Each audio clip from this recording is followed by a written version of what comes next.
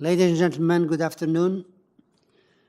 Due to COVID-19, Committee of Adjustment public hearings are being conducted virtually by electronic means through WebEx, webinar, an online digital platform, and streamed on the Toronto City Planning YouTube channel.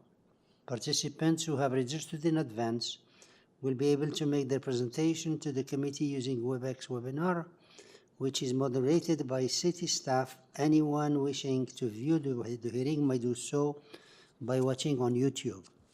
My name is Isaac LaLuz, and I'll be chairing this hearing. Panel members joining me today are Mr. Bartolo, Ms. Manning, and Ms. Satarodi. City staff assisting us and moderating the platform will be Simon Lamb, who is acting Deputy Secretary Treasurer, and Chris Pereira and Alex Chu.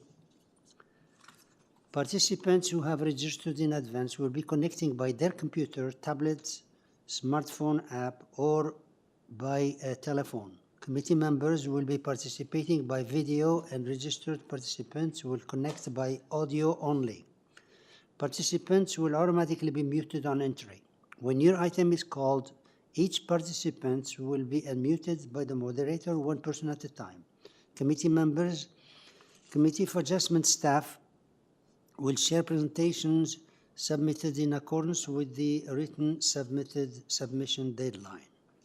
In accordance with the land acknowledgement first, we acknowledge the land we are meeting on is the traditional territory of many nations, including the Mississaugas of the Credit, the Anishinaabe, the Chippewa, the Haudenosaunee, and the Wendat peoples, and is now home to many diverse nations, Inuit and Métis peoples. We also acknowledge that Toronto is covered by Treaty 13 with the Mississaugas of the Credit. In accordance with Section 45 and 53 of the Planning Act 1990 as amended, this meeting of the Committee of Adjustment of the City of Toronto is called to order.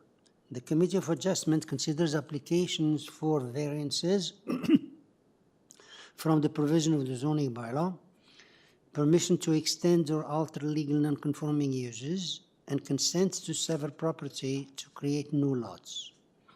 Anyone in attendance today who wants to receive a copy of the decision of the committee must submit a written request for a decision by email. Please ensure that you include your name, address, and email address, because the Committee of Adjustment and the TLAB will be sending their notification by email only. If you do not agree with the decision of the committee, decisions may be appealed to the Toronto Local Appeal Body, known as TLAB, or in some limited circumstances to the Ontario Land Tribunal, known as OLT. Appeal instructions are set out at the bottom of the decision of the committee. The procedures will be as follows. I will call when an application is uncontested. The agent or applicant may proceed with their presentation if desired. When the committee does not require a presentation, applicants are to advise the chair should they wish to speak to the committee.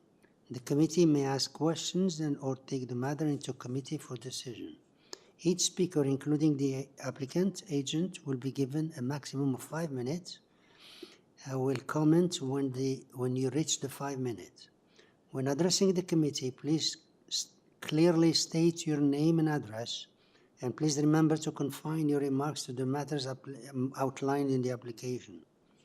The applicant or agent will proceed first and will make a presentation.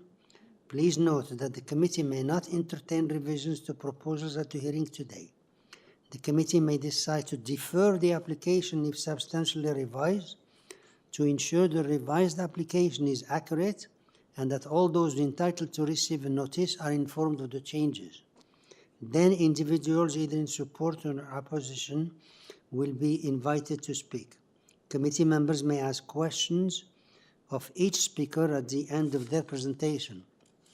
When all speakers are finished, the applicant agent has the chance to address all those issues that are raised by the speakers. This will mark the end of the discussions, and the application will be taken to committee for a decision. Now, There is no deferrals this afternoon. For this afternoon session only, members and staff, any conflict of interest to declare? There is none? Okay. So today we have to start by item number 38. We're sorry we had some confusion here. There was some issue with the scheduling. So we're going to start by 38 and then item 40. And then we'll start again by the 21, 22, and so on. So item 38, here we have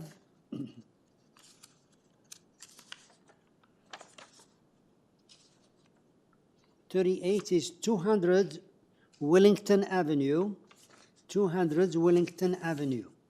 And that is, who we have here? Benedict Ann. Are you there? Can you hear me, sir?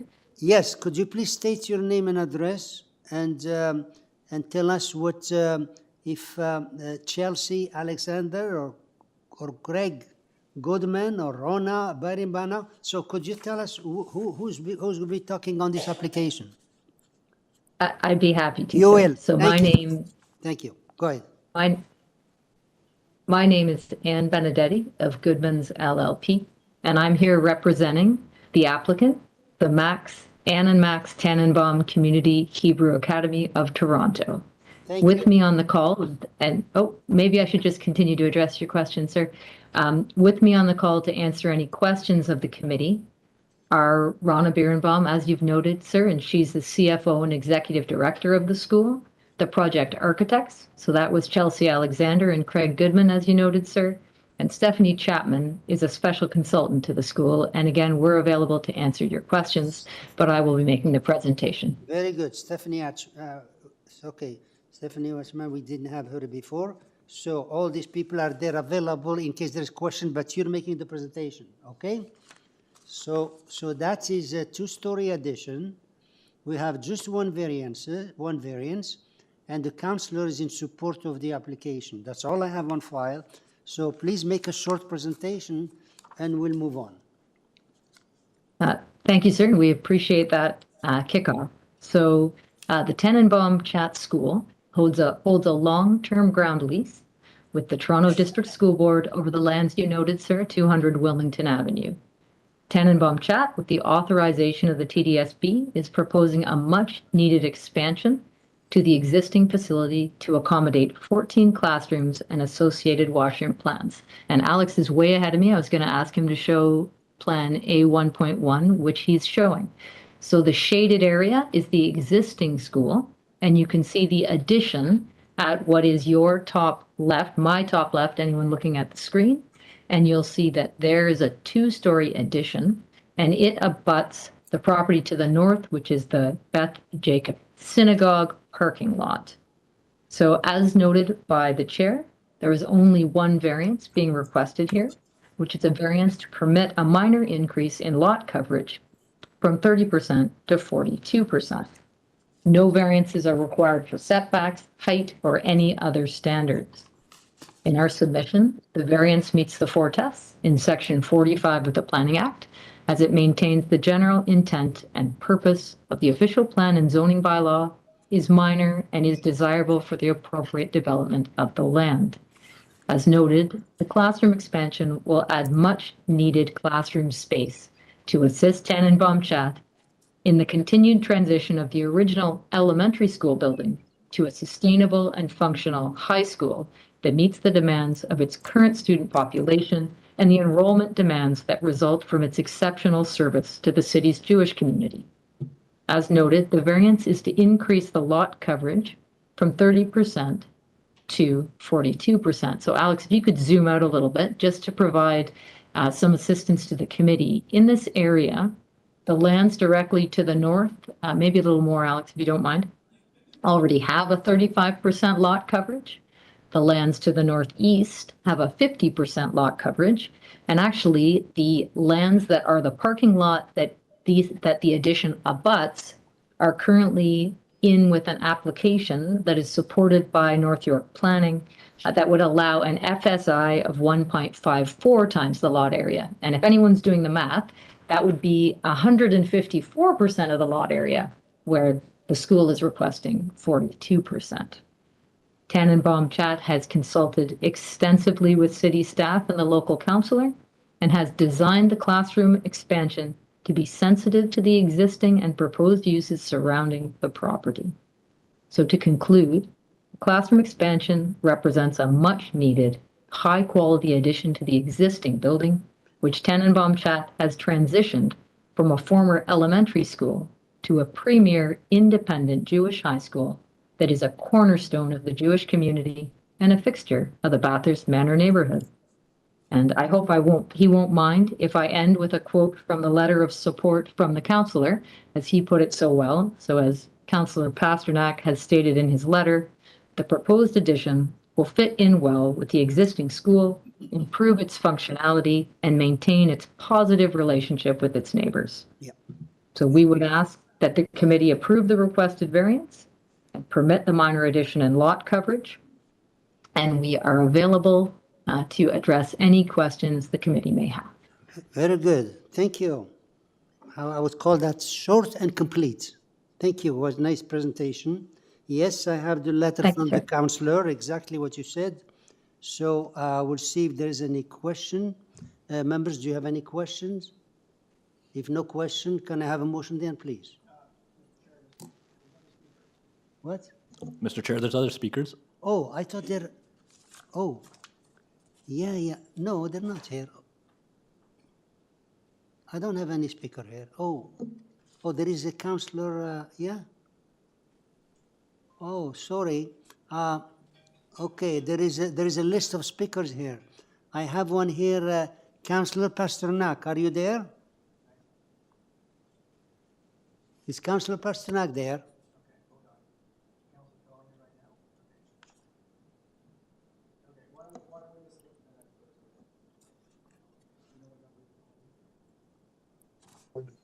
Yes, I am. Okay. It's Councillor Pasternak, and when my turn comes, I am available. Okay, sorry. Yeah, your turn was here, but I had it on the wrong list here. So could you please, you have the floor. What would you like to say? I saw your letter, but you can say whatever you want. Okay, thank you, Mr. Chair, and thank you, members of the committee. I just wanted to lend my support to this application. It is reasonable for this site. This educational institution is iconic in the area. What they're doing here is they're providing more classroom space, something we need across our educational systems throughout the entire city. They've taken the initiative to do this. It does not increase enrollment, but provides a better educational opportunity and learning environment and creates a more school safety. So I just wanted to tell the committee that my view is that this blends in with the community. It fits with the historical nature of the school, and it is respectful of the local neighborhood. So I support this application. Thank you. Thank you. Any question for the councillor? No? Okay. Is the other one for here, Sharon Biro? Is she, yeah? Is she online? Okay. Can we have her, please? Sharon Biro, are you there?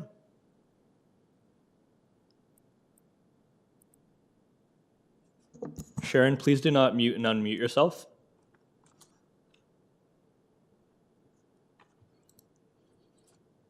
You're unmuted. You should be able to. I have a question. Okay. First of all, could you please state your name and address to be recorded on the system?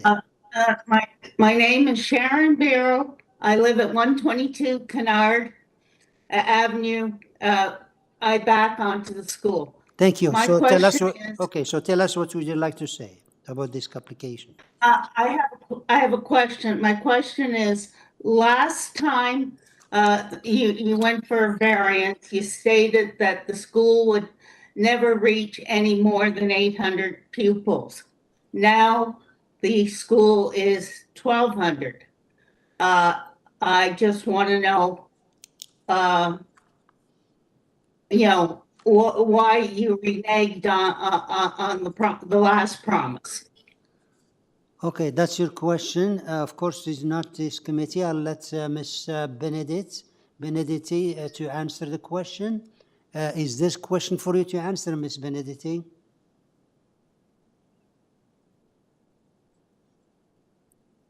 Good afternoon. Sorry there, just clearing up the muting. First of all, Master Chair, through you, I was not involved in any further minor variance matters. Second, I don't believe this is a matter that's before the committee. There's only a variance for lot coverage. And in this instance, this is a premier Jewish school that serves the neighborhood, as many of our schools, as the councillor noted, especially with the pressures of COVID-19, require expansion in order to service the young people in our community. So I think it is in the interest of the city that those students are appropriately serviced, and I'm truly not aware of the source of the comment. Thank you. Members, any question for this? We have just one variance. Any questions? No? Can I have a motion then, please? Mr. Bartolo? Yes, thank you, Mr. Chair, through you. In reviewing this one, I do agree with the applicant in that it's in keeping with the general intent of the zoning bylaw and the existing use that's been there. So I'm going to put forward a motion to approve this application without... There's no condition. Sorry, just as is, without condition. Thank you. Thank you. Second, Ms. Manning, all in favor? Thank you. Your application is approved unanimously with no conditions. Thank you very much, Mr. Chair and members of the committee. Have a great day. Thank you. Okay, now, as I mentioned, we had some scheduling problems, and now we're going to go to application number 40, I believe. Yeah, we're going to go to application number 40 because we had a little bit juggling in the numbers here. Number 40 here is 713 Balliol Street, application number 40. And here, who's here in number 40? We have Graham Barrett. Are you there? Yes, I am. Good afternoon, Mr. Chair and committee members. Graham Barrett, 1575 Dundas West, agent for the owners of 713 Balliol. Thank you. We have here a number of speakers. Therefore, we'll ask you to make a presentation before we go to the speakers. Sure, gladly. And thank you very much for helping with my scheduling conflict. I appreciate it quite a bit. So I've already submitted a cover letter for this proposal, so I'll keep this brief, then answer any questions you may have. But this item was deferred on January 20th to add variances that the zoning examiner had missed and to try and address some neighbor concerns. The owners and their designer have been in touch with area residents, made revisions, reductions, and improvements. They've also obtained a total of 13 letters of support, and apologies for some late submissions, which would have just gone up on the AIC some as recently as this morning. But we have letters of support from most of the homes right around the subject property. Improvements have been made to several of the variances. Overall and sidewall heights have been brought down from 9.44 meters to 9.33. Side yard setback variance for a rear deck has been removed. And perhaps most importantly, the floor area has been reduced to comply with the zoning bylaw at 0.59 FSI. I included a chart in my cover letter, but those are the key changes. Other than the identification of variances for front yard setback and front yard soft landscaping, both of which are existing conditions. So those are the ones that were missed. And the owners are actually slightly improving the front yard situation with grass interlock pavers and new and enlarged planter boxes to add a little more green space. I've read the staff report and I appreciate their supportive comments. I also concur with their opinion that the sidewall height variants, which are limited only to the third floor addition, are well mitigated by the design of the home. If you take a look at one of the side elevations, you can really see what I'm talking about here. The third floor is set back about 5 meters from the front main wall of the house, which really reduces the impact on the streetscape, and about 3.5 meters from the rear, which really reduces any impact on the neighbors. And a third floor balcony has also been reduced to comply, and privacy screen has been added. There will really be no negative impacts on the neighbors from a privacy perspective, and we're more than happy to agree with staff's condition that approval be tied to plans submitted. So this addition will essentially be built on the existing footprint with a small projection at the, a small section at the rear being cantilevered over an existing jog in the sidewall. This home will not be coming any closer to neighbors' homes than what's currently existing, other than that small cantilever, and the addition will be constructed in line with existing sidewalls. So both parents in this household work from home. They have a special needs child that requires homeschooling. They generally need the extra space. And the basement secondary suite adds a much needed rental suite, and it's been designed to be accessible, either for tenants or for future use by their own family members. As for the letters of opposition, I understand there's some speakers, so I will let them speak, then I will reply. But this house has been thoughtfully designed so as to mitigate impacts on privacy and shading on neighboring homes. Concerns about sunlight and privacy on side-facing windows are difficult to comprehend in a dense city with tight side yards, as existing orders permitted. I really don't think the proposal is too large, as it complies with maximum FSI. There's also some discussion there about the flat roof, and I don't really think a flat roof is necessarily a departure for this neighborhood, which is comprised of a variety of built form, including two-story traditional homes, newer 2.5 or 3-story homes, 3-story walk-up apartment buildings, and this is just on Balliol alone. I would honestly make the make the argument that the existing home is unusual for the neighborhood and is in need of updating to bring it more in line with the prevailing character of the neighborhood and the streetscape, and this addition will help to do just that. So the variances as revised are minor in nature or are existing conditions and minor to begin with. The proposal is suitable and desirable for the development and use of the land. It is in keeping with the intent of the official plan and will fit well with the range of architectural styles present in this immediate area and this greater neighborhood's land use designation. I believe it's in keeping with the intent of the zoning bylaw. Performance standards are not being exceeded unreasonably. Staff are in support. More than a dozen neighbors are in support. There are no forestry conditions.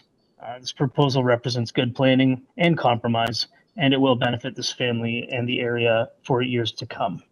So thank you for your time. I will answer any questions you have or anything the neighbors have as well. Thank you. Yeah, we'll bring you back after we hear the speakers. We have one. The first one here is Al KV. Are they online? Al KV, are you there?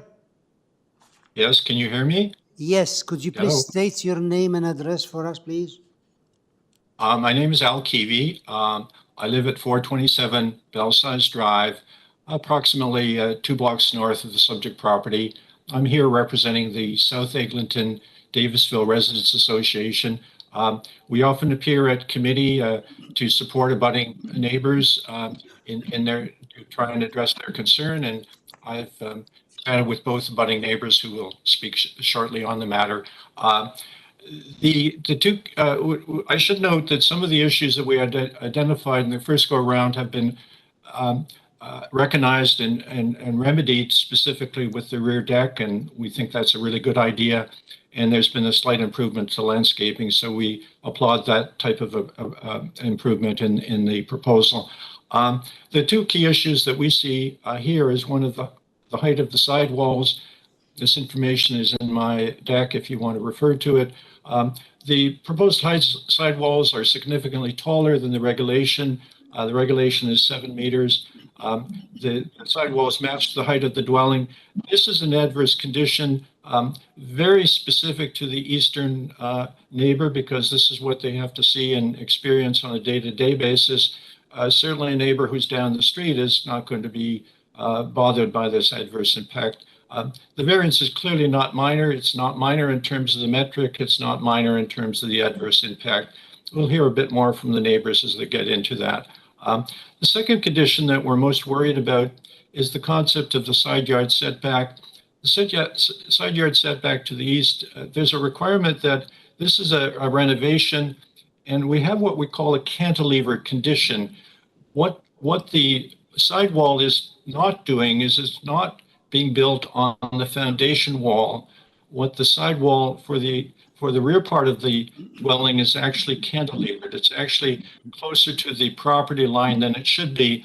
Cantilevering is generally not a bad idea if it's done with some care, but here I would argue that it's particularly adverse. What you are doing here is moving the property much closer to the abutting neighbor to the east, and you'll hear a bit more about that in a few minutes as well.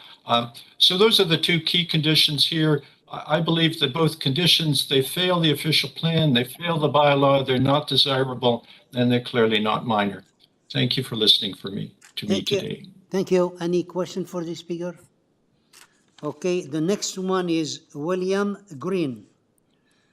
Mr. Green, are you there?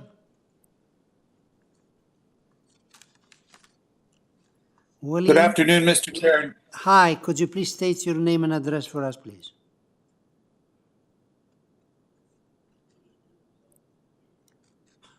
Mr. Green, can you please repeat your name and address so it can be recorded on the system before we move on? William, please do not hit the mute button. You keep muting yourself. Sorry. Good afternoon, Mr. Chair and panel members. My name is William Green, and I live at 717 Balliol Street. Thank you. So tell us what's your concern about this application. My parents bought this home in 1948, and I was born and raised here. In 2002, I was fortunate enough to be able to purchase the home for my sisters and father, and now the third generation of my family, my son and daughter, live here with my wife and I. Growing up here, I have witnessed a lot of change in the neighborhood, and many families come and go, but they've always had a strong feeling of cooperation and commitment to the community as a whole. This is why we chose to raise our family here. The proposed renovation at 713 Balliol Street is not in keeping with the character of the neighborhood. It will have a serious and adverse impact on our house in particular. We oppose all the variances, but three issues with variances 1 and 3 are the most distressing. Variance 3 asks for a sidewall height of 2.33 meters, 8 feet higher than the bylaw allows. Add to this a flat roof design, and variance 1, which asks for a second and third floor setback of 0.37 meters or 1 foot instead of the allowed 0.9 meters or 3 foot setback bylaw, and this creates a sheer 30-foot wall that towers over our house. It brings 2 windows approximately 6 feet or 2 meters closer to our washroom window and our young daughter's window, impinging on our family's privacy, as well as severely diminishing the light coming in the windows on the west side of the house. The third point of contention is the southeast corner of the proposed plan. The variance is number 1, referencing the setback bylaw of 0.9 meters. The addition to the original bungalow in 1981 was a 2-story structure, which is set back 0.89 meters. This new plan proposes to cantilever the first, second, and third floor over the setback, going outside the existing foundation and bringing the previously mentioned monolithic 30-foot wall to within 0.31 meters or 1 foot of our property line. Our previous neighbors set their addition to the bylaw parameters. This proposal is an attempt to get around the rules and further contributes to the feeling of living next to an industrial-type building. This is what bylaw 900.2.10 was designed to prevent. To make matters worse, they proposed 2 basement windows to be underneath the cantilever, which directly survey our patio. I submit that this cantilever be changed and the proposed addition follow the existing foundation and the 0.9 meter setback bylaw. The loss of area would be minimal and would do much to break up the intimidating edifice previously mentioned. In conclusion, I would like to state that I am not opposed to my neighbors wanting to renovate their house, but not to the detriment of my family's ability to enjoy our home. The bylaws exist to preserve the fundamental character and appeal of the areas in which we live. This proposed renovation and its subsequent list of 7 variances materially depart from the spirit of our neighborhood and have an adverse effect on our quality of life and enjoyment of our property. This development is not desirable to the neighborhood. I would ask you to not approve these variances. Thank you for your consideration. Thank you. Any question for this speaker? No? Okay, the next speaker is Jenny Learning. Are you there? Mr. Chair, I've reached out to Jenny via email, but she has not responded. He's not there. Okay. McKee, are you there? McKee. Yeah, can you hear me? Yeah, could you please state your name and address? Yeah. My name is McKee. I live at 709 Balliol. It's a house west adjacent to the proposed. Yeah, so tell us what's your renovation. concern about this application. Yeah, so my house is a triplex. I have a tenant in the basement, I have a tenant in the main floor, and I live on the top floor. I've lived here for about 21 years now, and my business, I operate out of my apartment for about 14 years now, my consulting business. What I'd like to do is I'd like to ask the committee if they just close their eyes for 3 seconds. In doing that, basically what we're doing is I'm demonstrating that the lack of daylight is what I'm going to experience by the height variances that they're looking for. Now, these variances are considered to be minor, but going from 7 feet to 9.3 feet, that's a 34.8% increase. My apartment, my unit is my sanctuary. Daylight is critical to one's well-being and health. And having a wall that's 33 feet next to me be very detrimental in my ability to enjoy what I have now, which is daylight. And I understand that there will be a compromise that would need to be made even if they went with 7 meters, but that's the way the bylaws were set, and I'm okay and I can live with that. But going and increasing to 33 or 34.8%, I feel is just unreasonable, and it's going to adversely affect my ability to enjoy my unit. Thank you for your time. Thank you. Any questions? Okay, so this ends the number of speakers, and we go back to Mr. Barrett.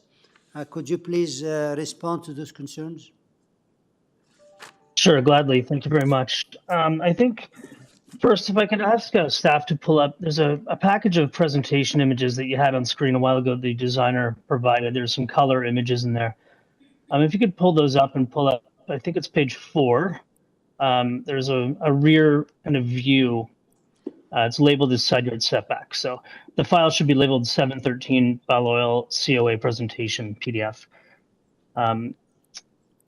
So, I mean, I respectfully disagree with Sarah's assessment. I guess it isn't Sarah actually anymore. It's the first speaker, Mr. Keavy. I really don't believe that this fails the 4 planning tests. I think staff really articulated it well for the sidewall height variance. So the exterior main wall heights are limited to the 3rd story addition. The remaining portions of the dwelling have a building height and side exterior main wall heights of 6.55 meters. And again, they mentioned the front and rear setback, from the front and the rear of the home for this addition.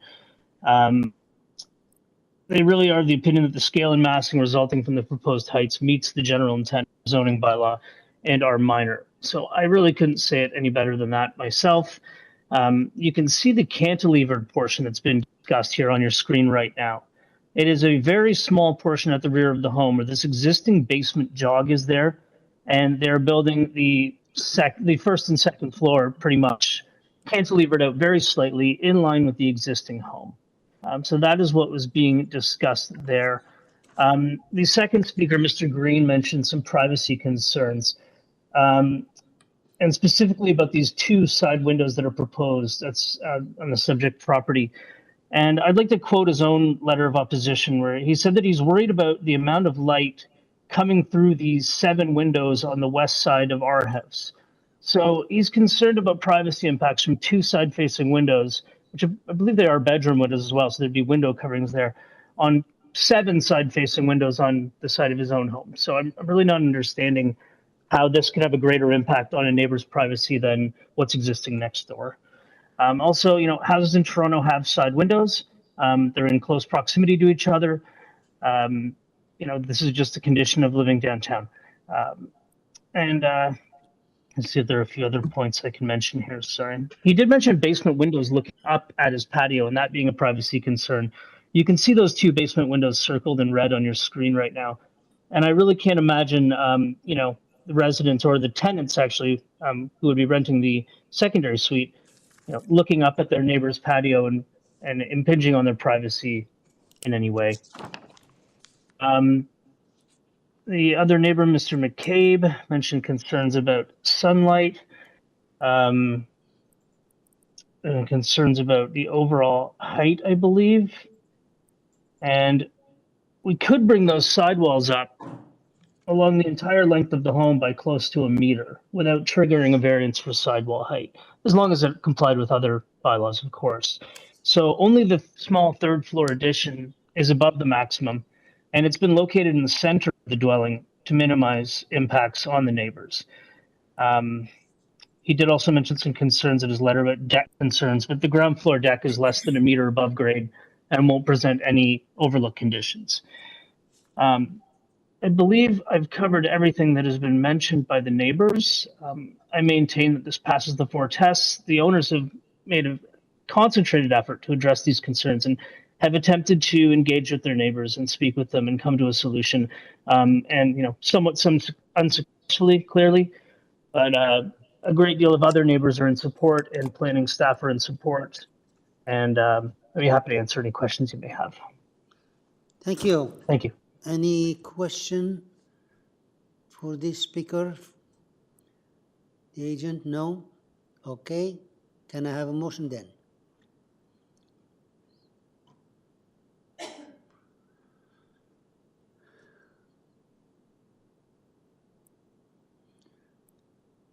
Yeah, we need a motion, please.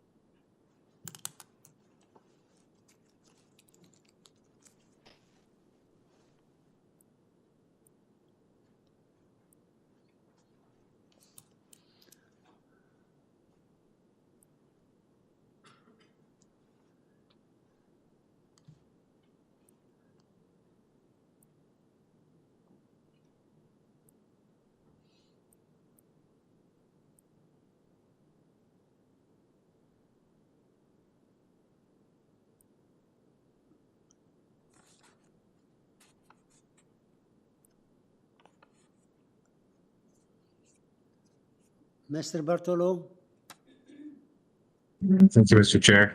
I understand the comments from the neighbors and the applicant, and I'm going to agree with the staff report on this one. I'm going to put forward a motion to approve this application, subject that the building height of the side exterior main walls be developed substantially in accordance with the east and west elevations of the drawing attached. Okay. Second? Ms. Manning, all in favor? Opposed? Ms. Satarodi is opposing. Okay, sir, your application is approved, subject to the staff recommendation.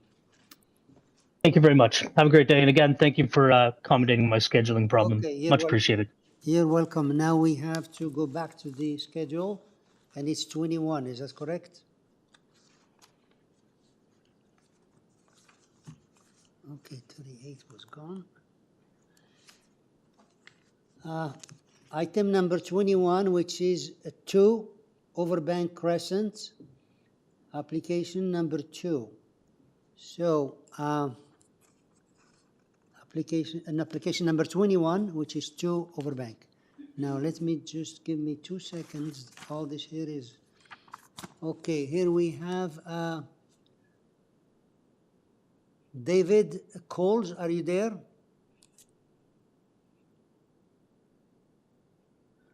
David Coles regarding 2 Overbank. David, you've been unmuted. You should be able to speak.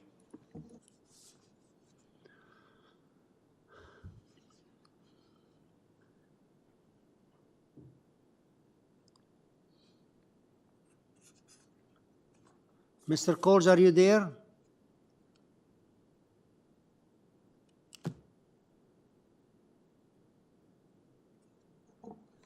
Mr. Chair, it seems like David might be having some technical issues. Do you want to skip to the next item and we'll try to reach Yeah, out to him? could you please remind me to come back to this one? Okay, number 22, which is 485 Davisville Avenue, application number 22. And here we have Rashay Jithalal. Are you there?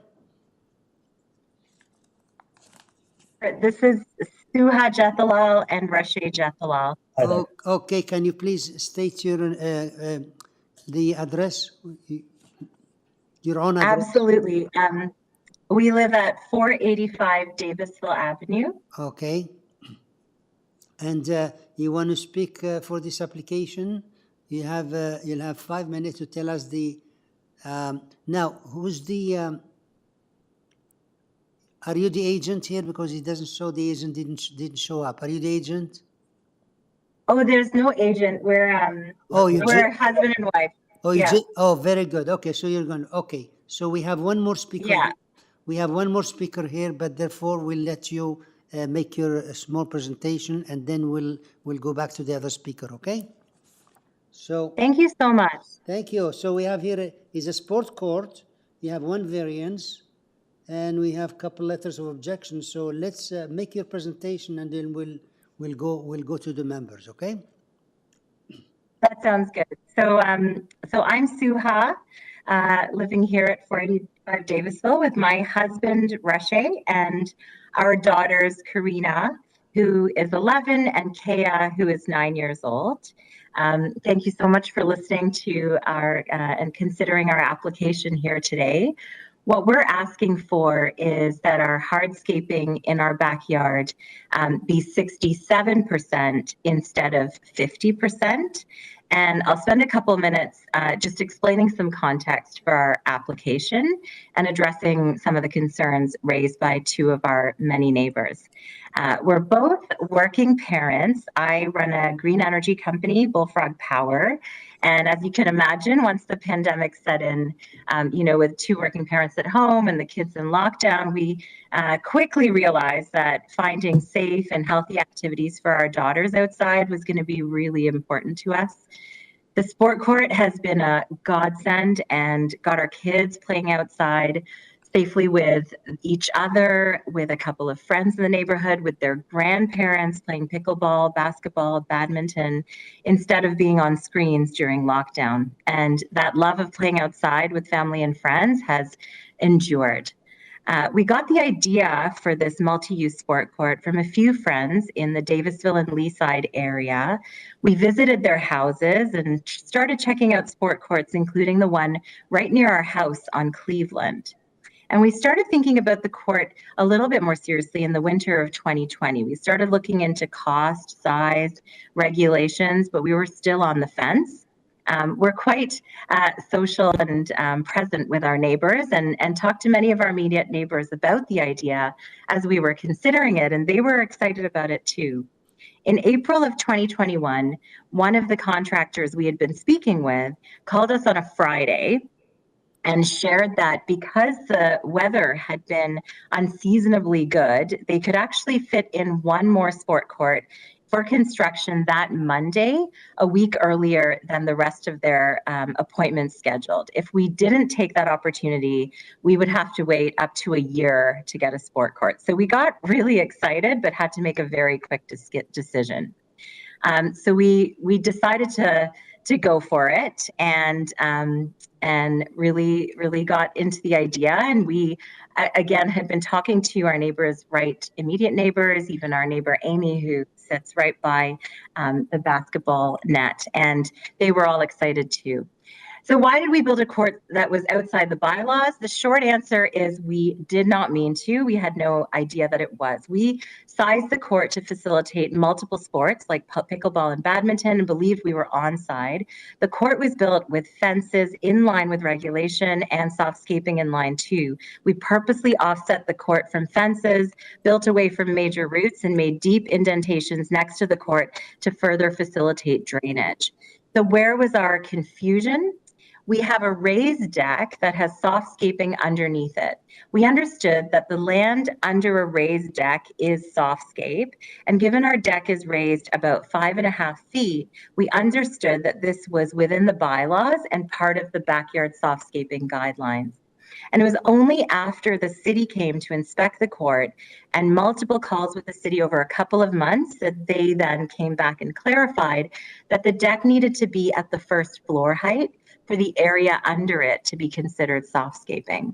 So it wasn't a straightforward answer, and clearly we thought we were onside. We had no desire to violate any bylaws.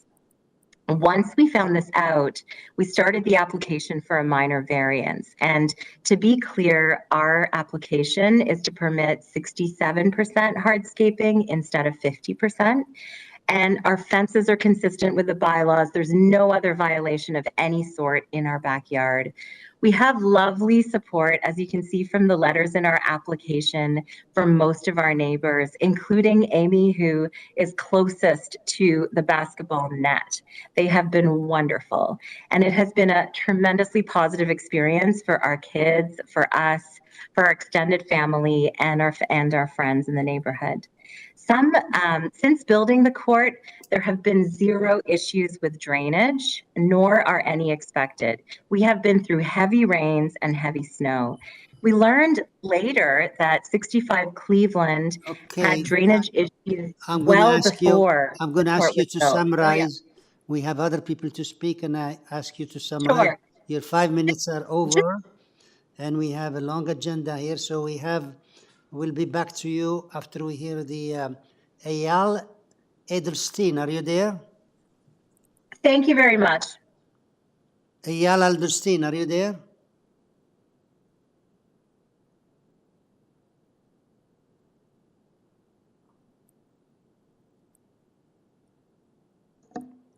Eyal, you've Can been you on hear me? mute.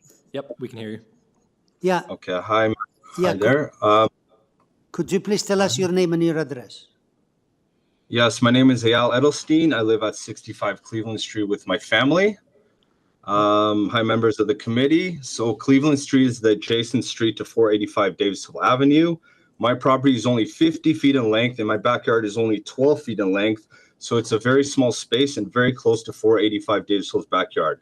All of my bedrooms, dining room, kitchen windows, and our backyard face the entire side of their backyard. How do I click on the letter of objection here? Just so you can see. Yeah, so just so you can scroll in on those pictures. We do not agree with allowing any very minor variance or permission to be granted. We believe that the sports court should be dismantled to the exact 50% soft landscaping allowable limit. The sports court does not meet the characteristics of the neighborhood in Davisville Village. We are having major problem with devaluation of our house, excess noise, drainage issues, and an eyesore of the bright blue sports court when we look outside our windows. Recently, we have began to consider selling our home, and we were explained that this court can very well bring the property or value down, as potential buyers could easily be turned off by the magnitude of this installation. This is a major, major concern for us. The owners of 485 Davisville already received an issue to be dismantled, as they did not obtain a permission or follow the city's zoning bylaws. This variance request is not minor by any means. This court is greatly impacting the enjoyment of our home and outside space. We did not purchase a home behind a basketball court, a gym, or a school field, and now it feels like we live behind a loud community court, which is causing anxiety and major discomfort. We have literally stopped inviting people over to our backyard because we do not know if a crowd of people will suddenly play some sport, which always causes a lot of noise. By reducing the size of this court to the allowable 50% landscaping limit, they will still be able to actively use their backyard for many activities while hopefully reducing the impact that it's having on us. I did want to go over a few details that was submitted about this application. We're really questioning the claim that 60% of this rear yard is hard and 33% is therefore soft. To us, the sports court and deck looks much greater and closer to 85 to 90% hardscaping. The actual percentage that's being proposed for this variance is in question. So now you can see picture number 1 there. And if you scroll down to the next page, You can see we're still trying to understand where 32% and soft landscaping is in this backyard because it's really not clear. We believe that a professional land surveyor company should have been hired to properly calculate the hard to soft landscaping ratio. While other neighbors who supported the letters with application acknowledged that they were notified about the plan to build a court, and the two closest and most impacted neighbors that were directly facing the backyard were left in this dark. This is still a very big surprise for us. After reading the letter of opposition from the previous owner of 63 Cleveland Street, Nicola Adams, it is sad to see that she ultimately moved out of her home of 12 years because of the impact and stress that this court caused her, and I don't blame her. While we were stuck working from home with a newborn baby during COVID, we had to deal with constant noise and disruptions coming from their yard. One part of her letter that really stuck with me was Nicola said, "It came across to me that they prioritized their recreational desires above all else." And this is true, as they really did not consider the owners who live on the sidelines of this court. Can you just scroll up and zoom in on the image right above? Keep on going up, just so you can see where 63 Cleveland is and 65 Cleveland is. We are directly facing this court with a very small outside space. I want to bring up the drainage issue. Since this court was built, we have had water damage in our basement. The latest leak caused damage to our basement wall that runs parallel to the court. If this court is partially demolished, it will, to allow its allowable limit, it will help alleviate potential drainage issue, as there will be soft landscaping to capture excess water. Regarding the document CA plans, if you scroll down, please, a document like this that was submitted to a committee of adjustments to make a sound decision should be precise, and it's not. This planned out drawing is downplaying the size and severity of the hardscaping of the rear yard. And just so you can see, the scale of it is not accurate, and the dimension and the size really seems like it's off. We saved and worked hard for 15 years to buy a home in Davisville Village, and we are now experiencing a very uncomfortable situation. And this is very unfortunate, being that this is our first family home. We hope that you'll consider our situation in your Mr. decision. Elderstein, I'll ask you to summarize your 5 minutes, and we have to move on. Okay. Please summarize. That's it. Yeah, I mean, due to the sheer magnitude and aesthetic of this court, as the homeowner of 65 Cleveland, we really can't get away from this court. The constant noise is causing an unreasonable nuisance, annoyance, and disruption to me as owner of this property. Okay, thank you. Any question for this speaker? No question. Okay, we'll get back. The speaker, the agent, or the owner, Rashay Jithalal. Would you like to come back and comment on those concerns? Yeah, you got, this is Rashay. My wife had spoken earlier, and I have the really fun job of responding to Ayal's comments, and clearly everyone's a bit emotional. I'm just going to speak from the facts, right? So the first piece is the measurements on the map are questioned. They were actually done by a reputable landscaping agency. They're called M&A Stonehaven Landscaping. The CEO's name is Adam Pettit. Adam had offered to be on this call, but when it got moved, could no longer attend. We're happy to send you his official report.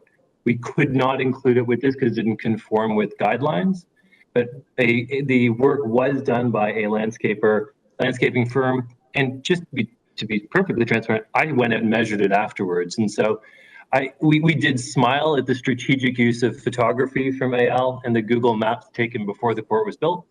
But I assure you, and I'm happy to submit a report to the committee should you want, I can do it today, of the landscaping firm that did do the work to do the measurements.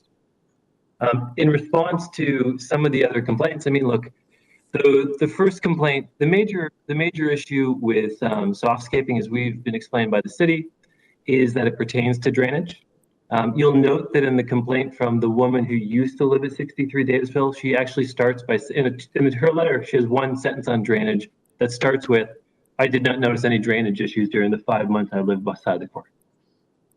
And AL, I understand why he's emotional. We've had some issues where we've actually had to ask him to stop yelling at our kids and our neighbors and our guests. And what I'll say is, We traded when the court was built, we did go over to each of our neighbors and engage in conversation. We did not engage with them before for no ulterior reason other than we don't see them in the neighborhood. Like everyone else we spoke with was done socially on sort of Saturday afternoon with groceries, that kind of thing. We just never see them. And we did go over, we did provide a phone number, actually took a small gift. We have exchanged 7 emails with them. We've received 7 from them. We've gone back and forth. Just to point out how little communication there has been on most of the topics AL has raised. In the 7 emails, I mean, 3 of them were just setting ground rules because we actually volunteered to not play before 8 a.m. nor after 8 p.m. We stick to it. 2 of the 7 emails, 2 were us coordinating a weekend because they had their child's birthday, and we told them if you ever have an event, we're happy to not be in the backyard if it makes you more comfortable. And the final 2 were us actually emailing Ayal's wife, asking for him to just stand down when we have guests or kids over, and if he has any issues, not to yell at them, but to just come to speak to us instead. The last couple of points I'll quickly make, because I know I'm almost out of time. In terms of housing values, we actually spoke to a couple who's actually now looking at 63 Cleveland. We met them yesterday. They actually came to understand the neighborhood. They're a Serbian-Peruvian couple. They have a 19-year-old daughter. They're actually more interested in buying the house because it is a family neighborhood. They asked about the court and if their daughter could use it. Of course, we said yes. My simple point isn't that this family values it versus others who don't. But my point is this is all personal judgment. We would be happy to get a couple letters from friendly real estates like Ayal has, in this case, supporting, living in a friendly family location. And then the final piece is like, what is this all really about? And look, all of this boils down to noise. I mean, we didn't used to use our backyard very much. We had to find an outlet for our kids. They don't have access to the front because Davisville is busy. We don't have access to the alleyway in the back. And this is a way that we could use space that we previously were not able to use that much.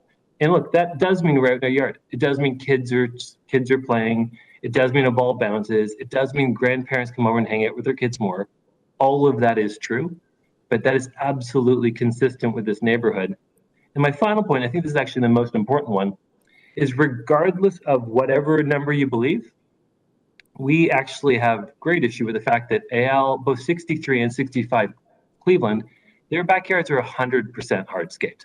They're fully decks. And so we do think it's a little bit ironic that we're being asked to be stood to a different measure than is being held to by the people filing the objections themselves. Anyway, look, thank you for your time. We're happy to answer any questions should you have any. All right, thank you. Now we have Jalal, that's your wife who spoke before, right? Could you tell us what's your my wife. What's your first name? Sorry, my first name is Rashay, R-A-S-H-A-Y. Thank you. That's for the record to see all the speakers, Rashay. Okay, thank you. Now, any question for the speaker?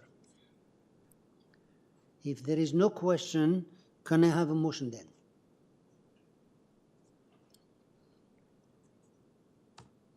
Ms. Satarodi? Through you, Mr. Chair, I was listening to the applicant and neighbors, and because the city staff also have no concern, we didn't get any letter from forestry or transportation. Therefore, I would like to put forward a motion to approve this application as is. Yeah, there is no conditions. Thank you. Second? Ms. Manning, seconding. All in favor? Opposed? Mr. Bartolo is opposing. Okay, sir and madam, your application is approved and there is no condition for the approval. So. Thank you. Okay, so you did a good presentation, I see. Thank you very much for your time. Thank you so much. Thank you. Okay. Have a Okay. Going back to number 21. Could you check if they're there? David, can you just try speaking? Hello, you can hear me? Yeah, Mr. Coles, yeah, could you please state your name and address for us? Yes, it's David Coles. I live at 2 Overbank Crescent. I'm the owner of the property. Okay, we have here just to expand the deck, one variance, and TRCA has no objection. Members, do we need the presentation here? No. Okay, sir, the committee does not need the presentation. Do you want to add something before we move to committee? No, I have no more information to add that wasn't already in my application. Thank you. We'll see if they have any questions. So, any questions? If not, can I have a motion on this one here? There's one variance, and TRCA has no objection. Ms. Atarodi? Yes, through you, Mr. Chair. This is very straightforward and it's minor in nature. I would like to put forward a motion to approve this application with no condition. Thank you. Second? Ms. Manning, all in favor? Thank you. Okay, your application is unanimously approved. You see, you made a good presentation too. Okay. Great, thank you very much. Okay, 22 is gone. 23. Here we have application number 23, 43 Ridge Hill, application 23. And here we have Julia Summer, Godinho, or Brenda. Good afternoon, Mr. Chair, members of the committee. This is Brenda Eisen. I'm the applicant for the agent. Okay, okay. So you're Brenda Eisen. Are you the applicant? And and who's Julia Summer? Is she the owner or what? No, sorry. I'm the agent for the applicant, and Yeah. Julia was an employee of mine. Very good. Okay. All right. So we have this here is front porch. We have 6 variances. Staff report has some just conditions. Transportation has no objection. Forestry condition. And we have a couple letters of reports here. Okay, so we have here, since we have one more speaker, we'd like you to make a small presentation and we'll give you 5 minutes for your presentation. So please go ahead. Thank you. The proposal in front of you is for an exterior update to an original 1950s home in the Batherson-Eglinton neighborhood, which includes a covered carport, a new porch and steps, a roof over the porch, and landscaping. If you go to the next slide, you can see an overview of what we're proposing. Today, we're seeking 6 variances to the bylaws for these items. And in these renderings, you can see all of the elements together, including the covered carport on the east side of the property, which will be open on all 3 sides. If you can go to the next slide, please. The first variance relates to the front porch and its encroachments. The bottom step, highlighted in blue, encroaches 0.31 meters into the front yard setback. And the west side of the porch, which is in alignment with the wall of the existing house, encroaches 0.72 meters. In this image, you can also see the width of the front steps, which are triggering the second variance. Next, please. In this slide, the area shaded in gray is where the proposed flat roof will be. This covers the existing side parking spaces, as well as a walkway from the parking spaces to the front door, as this house does not have a side door entry.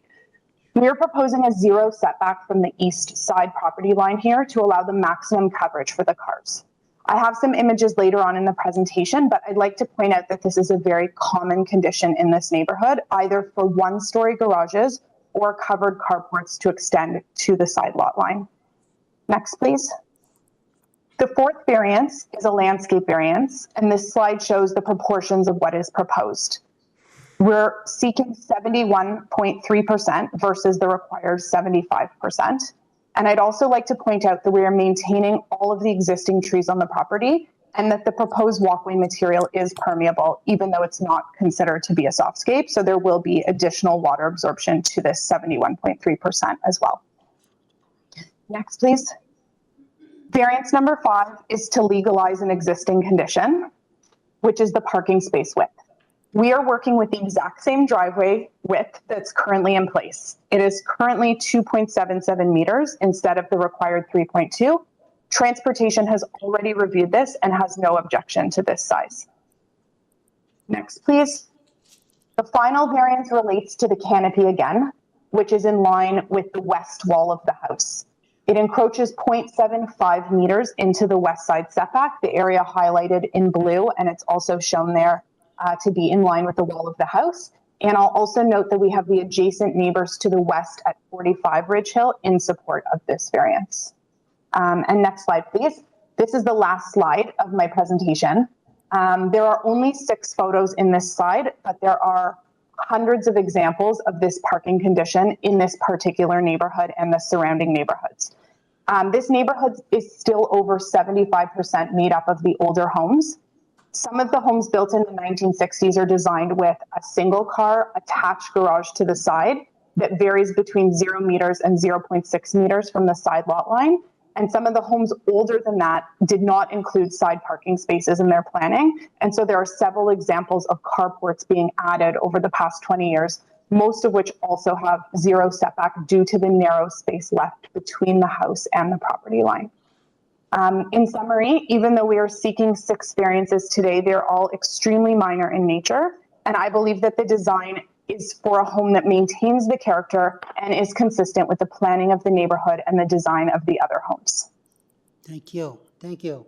Okay, we have one more speaker, and we'll bring you back in case there's any questions. We have here Ohad Condor. Are you there?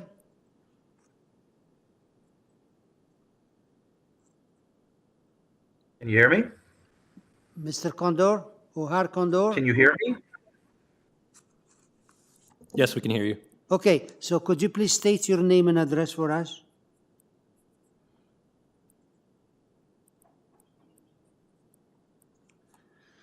Of the property. Your name and your own address, please.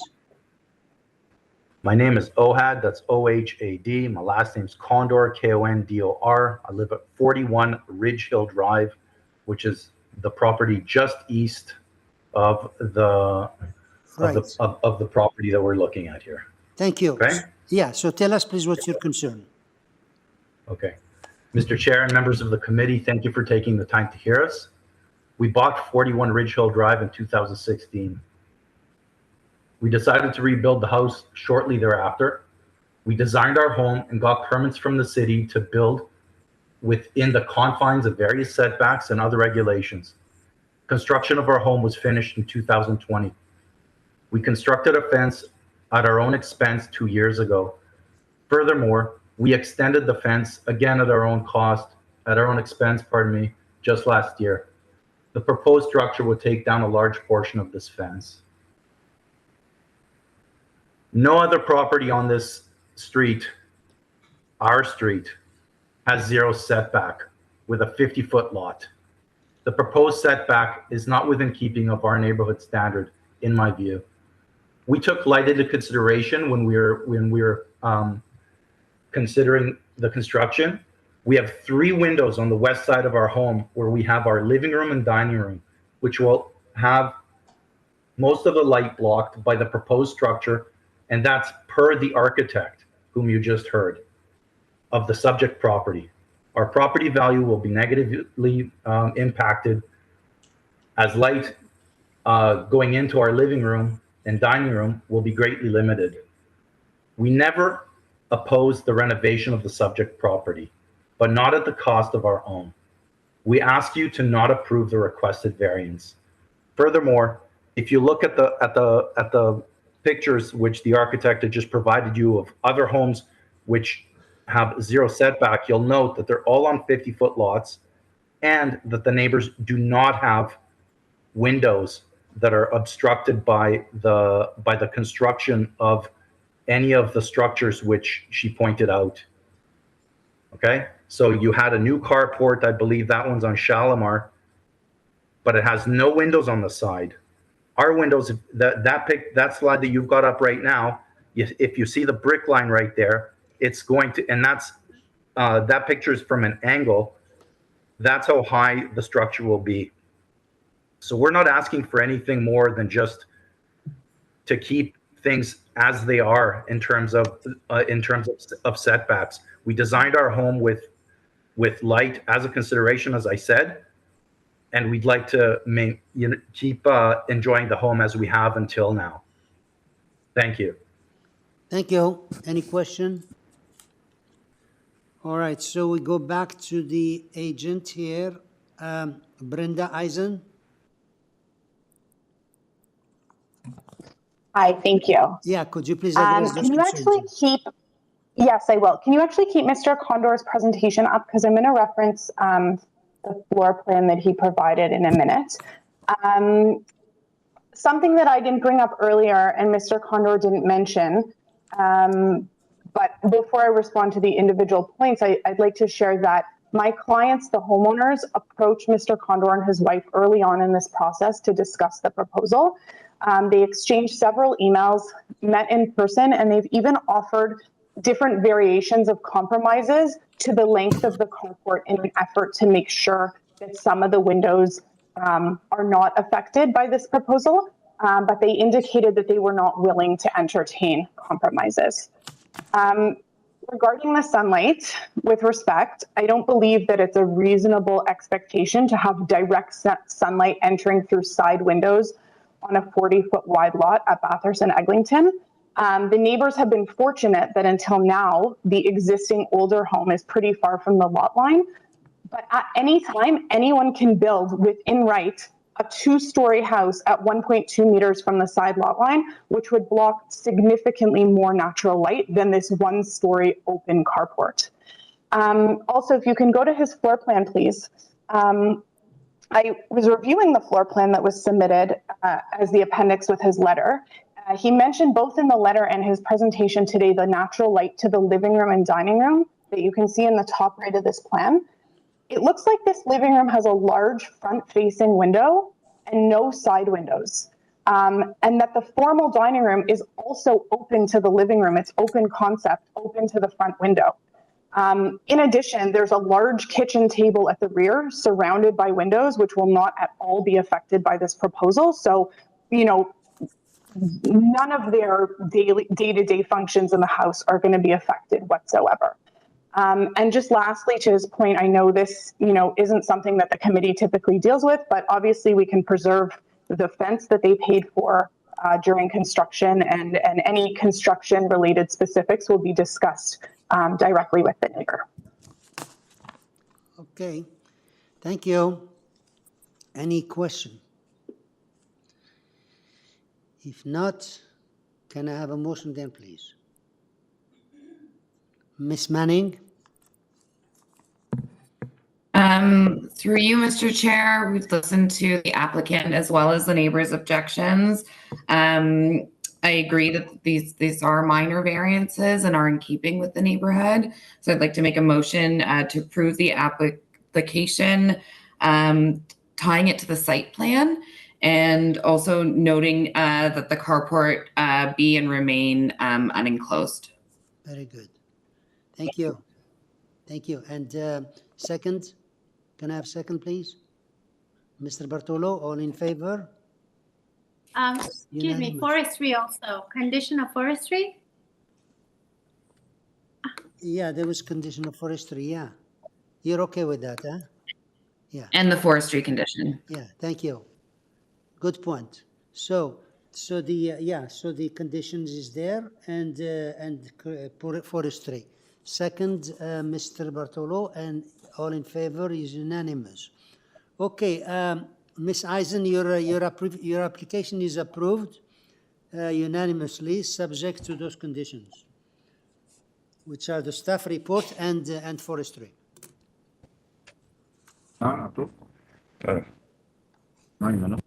Who's talking? Thank you so much. Have a great afternoon. You too. Thanks. Okay, number 24. What's going on?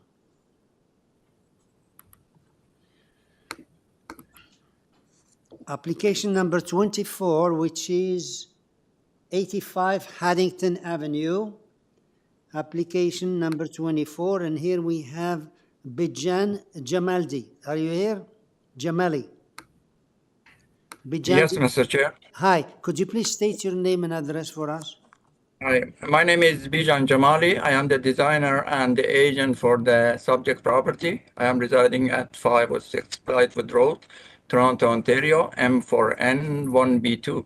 Thank you. We have here, this is for new dwelling, 8 variances, and we have a number of objections and a number of speakers. So could you please make your 5-minute presentation, and then we'll hear the other speakers what they have to say.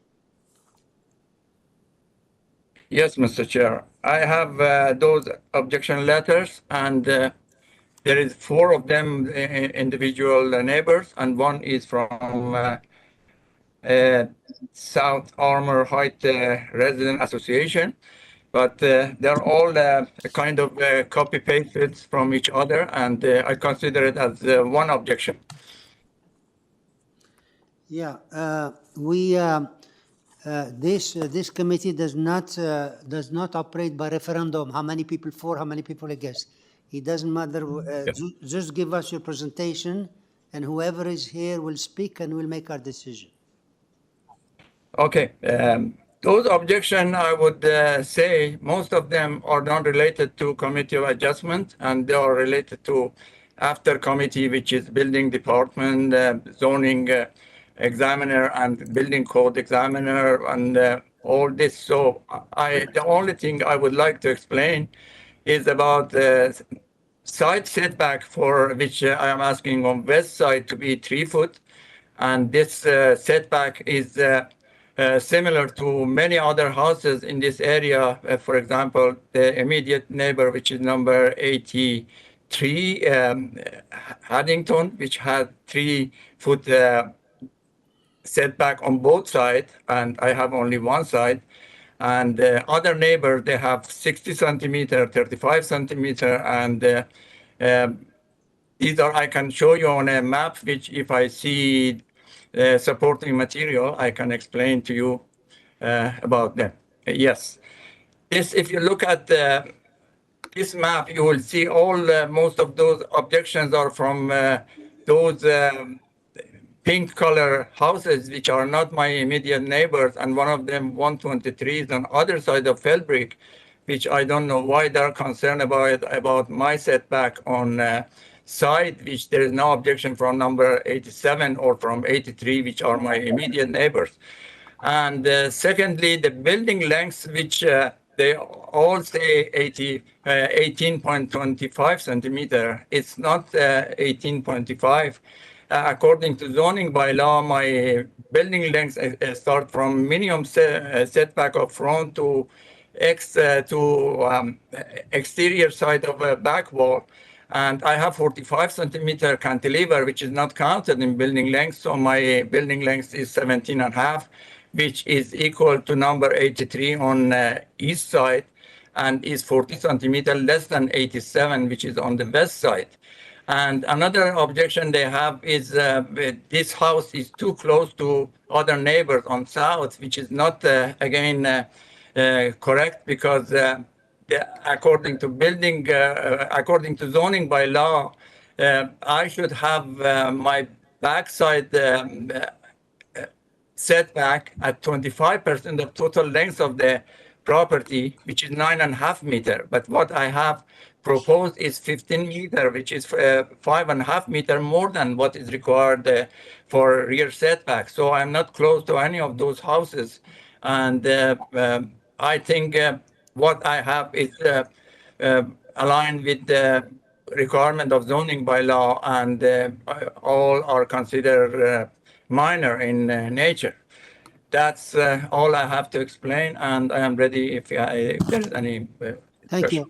Okay, thank you. We'll see. We'll call you to explain after we hear the other speakers. We have here Rob Chambers. Is he online? Mr. Chair, I've reached out to Rob. I can't get a hold of him. He's what? Oh, we have a question from a member. Nazila has a question. Yes. Yes, just a quick question. Yes. To clarify before we go, because applicant mentioned that the building length he's proposing is 17.5, but the variance that he mentioned, because this one done by waivers, as far as I know. So variance number 6, the proposed building length is 18.25, but during the presentation he mentioned that the building length is now 17.5. Just want to get a clarification on that. Yes,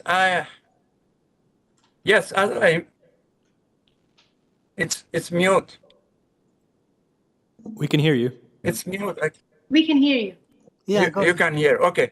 As I mentioned, even in my waiver, I have 45 centimeter cantilever, which that is not counted in building length, but it's included in total building length, but not according to zoning bylaw, because zoning bylaw consider from minimum setback of front to end of the house, which is 17.5 meters. This is what I meant. Okay. We'll get him back. He's going to explain after we hear the speakers. He'll hear him back. Yeah. Just a quick question. When you deduct that 2 number, the cantilever, like 18.25 minus 0.45, the number came to 17.8, not 17.5. Just have a clarification. 17.25 minus 45 centimeter. Yes, 18.25 minus 45 centimeter is 17.8, not 17.5. Yeah, okay, it was 17.8, yes. Yeah. This is what I'm asking. So it's not 18.25. You're okay? That answers your question? Well, he'll be back anyways. You're dealing with an architect here. Be careful. Okay, Rob Chambers. We don't have Rob on the call. No? How about Sheila Harrison? Sheila has been unmuted. Sheila Harrison Dunlop. I'm here. Okay, could you please state your name and address for us? Okay, my name is Sheila Harrison Dunlop, and I'm a director on the board of the South Armor Heights Residents Association, known as SARA. So we often participate in the Committee of Adjustment applications. Okay, so I also would. Yeah, please go ahead. Tell us what's concerned about the application. Do you want my address? I'm 118 Felbrigg Avenue. Yes, okay. Okay.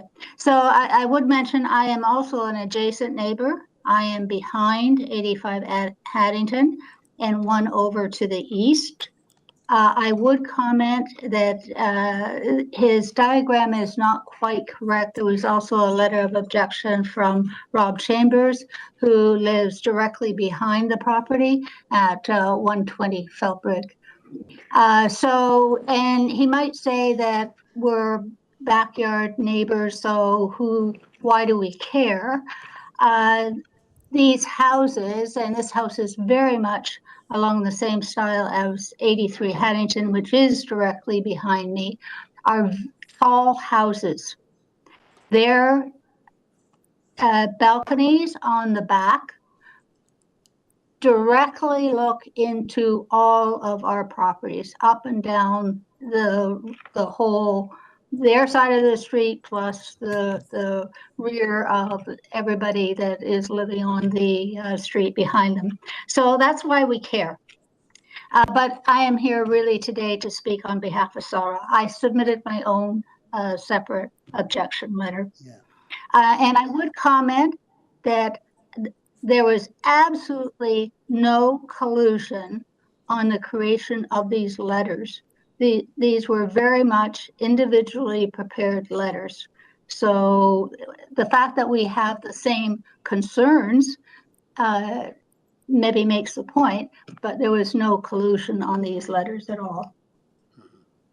And then also he made the statement that this is not related to Committee of Adjustment issues. Well, we have variances here. So it's obviously related to Committee of Adjustment. And I would mention that I am especially concerned because this is being done under waiver. And I'm not quite sure that Mr. Bijan understands all the ins and outs of the calculations. And he must understand that when it comes time for him to actually apply for a building permit, if he receives C of A approval, that has to go through zoning review. We worry because often the variances that are missing are not caught at that time. So starting off, this application contains, in our opinion, some major variances in terms of the impact on the neighbors in this section of Haddington, especially the neighbors on Felbrick, because our rear yards are facing this. I understand that 83 Haddington would not have any objections to this proposal. They're a second purchaser of that property, and their house is very much like this. So, and they even have the pool as well and all the hardscaping. So they would have nothing to say about this. So I understand that they would not submit anything. So the proposed extension of the house into the backyard, so the variance number 6, that someone at the Committee of Adjustment interpreted that to be 18.25 because it does include a cantilever where actually the bylaw is 17 meters. He can say it's only 17.8, but that cantilever is going up the full height of the second story and of the roof. It is going to create still a barricade wall for the east and west neighbors. So we would ask that this wall not be permitted. In terms of the overall length, the panel also has to consider the variance request for 18.25, plus then the addition of a balcony projection high up in the air. This is what is classified as a tall house. We could not find a depth value for the balcony, but often the applications like this are asking for depths greater than 3.0 meters versus a permitted of 2.5. This moves the existence of the house further back into the backyard. And this is impacting not only to the adjacent neighbors, but also impacts the 3 houses to the rear. He made the comment that he has sufficient rear yard setback. That's true, but by the time we consider the additional length of the house, Okay, any Ms. additional Ms. depth Allison, on the balcony. I'm sorry, I'll have to stop you because the time is over, and Okay. and you know you concentrated on the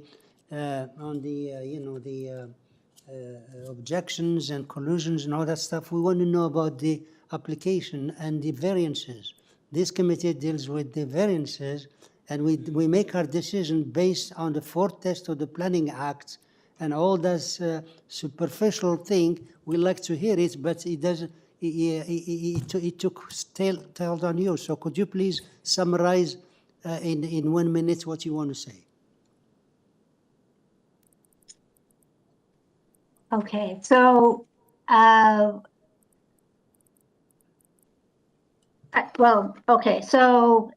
we have concerns about the house coming back for the additional length, the projection on the balcony, which we don't know the size. There is a proposed hardscaping large patio area that's something like 42 square meters. And then they're proposing a pool, which would take up the balance of the yard. Pool is considered soft, but the decking would be hard. So we have major concerns about that, and would ask for this application to be reviewed to reduce the impact. Thank you. Question for this speaker? No question? Okay. So is Rob Chambers still? He's not here, huh? Okay. So we call back the agent, Jamali, Bijan Jamali. Could you please come back and address those concerns about the neighbors and what the opposition is? Yes, as I mentioned, those objections are not realistic because it's not related to zoning by law, and it's created by those objectors, and they are creating their own bylaw. First of all, they should be able to read the drawing and know what I have there, and they call it deck and balcony. It's not a deck, it's a sunken patio, which is 80 centimeter below grade, and it's not projected up, and it has no impact on building lengths or on privacy of anyone. And I don't know why they consider this as deck or balcony. I don't have any deck, any balcony. So what is this all about? And about soft landscaping, I have my 50%, which require for rear landscaping. I don't have any problem with that. And it should be my worry when I apply for building permit. If there is any issue, I have to deal with it. If I have to go to committee again, I will go. And I don't think why they are concerned about my building permit in future. I have 51 years experience in design, build condition, and I know everything about how to get a permit and how to build a house. And I'm not worried about any of these things. So please, they should be concerned if they need help of any architect to help them with the zoning bylaw or any building code. They should get their help. Just to say deck and I don't know balcony. This is not fair. I cannot accept it. Thank you. Okay, thank you. Now we get to questions. And Mr. Tarodi, you still have question about the number 6 variance regarding the? Yes. Okay, please go ahead. To you, Mr. Chair, I also checked the drawings, for example, regarding the building length. Based on drawing A0-03, the number that has been stated on the drawing is 17.642. But the variance that requested is 18.25. So even if we do math, that number is not matching the other one. Another thing which I'm trying to, going back and forth, and I appreciate the architect to explain a little bit more, is about, it's about the building height, that the number, which been stated on the variance, requested variance is 9.24, but on the drawing I see different heights, 9.345, 9.762. So I appreciate the explanation. The height I check on drawing A1-05.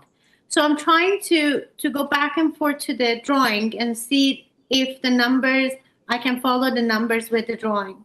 So I appreciate if the architect can explain. Sure, thank you. So could you please explain? Okay, go ahead. Yes, I would say 9.24 is correct. So I don't need more than that. But the drawing you submit is different. Yeah, but you can approve just 9.24 because I don't need more. We approve because based on the drawing you submit and the variance which is before us, the variance which are before us, the numbers you presented, I know it's done by waivers, but some of the numbers doesn't match, or I have hard time understanding to compare it with your drawings. So I need a little bit explanation to clarify it for me. Well, there might be some kind of error, but as I said, I accept the minimum, not the maximum. So if you don't mind. Well, it's not just the numbers that we want to approve. We want to approve because we related this number of variance based on the drawings that you submit to us. I have hard time understanding some of the number, and I appreciate explanation. So my question is, what is the solution to solve this problem? I'm not in the place to give you a solution, but what we're supposed to do, we have to look at the planning, the design, and the drawings that have been submitted to committee, and then we will go back to the list of variants, and then we look what is the requirement, what is the requested, and if it's minor or not. I'm not in a place to tell you what is the solution. Okay, so is it possible that I can get a difference so to get the defer so I can correct those errors and then resubmit it? Mr. Jamali, what you're saying is, it doesn't matter that the plan is incorrect. Just give me the numbers and we'll go by those numbers. But if As I said, 9.24 is okay with me. yeah, but you see, this is the plan. Now you say you want to defer it so you can correct the numbers. Is that what you're saying? No, if I have to correct the drawing, I could get defer. But if you accept 9.24, then I am okay with that. What you're saying is, let's decide on the numbers, even though the plan is not incorrect, and then we can go back and you correct it. Is that what you're saying? I can't even correct it and resubmit it, but it's up to you to tell me what to do. Sorry. We're not. I'm not stating that. I'm not mentioning, just to clarify, I'm not saying that your plans or elevation are not correct. I just understand, I have hard time understanding or reading the number in which you stated on the drawing with the variance that you requested. I'm not saying anything about the drawing which are not correct or incorrect. I'm just trying to, I need an explanation about the numbers so that I can relate them. Miss Atarudi, it's the problem is the laptop which I'm looking at this drawing is too small, and it's for me to look at it clearly. It's a bit difficult. That's why I'm asking for minimum so I can work out according to that. Yeah.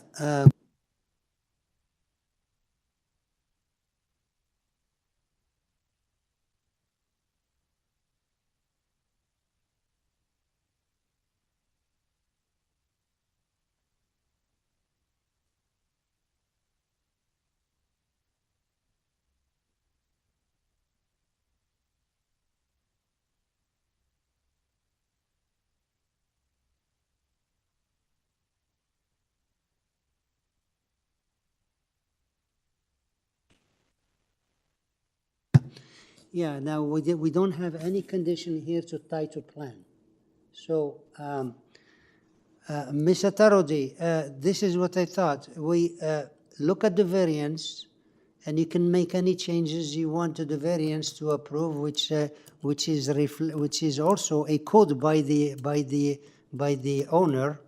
And if the plan is no good, it's up to them, as long as we don't tie it to plan. We're not tying it to plan. So just make your recommendation if you're satisfied with the variance numbers, or change them as you see fit. And the plan is going to be as long as we don't tie it to plan. That's what I.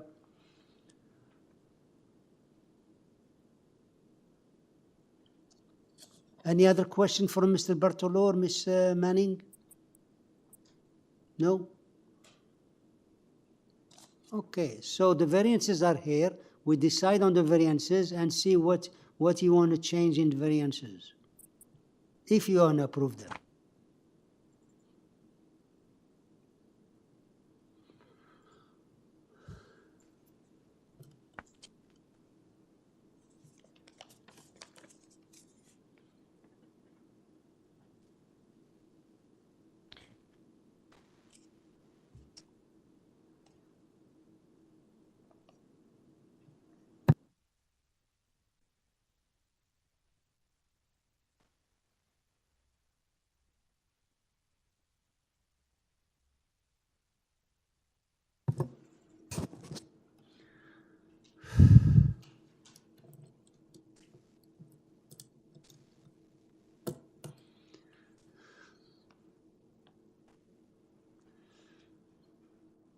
We need a motion, members.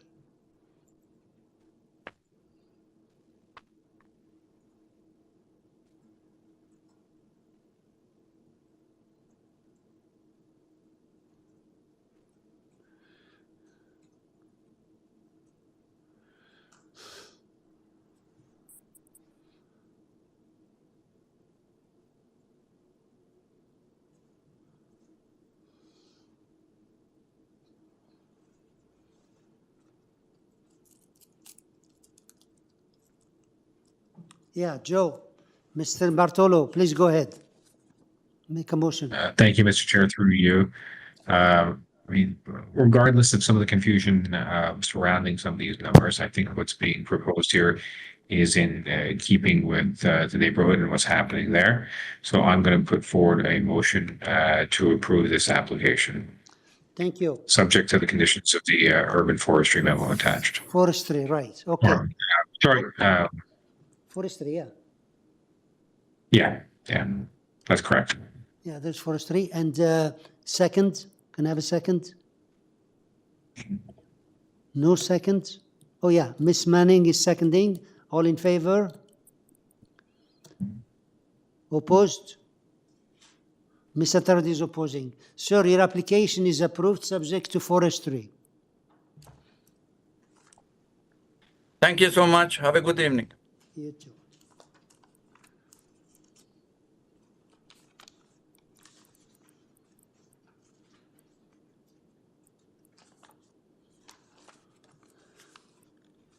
Application number 25, which is 53 CELT Avenue, application number 25. And here we have Paul DeMello. Are you there? Mr. Chair, just before we get to that, there is someone on the call registered as just Ali guest. Malik? Ali Malik, yeah? No, there's someone registered as just the name guest, but no name associated with it. If you can just sign out and sign back in using your actual name, it will help us locate you in the list. For this application, yeah? It could be for this application. I'm missing one speaker. For this one, we have Ali Malik as the agent, though. Ali Malik, okay. So Ali Malik, are you there?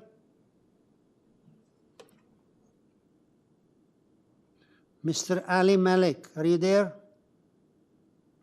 Yes, Mr. Chair. Good afternoon. Hi. My name is Ali Malik. Yeah, and your address? 236 Les Mills. Okay, you want to speak to this application? Could you give us, what do you have? You have here is a new dwelling and forestry and just one objection. So could you please make your presentation on 5 minutes? Thank you, Mr. Chair. If I can have the site plan up on the screen. So this application is, we have three variants requested. Is a simple two-story, regular two-story single family home. We have just a reverse pie shape lot that at the front we have 60-foot frontage, and in the back we have 43 actually. So the lot is getting narrow to the back as you see the shape of the lot. And on the east side of the property, where we have an angle property line, we have stepping back of the sidewall, and then on each corner of that setback we have 5-foot setback, as is going away from the angle line. We have almost 6 feet of the setback, and on the left side of the lot, which is the west side of the lot, we are proposing 5 foot. The overall building depth, we are asking for the 19 meters, which, as we know, that there is 17 meters of the building depth and 19 meters for the overall building length, and so we just maximizing that one in a 19 meters, giving to the extent of the lot and how deep is this lot. I think is the minor. I believe is minor in the nature of the situation and condition we have for this lot. For the side yard setback, I just want to mention a few property on the area, because I saw that the letter from the opposition, which is the next door neighbor, we didn't have a chance to talk to them, but I saw that the letter from the lawyer. all the new development in this area, they are all. I mean, actually, the nature of the lot size in this area is a 50 and a 60-foot lot. So on the CELT Avenue, number 38, 40, 48, 50, they are all new and then some older development. And then they are all having the side yard setback of the 4 feet on both sides, and then in some cases 5 feet. There is no 6 feet setback. And also there is a street on the south, which is Dane Avenue, and then there are number of the property and a new development on those on that road that they are all number 61, 63, 65. They are all 60-footers lot, and the side yard setback is between 4 and 5 feet. These are just the example in the area and in the neighborhood, and I think what we're proposing is meet the 4 test of the official plan, and it's very minor in the nature. If there is any question, I can answer. Thank you.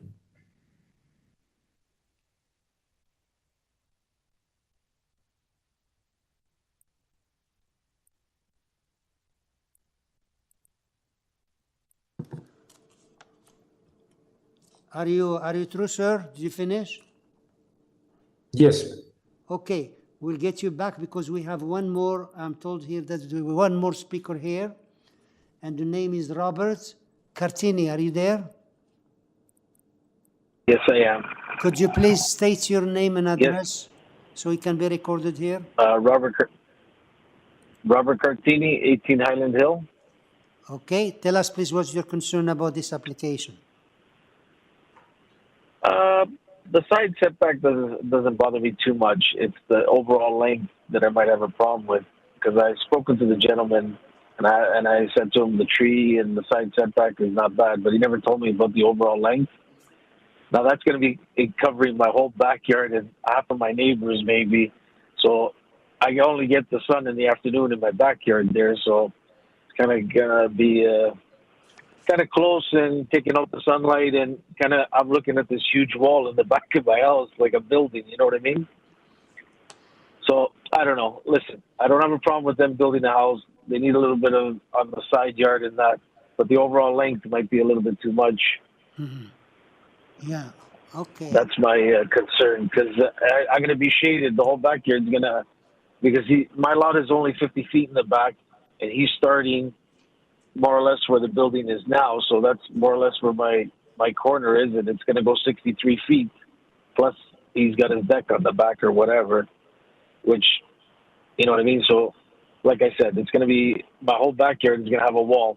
And because I'm a corner lot, it's not that I have backyard to backyard that we're far away. I'm on the corner, so I have a busy street in front of me. All my blinds and shades are closed in the front, because my sidewalk is pretty close to my house.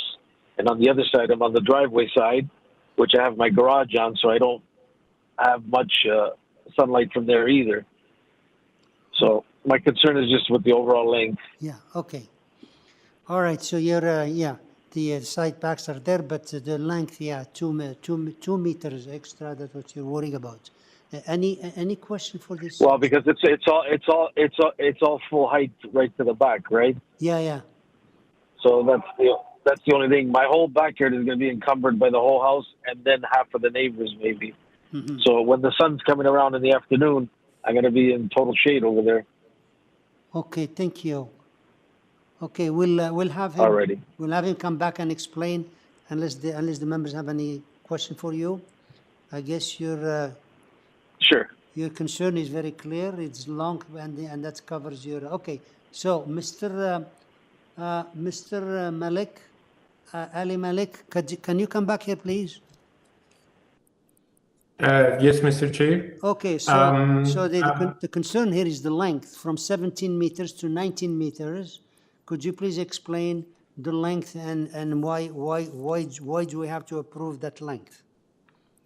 Mr. Chair, before we get back to that, can we just let Paul DeMello speak? Paul DeMello? Yes.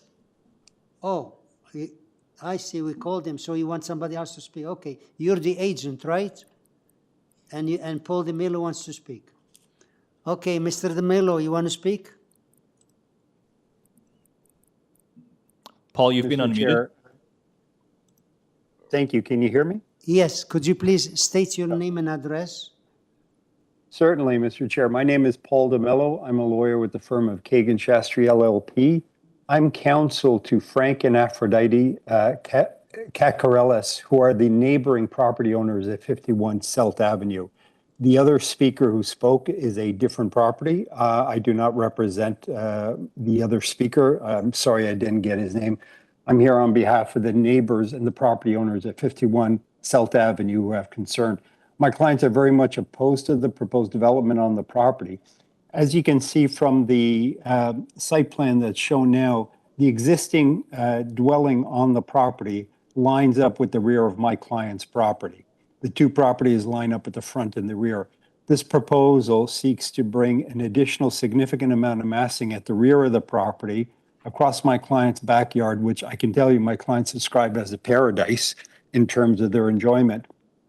And not only does it bring the additional massing to the back, but it adds additional 2 meters of rear massing, and it further compounds the difficulty by bringing all of that massing closer to the property line. That's what's envisioned within the city's bylaw. This represents, in our respectful submission, an overdevelopment of the property in this well-established neighborhood. And while my clients are not opposed to development and recognize that development will occur, most of the development that has occurred in this area already has been within the confines of the bylaw. So I would also, Mr. Chair, note that in my submission letter, I also included the drawings that showed that if I could have, oh, thank you. If you could pull up that letter of objection, I'd appreciate that. And if we could go to the attachment at the back, which is the survey drawing, the elevation drawings of the property.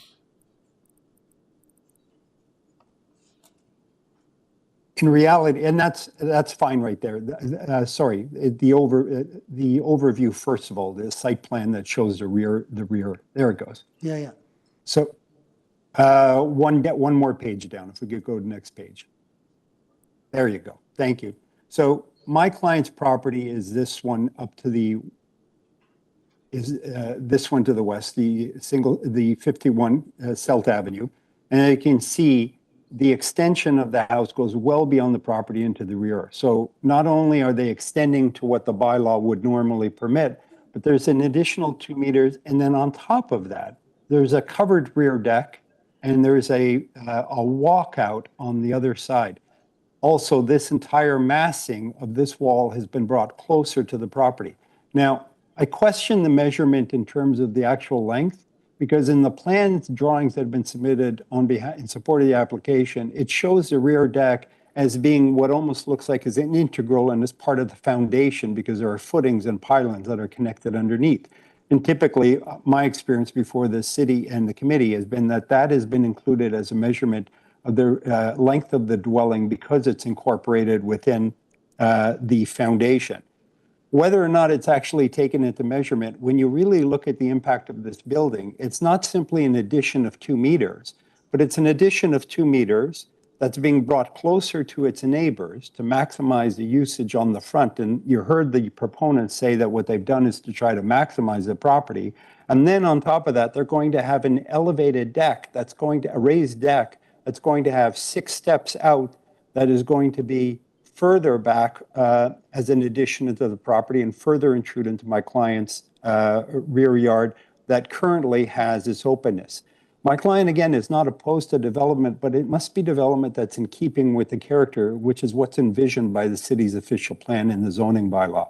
And respectfully, what we believe that this proposal, in terms of its development, represents an overdevelopment on the site in terms of bringing too much additional massing close to the properties and to the rear of the property. And we would ask that the committee respectfully deny the variances, and when assessing the variances, consider the impact of the additional rear deck that's added to the back as part of the overall length in terms of the overall assessment, because that's the true measure of what's being done. Happy to answer any questions that committee may have. Thank you. Okay, yeah. Members, any question for the speaker? No? No, Mr. De Mello, no questions. And yeah, I didn't have you listed here. I thought, okay, now we'll get back Mr. Ali Malik. Ali Malik, are you, can you come back here, please? Yes, Mr. Chair. Okay, so we heard the thank you so opposition. much. Could you please respond to those concerns? Thank you. Going back to the link and extent of the building, as part of the bylaw, building depth can be measured to 19 meters, and that's our allowance.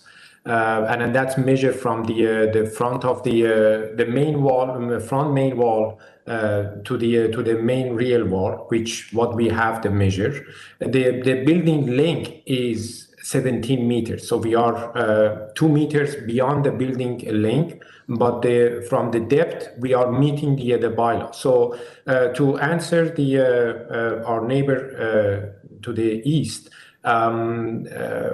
without asking for any variance, the building depth can be in 19 meters. So we are not asking on that aspect.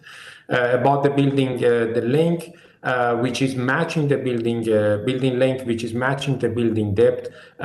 We just trying to use the 2 meters that we have on that. So that is going to be a variance. And on the east side, on the west side of the property, if we are again having the 2 meters length, given the nature of the lot and then how deep is the lot on both sides, 53 and then 51, I think it's very minor in terms of the percentage. And as per the side yard setback and then closer to the property line, as I mentioned, there is a number of the property and an application that have the approval from this committee for their side yard setback, even less than this. As I mentioned, most of them they have 4 feet setback, and to answer the neighbor to the west, number 53, this application has been reviewed by the zoning examiner. A covered porch or walkout basement, they are not part of the building length, and then they are not calculating. We don't have any space under the covered porch, and then is an unexcavated area, so it's not counting on the extension of the building and then building length. So what we are asking is reviewed by zoning examiner. I was looking to the drawing while we were talking, and then I had a chance to just review a little bit more. I am proposing because my client, they want to live in this property. We all neighbors. I am proposing to reduce the variance number. I'm just looking to the one for the building length.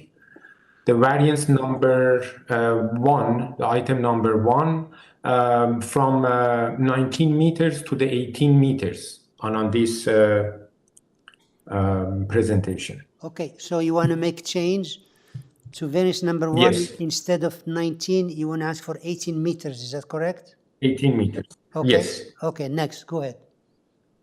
Okay, you still have... That's it, Mr. Chair. Okay. Yes. Right.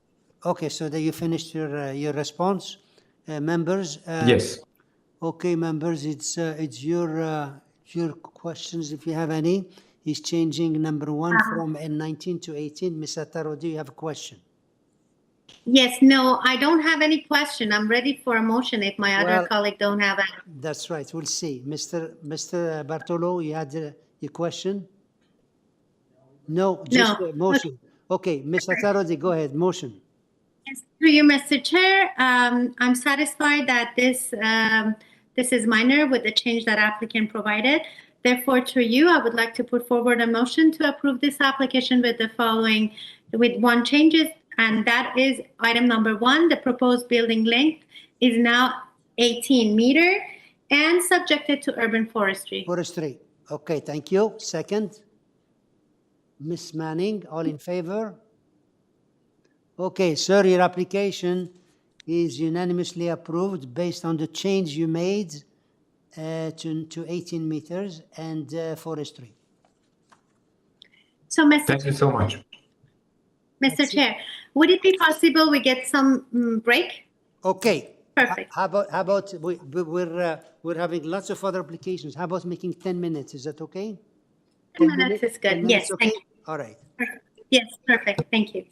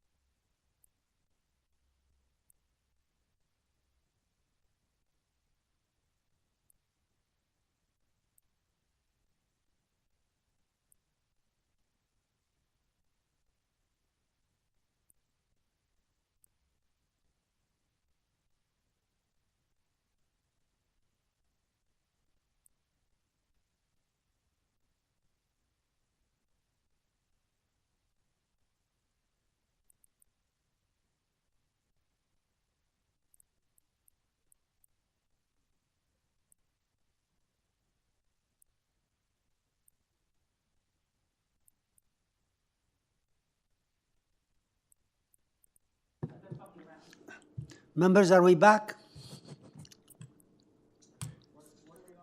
26. Yeah, can't start until they come back.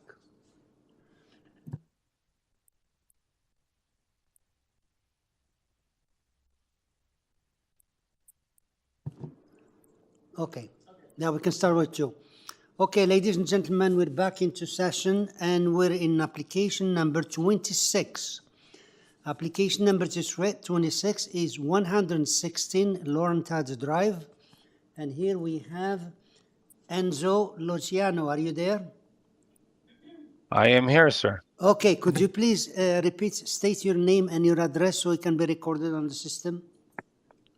Yep, it's Enzo Lacasano from ArchDWG. We're located at 130 Bridgeland Avenue in Toronto. Thank you. So we have here an addition and roof structure, one variance only. Members, there's nothing here, no conditions, no report, no nothing, just one variance. Do we need the presentation? No? Okay. Sir, we don't need the presentation, and we can go straight to the committee unless you have some questions. Do you want to say something before, or we just can go? No, please proceed. Okay, thank you. So members, if there's no questions, can I have a motion? Mr. Bartolo? This is very straightforward, Mr. Chair. And, I believe it meets the 4 tests. I'll put forward a motion to approve this application. Thank you. Second? Miss Manning, all in favor? Okay, thank you. Okay, yes, sir, your application is unanimously approved. Thank you so much. Have a great evening. You too. Thank you. He made good presentation too. Okay, number 27, which is 594 Broadway Avenue. And here we have Hamid Beshet. Are you there? Good afternoon, Mr. Chair. Arjang Behesh from Homeland at 49 Wycliffe Crescent. Thank you. Okay, so we have here a new dwelling, 5 variances. Staff report has some conditions here to modify per applicant. You indicated that you want to change something here and also conditions. So please tell us what changes are you making here? Yes, Mr. Chair. We'd actually like to propose a change to minor variance number 2 for the side wall height to read from 8.9 meters to a now revised 8.1 meters. Very good. And that's directly from the suggestion of planning staff, and we'd like to comply with those suggestions. Very good. And that's the only change you make? And they yes. And they asked for a condition to build per east and west elevation drawings. You're okay with that? We're totally fine with those, yes. Okay, so that's the only change. Members, do we need the presentation? No? Okay, can I have a motion then? There is a change. He changed the variance number 2 from 8.9 to 8.1, and there is a condition for per east and west development. So please make your presentation. Make your. If you have no question, I'd like a motion. Mr. Bartolo? Yes, thank you, Mr. Chair. Through you, I'm of the opinion that what's being asked for is minor, and keeping with the 4 tests, I'll put forward a motion to approve this application, subject that the variance number 2 be changed to 8.1 meters, and subject to the conditions of the urban forestry memo attached. Thank you. And yeah, okay. So he's okay. He's okay with the staff conditions to build per east and west drawing. Thank you. Yes, my mistake. I'll add that to build as per the staff conditions noted in the report. Thank you. Second, Ms. Tarodi, all in favor? Unanimous. Okay, sir, your application is unanimously approved based on that condition and the change you made. Application. Thank you very much, Mr. Chair. You're welcome. Application number 28, which is 191 McKee Avenue.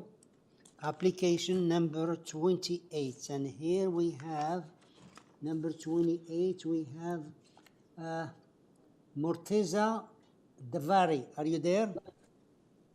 Yes, but I have Mr. Bill Ross going to represent for our project. Okay, so please state your name, who's ever presenting, please, your name and your My name is address. Bill Ross. Can you hear me all right, Mr. Chairman? If you can repeat it, your name and your address. My name is Bill Ross. Yeah. Number 9, Bestwick Lane, Uxbridge, Ontario. Thank you. And you're here for this number 28, which is Yes. 191 McKee Avenue. So we have here, it's a new dwelling, 7 variances, minor condition from the staff, and forestry. This is a very straightforward, but I'll see the members. Members, do we need a presentation here? Mr. Chairman, I would like to say that we've read the report from the forestry department, and we're concerned about it. We'd like to defer the application to straighten that out. Oh. Because there's a very large tree. That the report from recommends deferral or refusal. That's what the report from the forestry department is asking for. So we'd like to have a deferral so we can deal with the problem that we have with the tree there. All right, so there is no other speaker here. You're asking for deferral in order to address the concerns of the forestry. And just for curiosity, my own curiosity, the staff report said developer east and west elevation drawings and conditions of forestry is condition number 1 and 2. Could you tell me maybe something I didn't see, just for my own interest?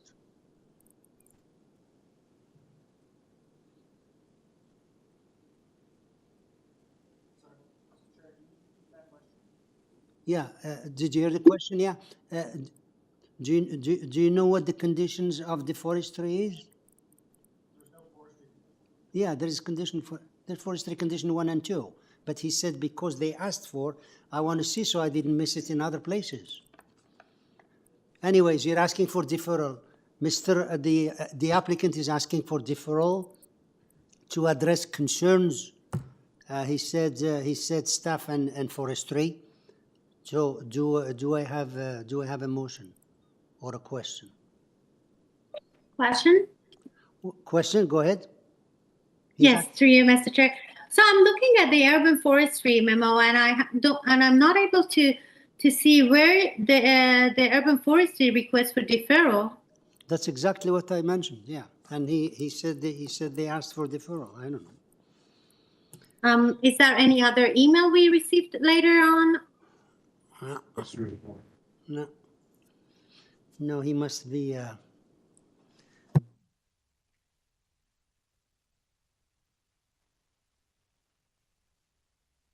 Letter from Urban Forestry Department. Okay.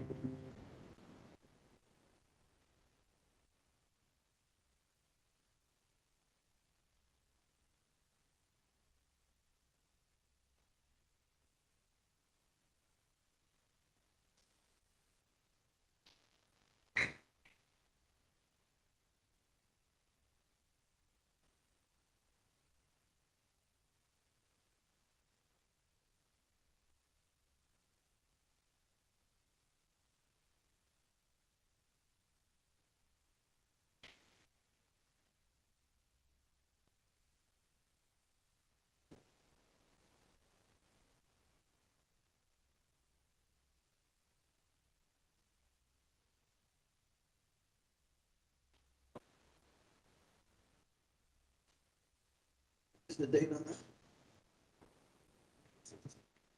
June the 16th. June the 16th. We have Mr. Chairman? Yes. It was June the 16th that report came in. June 16. Okay, so we believe you. What did it say? in It said that yeah. they wanted to either refuse the application Oh, okay. or to defer the application, Wow. one or the other. Okay. Thank you for letting us know. It's a large tree. It's right in the middle of the driveway. And if it can't come down, then we'll have to revise the drawings or something. Yeah. Okay. Makes sense if that's what it is, because we didn't have it here. It's on your website. Mr. Chair, we're on IBMS looking at it, and all we see is the forestry matrix, which is on the screen. Yeah, that's the one I saw. That's all we have. That's the one I had. Maybe he has some letter or something. I don't know. No, it's an actual staff letter from the forestry department to yourselves. It was on the 16th. Okay, so we believe you, and the reason I asked the question is sometimes we try to discourage the deferrals if it's not justified, because it gives more work to the staff and to the thing without any reason. But if you have a reason, there's no we don't want to doubt you. So Yeah. Usually I would just ask for it be approved subject to the requirements of Parks or Works Department. Or Forestry Department. But in this instance, they're basically saying to us in that letter, saying to you, that they want that tree to remain. But it's right over top of the house. Good windstorm and it'll crush the place. Mr. Chair, through you, we have the Application Information Center on the screen right now. Is the applicant able to direct us to the report? Yeah. Actually, I Forestry Department report, June the 17th. Second item.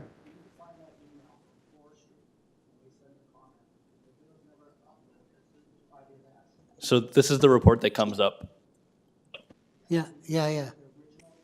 Okay. Good. Go down further what the recommendations are.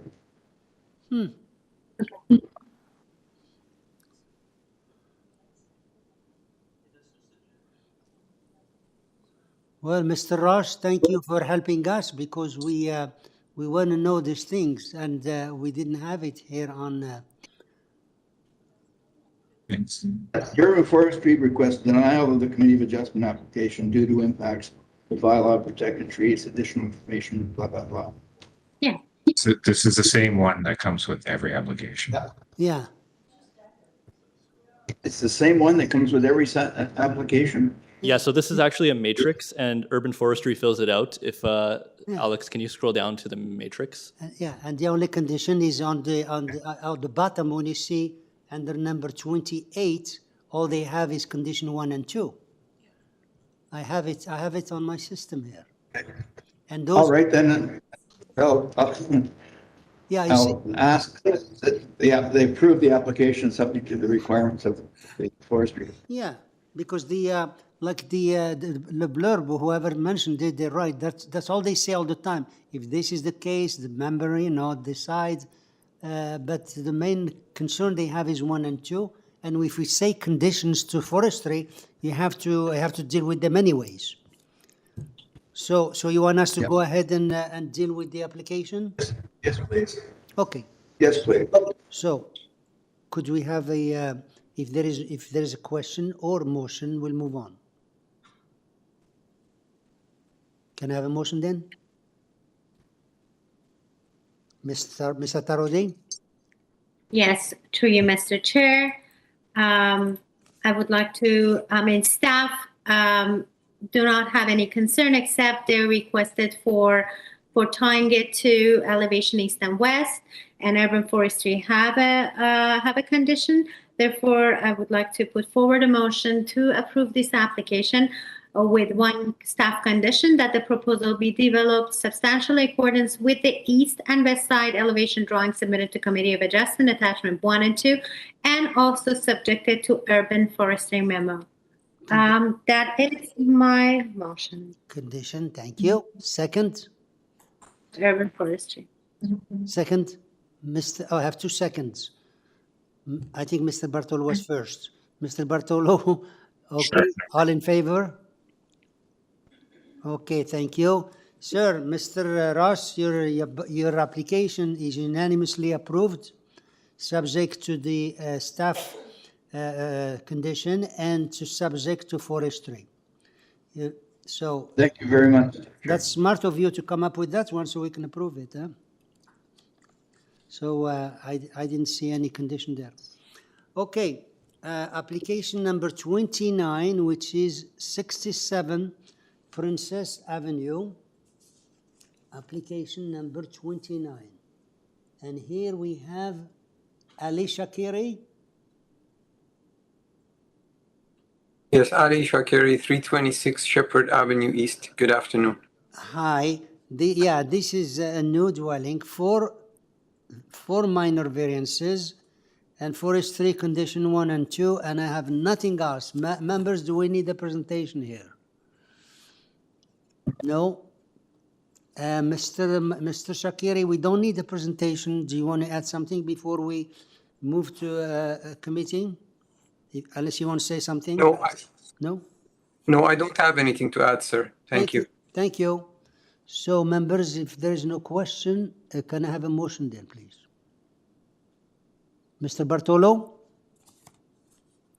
Thank you, Mr. Chair. Through you, I think it's a very straightforward application and is minor in nature. Therefore, I'll put forward a proposal to approve this application subject to the conditions of the urban forestry memo attached. Thank you. Second? Ms. Manning, seconding. All in favor? Unanimous. Sir, your application is unanimously approved, subject to forestry. Thank you very much.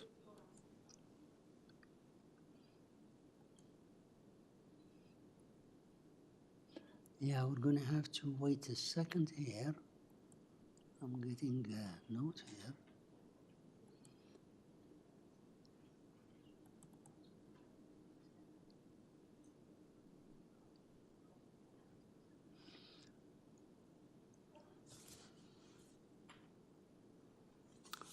Okay.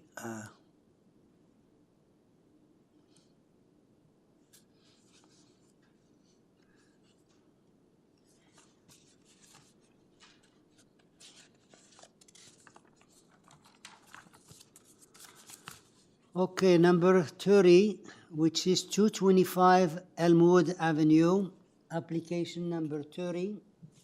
And here we have Morteza Davari. Are you there? Mr. Chairman, I'm representing the owners at 225 Elmwood. It's Bill Ross. Okay. 9 Bestwick Lane, Uxbridge, Ontario. Okay, Mr. Ross again, okay. And the application, okay, so let's see, because we have 2 more speakers here, we need a presentation. So please make your presentation. We have, this is for new dwelling, 5 variances. There's 43 and staff conditions and only 1 letter of objection. So could you please make a presentation, then we'll hear the opposition. Yes, sir. Okay. First off, the first variance we're asking for is the heights, the east and west exterior main walls of 8.52, where the bylaw requires 7.5. In this instance, it's exaggerated by the windows that are located partially in the roof, and the height's been taken to the very top. In reality, the wall itself is only 0.3 of a meter higher than what's permitted by the bylaw. Item number 2 is the coverage. We're asking for 32% instead of 30. That's a very common request in this area. Just gives us a little extra room in the house. Item number 3 is just basically for aesthetic purposes. We'd like to make the steps a little wider across the front porch. Makes it a little easier to get up and down. Items 4 and 5, which are to do with the old bylaw, or the building height of 8.8 or 9.68. That's an entirely different bylaw. It's measured differently, and you comply with the new bylaw for the building height. Item number 5 is the finished first floor height. Again, this is under the old bylaw 7625, which measures the height differently from the center of the road and so on. So we're asking for that because it's there, but we comply with the new bylaw for the first floor height. And that's basically the application. 3 variances under the new bylaw, 2 variances under the old, all minor. The staff report recommends approval subject to the side elevations east and west, and we've done our best to comply with those conditions of staff. We have no problem with that. I don't have anything else unless you have some questions. Okay, thank you. We still have a number of speakers, so we'll see if. Mr. Chair, we only have Joy Dasgupta here. Yeah, Chung is not there, huh? Correct. Okay, so we still have Joy, yeah? Okay. Joy Dasgupta. Dasgupta, are you there? Yes. Yeah? Yes, can you hear me? Yes, could you please Okay, great. state please your name and address for us?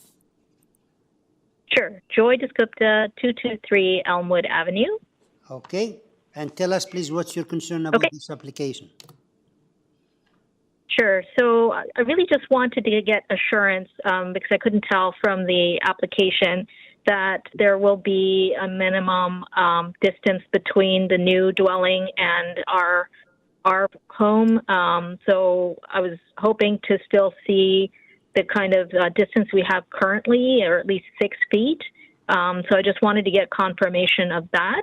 And I think the speaker has addressed the other question. I was just trying to understand with item 3 with respect to the exterior stairs, like if it meant that the home was getting like closer to the street in terms of the distance and alignment with the rest of the homes in that block. So I just wanted to just raise those 2 points. But really the first one is the main one, distance between the homes. We'd like to. Okay, so you want to know the distance, and as far as the rest, you're satisfied with the answer. Okay, members, any question for this speaker? If not, we'll go back to the agent because that's the only speaker we have left. Mr. Ross, could you please come back and address the concern of the neighbor regarding the distance?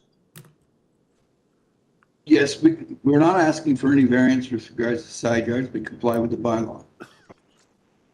And the steps at the front are just the steps in front of the porch. It's not like it's adding anything special and so on. You could comply with our landscaping requirements and so on. We'd just like to have them a little wider rather than a little narrow. Okay. All right. Any? Okay. So are you finished? Yeah. Yes, unless you have any other questions. Okay. We'll see if the members have any other question. If there is no question, members, then maybe we need a motion.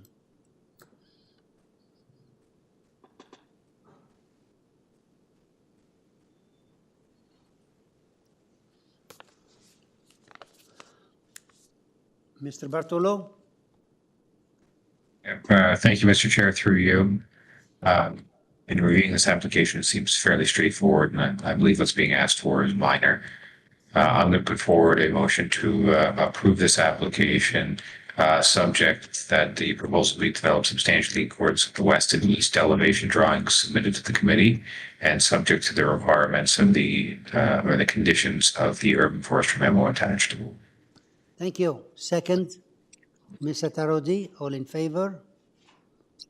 Ms. Atarodi, you're seconding, right? That's not a question. Okay. Okay. All right. Thank you. Sir, Mr. Ross. Thank you very much. Your application is unanimously approved, subject to the staff condition to attach and the forestry. Okay, so now number 31, which is 257 Olive Avenue, 257 Olive Avenue, and here we have Hamid Bahrami. Hamid Bahrami. Good afternoon, Mr. Hi. Good afternoon, Mr. Chair and committee members. My name is Hamid Bahrami, HP Design, 282 Parliament Street, representing my client in this hearing. Thank you. So this is regarding a new dwelling. There is only 3 minor variances. Staff report just attached to the east and west elevation and forestry condition. That's all we have here. Members, do we need a presentation here? I don't think so. Okay. Okay, Mr. Bahrami, we don't need the presentation, and unless you want to mention something to tell to That's the committee, great, Mr. Chair. we can move I have on. nothing to add. I'll be happy to answer any questions. Thank you. Okay, members, if there's no questions, can I have a motion? Ms. Satarodi? Yes, through you, Mr. Chair. If there is no other question, I'm ready to put forward a motion. Please.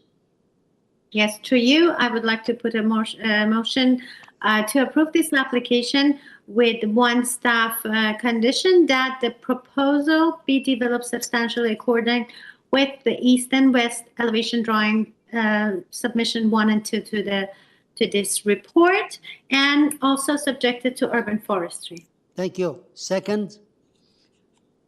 Mr. Bartolo, all in favor? Thank you. Sir, your application is unanimously approved, subject to that staff condition and to forestry. I appreciate it. Thank you, Mr. Chair and committee Thank members. you.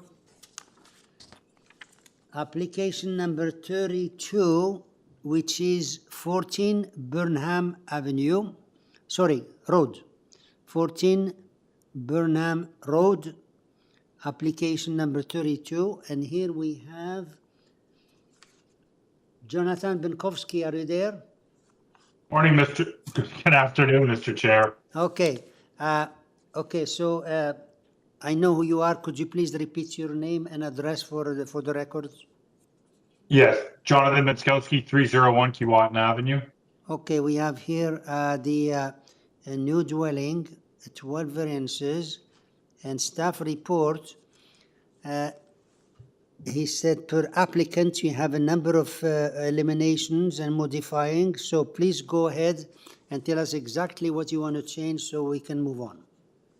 Yes, so yes, of these 11 variances, we are removing 6 of them. I have submitted to staff an application support material outlining 2 things. One is I marked up the original public notice indicating what we are removing, in addition to the alterations of the variances that are to remain. In addition, I have submitted a complete list at the end of my support material of the 5 variances we are going to be requesting. So based upon the public notice, we were requesting to remove variances 1, 2, 3, and 4. We will be altering variance number 5 to be 2.13 meters. We will be removing variance number 6. Yes. We will be altering variance number 7 to go to 7.99 meters. We will be removing variance number 8. Yes. We are reducing the FSI of variance number 9 to 0.697. We are removing variance number 10. Yes. We are leaving variance number 11 as is, and we are reducing the height of variance number 12 to 8.65. Very good. Okay, thank you. Yeah. The next page, Mr. Chair, is a consolidated revised variance list I prepared. That might just make it a little easier for us to look at. So Mr. Chair, this has gone through extensive talks with the Ratepayers Association, the Save Better Bennington people, as well as the adjacent neighbor to the west. I have also, sir, submitted a revised set of plans 2 days ago, which has just moved the location of the rear deck. It does not alter any variance or create a new variance. It is just the moving of the deck away from the adjacent neighbor to the west. I would ask that if this is a meritorious application, that you tie the approval to the revised site plan submitted 2 days ago with the revised deck location that has been moved further away from the adjacent neighbor. Okay, very good. Yeah, you covered all the changes that the staff mentioned. And, correct. And what you're saying is that you're sending a plan that will correspond with those changes. That's fine. Now, correct. In addition to a revised deck location that isn't identified in any variance, it has just moved the location and dropped it after we spoke to the adjacent neighbor who had some concerns. Okay, very good. Anything else before we go to, because we have some more speakers here. Can we get the variance number 5, Mr. Chair, one more time? Variance number 5? Number 5, yeah, isn't that funny? Modify number 5, isn't that funny? That's the only one. Mr. Kankowski, could you please repeat the change you made in number 5? Yes, and I just moved my screen. Bear with me for 1 sec. I don't see it, yeah. Variance number 5 will be 8.65 meters now. Thank you. 8.65? Sorry, I got confused with my revised list in the public notice. Through you, Mr. Chair. Mr. Tarady, are you speaking about my revised list or the public notice? Well, 5. I'm just wondering, what was the number you mentioned for variance number 5? Variance number 5 is now to be 2.13 meters. Okay. Down from 2.74. Okay. Yeah.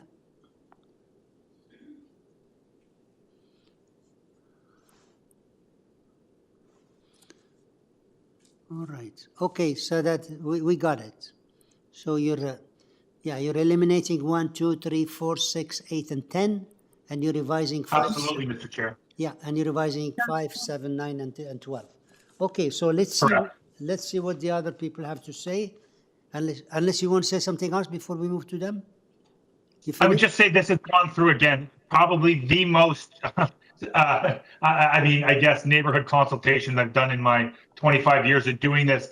The house now lines up with the adjacent dwelling to the west, which was the goal, pretty much of the Save Better Bennington, as well as that reduction in the FSI and no side yard setback variances, really to bring it in conformity with that portion of the zoning bylaw. And I'd be happy to answer any questions. Thank you. So we'll hear the other speakers and then we come back to you. We have to come back to you. So we have here Don Wellstead or Jonathan Wellstead. Are you there? Mr. Chair, I'm not sure if they're on the call, but I have 2 people who are on the call right now with a phone number and just that name guessed again. So I'm going to unmute them to see if either of them. Just again, I didn't understand. Malini Duffin is there? Huh? You can try, but Don is not there. Huh? Don and Jonathan, are you online right now?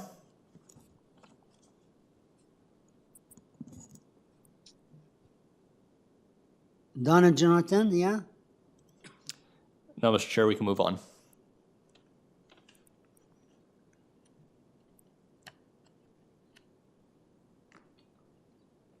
So we'll hold it in sync or they're not going to be there? You don't know. We can move on to Malini. Malini Dufton, are you there? Malini Dufton. Okay, could you please state your name and address? Sure. My name is Malini Dufton. I live at 12 Noel Avenue. Okay. I'm a longtime resident of Bennington. Okay, just tell us what's your concern about this application. I am representing Director of Save Our Bennington as the Jonathan has just stated. In this case, the residents group was initially concerned about the long list of variances being requested. We canvassed individual neighbors' concerns and they were regarding the new build. There was a unanimous concerns about the number of variances. And I have to commend the representatives of the owner in their manner in which they listened and adapted to the community norms. And as you can see, the applicant has kindly agreed to drop a lot of the large number of variances, and the remaining variances have been reduced to a level that is generally in keeping with the community norms, with the exception of one, the variance of FSI. Bennington Heights strives to keep FSI no higher than 0.68, which is generously higher than the bylaw of 0.60. One of the key issues is the city planning's recommendation to another home on exactly the same street just a few years ago was 0.68. So because of this FSI request, we're not fully able to support the application. We'd love to see the FSI lowered to 0.68. However, I do want to, as a representative of Save Bennington, I want to commend the owner, architect, and planner for their willingness to listen to the association and the neighbors and to try to find acceptable compromises. So we really appreciate that. Okay. Thank you. Thank you. So beside the FSI, the rest, you're okay with the changes they make? And, yes. And the FSI, he's asking for 0.8028, and the permitted one is 0.6, and that's variance number 9. Number 9, he changed it to 6.697. Okay. You saw that he changed it to 0.697. Do you heard that before? Yeah, you still have. Yes, no, we're aware of that. As I said, the Bennington norm is 0.68, and the issue is there has been, at COA just a few years ago, another neighbor on the same street was asked to keep it to 0.68. Okay. Yeah, 0.68 and 0.69. Okay, well, let's see. Let's bring him back. Any question for this speaker before we bring the other ones? They're okay with all the changes except the number 9. Okay, next one is Chris Partridge. Are they there? Hi, Mr. Chair. My name is Chris Partridge. I am the homeowner, the immediate adjacent west owner at 12 Birnham Road. Okay. And I have spoken to the planner and come to a resolution. So provided the variances are tied to the submitted site plan, I'm satisfied. You're satisfied. Okay, thank you. Thank you. That's a short thing to hear. Nice. Okay, so you're okay with all the changes they made, and I don't have any other speaker. Mr. Moderator, is Don Welsh still there? No, that's it. Okay, Mr. Benkovsky, we have no more speaker. Everybody else looks okay except the number 9 from Melanie. See what you can do about that, and we'll make our decision. Yeah, what I would say with the FSI is we line up with the front and rear walls the front of both adjacent dwellings at number 12 and number 16. We also align with Mr. Partridge, who just spoke, at a newly built dwelling to the west. The dwelling to the east is an older dwelling that I would suspect at some point would be rebuilt. We are compliant with side yard setbacks, and in fact, we have additional side yards than both of our adjacent dwellings. In my opinion, a standard FSI number for a whole neighborhood isn't appropriate because we don't know what other variances, what other impacts are felt. In this case, as I mentioned, we do line up with Mr. Partridge's house, which is a newly built house, and the house To the east, my impression would be a new build at some point, seeing as it is an older vintage dwelling. And I think I'm happy with the FSI where we are. Thank you. Okay. Any question, Ms. Satarodi? Yeah, the question. Yes, through you, Mr. Chair. Yes, I have a question and I need clarification regarding the variance number 4 as well as the 11th, because staff requesting for the variance number 4 to be eliminated. An applicant decided to, well, they decided to keep it, and the variance number 11. The number that staff recommended is different than, well, we actually don't want to do any modification to variance number 11. On the other side, I also want to know, because the applicant mentioned that they want us to attach the new deck design or site plan to our decision. So for me, it's a little bit confusing. Like, is the new design reflected the original design, which they kept, or reflected all these variation changes? And I would like to get some clarification regarding the variance 11 and 4. Yeah, through you, Mr. Chair. Mr. Tardy, we are removing variance number 4. That is to be removed. In terms of variance 11, we have shifted that deck further away from Mr. Partridge, who just spoke. The revised set of plans that I submitted 2 days ago is reflective of that. So if we were to zoom in on that rear deck, Mr. Partridge's concern was twofold. One was the height of the deck above grade, and the second one was the proximity of it to the lot line. So originally, that deck was proposed to be built in line with the side wall of the dwelling.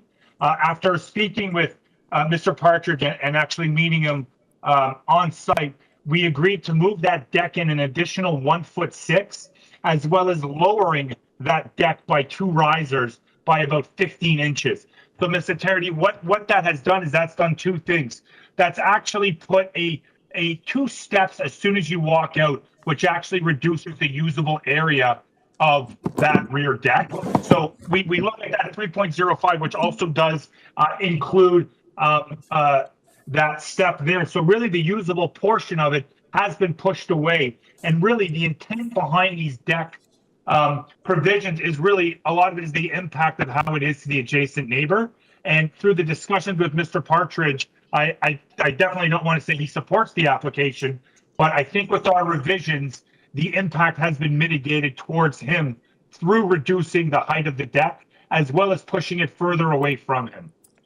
Yeah. So the floor plans in front of you, again, through you, Mr. Chair, Mr. Tarady, are they're a reflection of all of these changes, plus a relocation of the rear deck away from Mr. Partridge. Yeah. And just going back to number 4, you did say you want to remove number 4. I had it here removed, correct. Right? Yeah, so correct. So number 4 is removed. Okay. And so therefore variance number 11 will remain unchanged. Correct. Yes. It has been relocated. That's it. Relocated. Correct. But the variance remains. Okay. Any other question? If not, can I have a motion?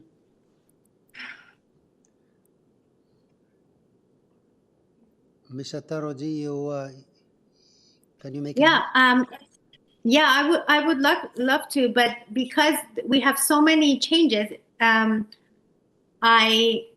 just not ready, because I still looking at the modification. Yeah, okay. It just going over them, or you want to absorb what they changed, because I can give you all the changes. I've already wrote all the changes. Most of the changes are the one that city staff requested, except the variance number 11 and 12, that the applicant have different numbers, but I just missed one of them, which the applicant clarified. Number 4, I think it was number 3, but I now have all the changes. Mr. Chair, I just want to clarify something. The site plan that was submitted 2 days ago is not in this package that we have before us. They've pulled it up on the screen. So is there any way to refer to that site plan specifically? Can you? If we zoom down, we may see a date on it.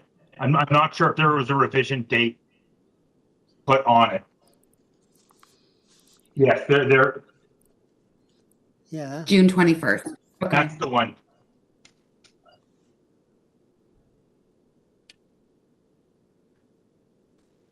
And through you, Mr. Chair, Ms. Manning, I would also request, as I spoke to Mr. Partridge, that you tie it to the side elevation that shows the grading that drops the deck also.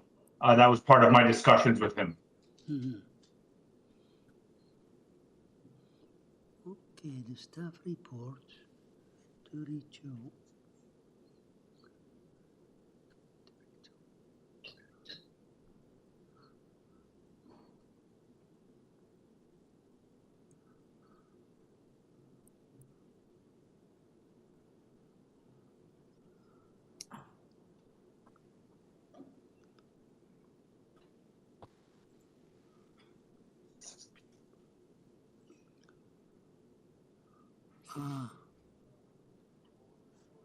Miss Atarodi, except for number 11, I think he covered all the ones that the staff mentioned.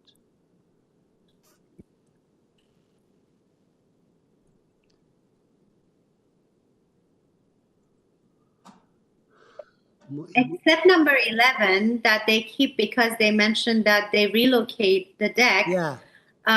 The number 12 also have been modified to 8.65, but I think the city staff didn't ask for it, which is a good thing. Like they modify one more thing, but those are the two, as far as I noted.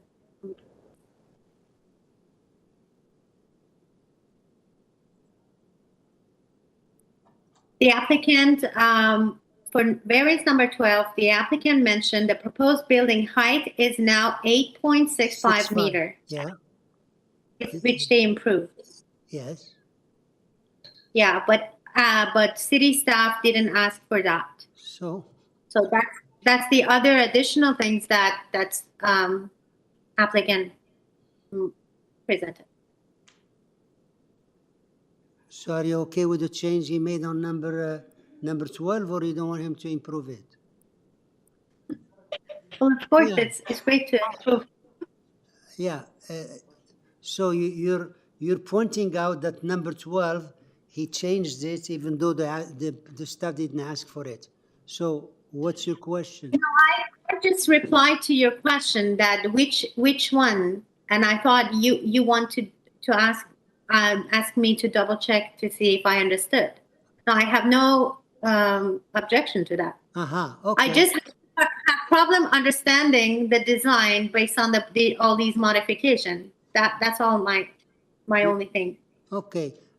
I'm just looking at the staff report. They asked to modify variance number 12 to 8.65, which he did now. It's right at the bottom there. The staff says modify variance number 12 regarding the building height to 8.65. That's correct. Sorry, I missed it because the number was 11th. Oh, I okay. was just that's number item, but the variance is number 12. Okay. I misread it. Okay. So let's move on. Any other question? No. Okay. Can I have a motion then, please? Ms. Manning? I'm satisfied that this application, that these variances are minor, and I'll make a motion to approve the application with the following changes. Variance number 1, 2, 3, and 4 are removed. Variance number 5 is reduced to 2.3 meters wide. Variance number 6 is removed. Yeah, the number 5 was changed to 2.13. 2.13. Thank you. Okay. Variance number 6 is removed. Variance number 7, the height is reduced to 7.99 meters. Variance number 8 is removed. Variance number 9, the FSI is at 0.697 now. Variance number 10 is removed. Variance number 11 is staying the same. And variance number 12, the height has been reduced to 8.65. And I'm going to ask that it be tied to the site plan dated June 21st, 2022, and in accordance with the side elevation. Very good. Yeah, you covered all of it. Thank you. And second, can I have a second, please? Mr. Bartolo, all in favor? Opposed? Ms. Attarodi is opposing. Okay, thank you. So, sir, your application is approved based on those changes and the condition you heard. Okay, thank you. Mr. Chair, yeah, we have a request from the agent for item number 37, if they can go now. Item number 37? Yeah, to do what? To go now. Just a request. Any reason? I mean, the other people are waiting too. They have another appointment at 6:30. What's that? They have another appointment at 6:30.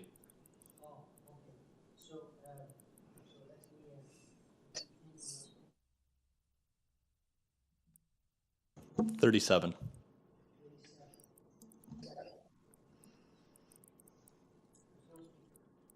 There are no additional speakers.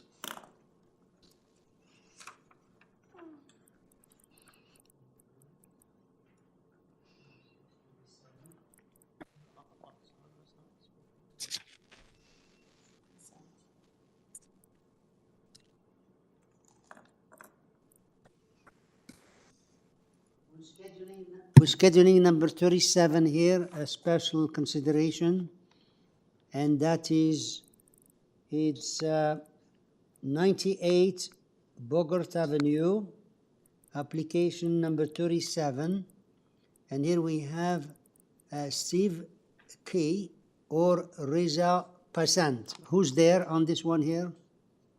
Good afternoon, Sir Chair and committee members. My name is Stephen Chi. I'm a planner from Design Plan Services. We have been retained by the owner of the properties of 98 Bogart to present the information on this application in front of you today. And thank you very much for accommodating for my schedule.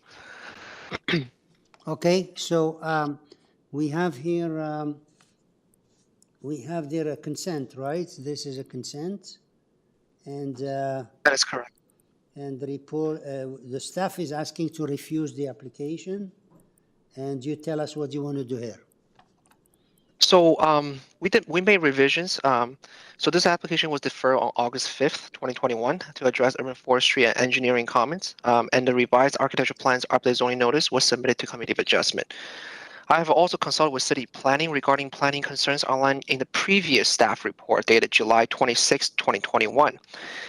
And provide the latest plans and update zoning notice to city planning. And I'm not aware of a new staff report being uploaded to AIC or made it to the public. I just want to confirm that's the same staff report I've reviewed. It's the same staff report. It's the recommendation to refuse. Yeah. So the date, yeah, what date is that? I'm trying to pull it here. I'm trying to pull out the August 37. So the staff report is July 26, 2021. So that's for the previous proposal. So we have made some changes. I had a conversation with planning, and they told me that they will provide a staff report, but I haven't seen any. So I would assume that they will no longer have concerns with the proposal. That's that's not entirely true. This is the only staff report on record, and this is their latest recommendation. Do you have another staff report? I don't have any staff report. I haven't heard anything from staff anymore. So this then it stands. This is the one. 37.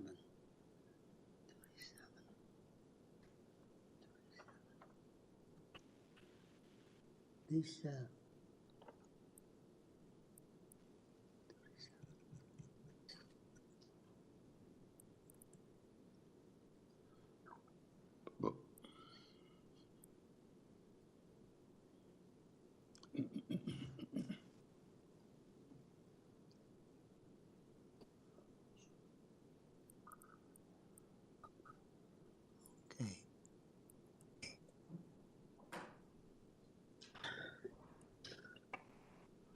Okay, the staff report that we have here.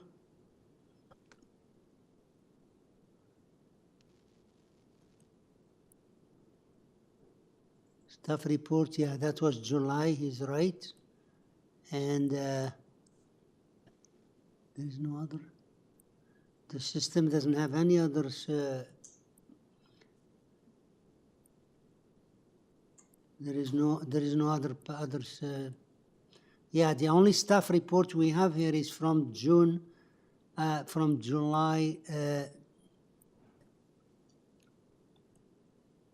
Yeah, July 26, 1921. Is that what you're saying? That is correct. That's the one that I have. Yeah, and since then you made some revisions, and what your current revisions are? So my revisions were both included, were all included in my cover letter submitted, dated March 23rd, 2022.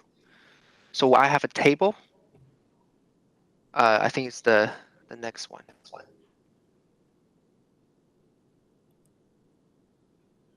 No, it's not this one. It's this one that's dated March 23rd, 2022.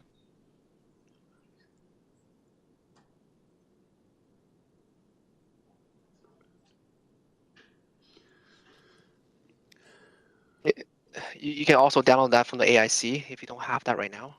That has been provided a while ago. And it is important for the committee member to go through that cover letter.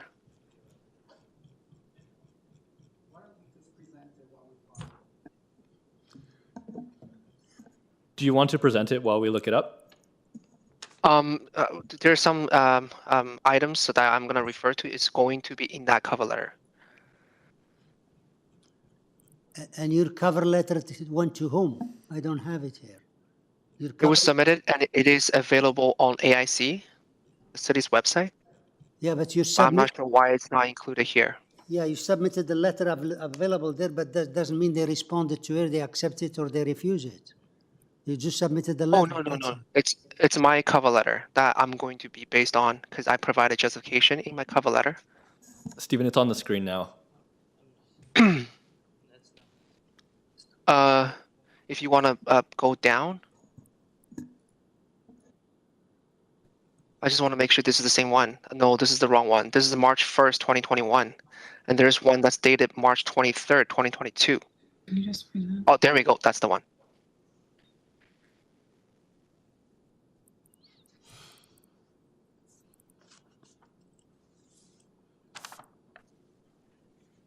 I hope this was included in the members' package for review prior to the meeting.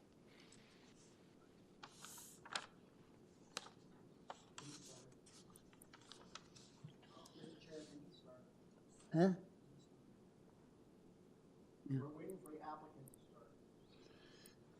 Go ahead, Stephen. You can start your Yeah, presentation. so we're waiting for you. Please, what do you want to say? All we have Okay, so the public notice in front of you today does reflect all the latest zoning variants that we're seeking, and the proposal is for a consent and two minor variance applications. So we have reviewed the urban forestry memo dated June 16, 2022, and have no issues with the recommended conditions. So I would like to ask staff to pull up Schedule D of the submitted cover letter. That's going to be the last page of this document. I just want to say that it is important to know that there is a variety of zoning designation within the neighborhood area consisting of various lot frontage and lot area requirements under the zoning bylaw. For instance, lands to the south of such a property are zone RD F12 A370, which requires a minimum frontage of 12 meter and lot area of 370 square meter. There are lands zone RD F9 A275, which requires minimum frontage of 9 meter and lot area of 275 square meter. Further, a large area south of such a property is zoned as RD F7.5 A300, which requires a minimum frontage of 7.5 meter and lot area of 300 square meter. Further, the subject property and the neighborhood area is in proximity to Shepherd Avenue, which is it is designated avenue under the city's official plan, and higher density developments between Shepherd Avenue and Bogart Avenue are contemplated. Further, the subject property is also located within a 500-meter radius of the Shepherd Young subway station, which is a designated major transit station area, MTSA, under the growth plan as well as the city's official plan. MTSAs are the focus area for major developments and intensification in the city. In fact, there are 2 major development applications within the neighborhood, introducing higher density and different build forms with smaller frontages along Bogart Avenue, 5363 Shepherd Avenue and 62 to 68 Bogart Avenue, located to the east within the same block as the subject property, were subject to a rezoning application and was approved by the OMB in 2017. The proposal introduces 9 4-story townhouse dwellings with a height of 13.87 meter and a dwelling width of 4.2 meter fronting onto Bogart Avenue. This is only about 100 meter away from the subject property. 245 to 255 Shepherd Avenue West and 244 to 258 Bogart Avenue to the west of subject property were subject to both official plan and zoning bylaw amendments, which were approved by OMB in 2019. This proposal also introduced 9 3-story townhouse dwellings with height of 11.2 meter and a dwelling width of 5.6 meter fronting onto Bogart Avenue. With the provided context of the area in mind, I will quickly go through the required variances. Variance number 1 and 2 pertain to the proposed lot area and lot frontage, which is 255.42 square meter, where 550 square meter is required, and 7.62 meter for each lot, where 15 meter is required.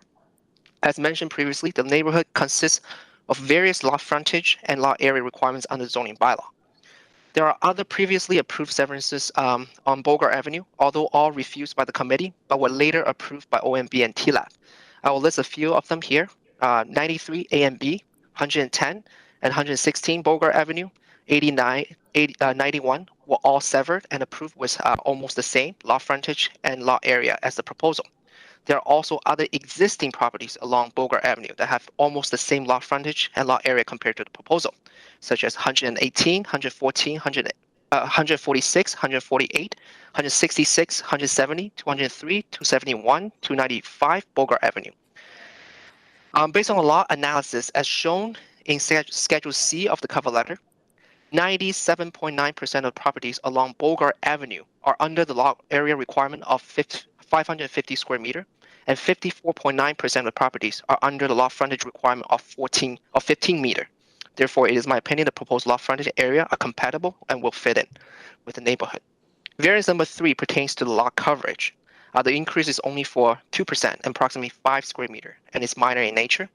Variances number 4 to 7 pertain to the minimum side yard setback of the proposed dwellings, rear decks, front porch. 1.22 meters being proposed for all setbacks, where 1.8 meter is required. And through our research, there were 168 Committee of Adjustment applications that were approved in the area for reduced side yard setbacks in the past 14 years, with an average of 1.05 meter and a mode of 1.2 meter approved for 33 different properties within the area. And further, both 0.9 and 1.2 side yard setback are permitted under different zoning categories within the zoning bylaw, and both standards are currently applicable to the surrounding areas of the subject property. Variance number 8 pertains to the permitted building height. This variance under the former bylaw, which measures height differently from the current bylaw.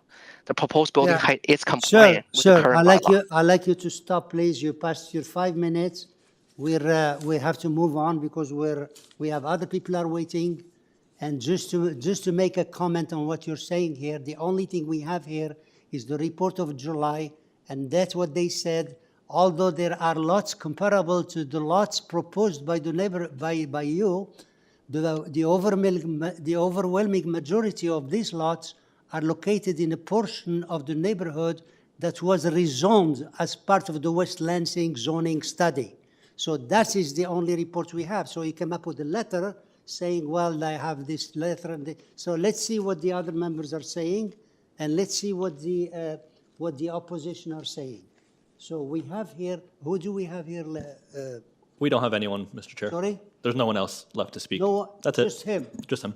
Just him. Okay. So members, do we have any question? We don't have anybody. I thought there were some people registered here. So we have nobody else registered here to speak, only the agent, and you have in front of you, whatever you have, any question.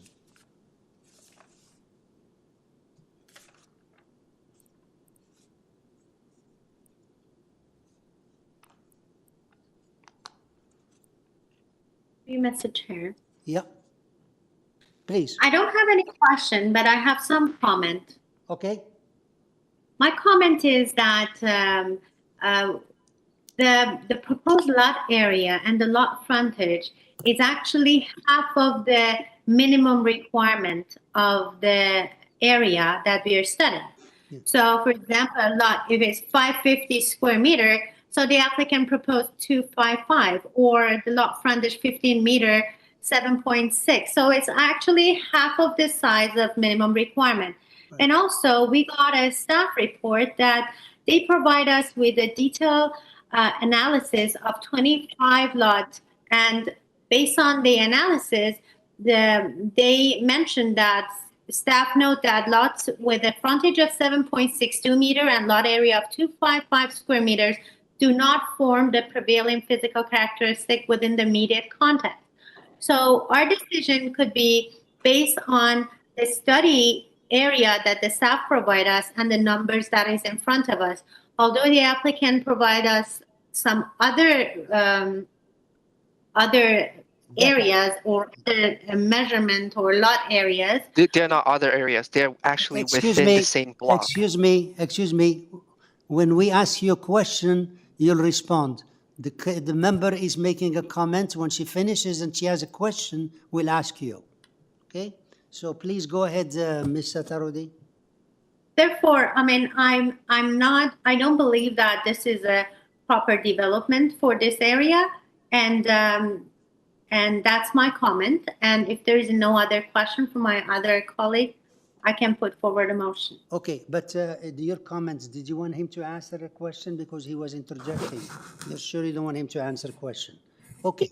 He can answer if he have anything, but we listened to his presentation. Well, you heard your presentation. Now is a question comment. Do you need him to answer the question? Okay, we'll give you... He can answer the question if he can. We'll give you a chance to answer a question, Mr. Chi. Did you want to mention... Thank you, Sir Chair. Okay. And sorry to interrupt. So I do want to mention, it was covered by my presentation as well. There's a variety of frontages that's being permitted in the proximity. And also it is close to a very recently approved a proposal to introduce townhouses on Bogart Avenue that has a frontage of 4.2 meter. And we are proposing 7.62 meter. And this is actually on the same block, which consider as within the immediate context under the official plan. And if you consider those approved documents and developments, I think that, in my opinion, this is appropriate, and we don't have any other variances. Okay. We don't have FSI variances. We don't have setback. We don't have rear setback. We don't have length, depth variance. So it is compatible with what's existing over there. Okay, thank you. Thank you. Any other question, Mr. Berto? No, just another comment. They have setbacks on both sides and both application. He said he didn't have any setback, but east and west side yard setback, they request for those one. But Okay. that's just my comment, Thank you. not a question. Very good. Any other question? Ms. Manning, a question? Okay, so then I need a motion. Ms. Atarodi, did you want to make a motion? Please. Yes. So I still haven't been convinced that this is an appropriate development for the neighborhood. Therefore, my motion will be to refuse this application altogether. Thank you. That's the on block is the consent and the variances. Thank you. Ms. Manning, did you have a second? You wanted to second? Thank you. All in favor? Unanimous. Sir, your application is refused unanimously. Thank you. Thank you for your time. Okay, now back to what? I lost all my... 33. Thank you. Keep track of that. Yeah, 32 was done. 33.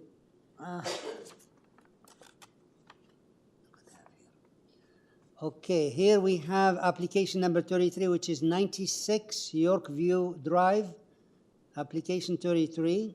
And here we have Ali Shams. Are you there? Hi, Mr. Chair and committee members. Yes, I am here. Okay, could you please state your name and address for the record?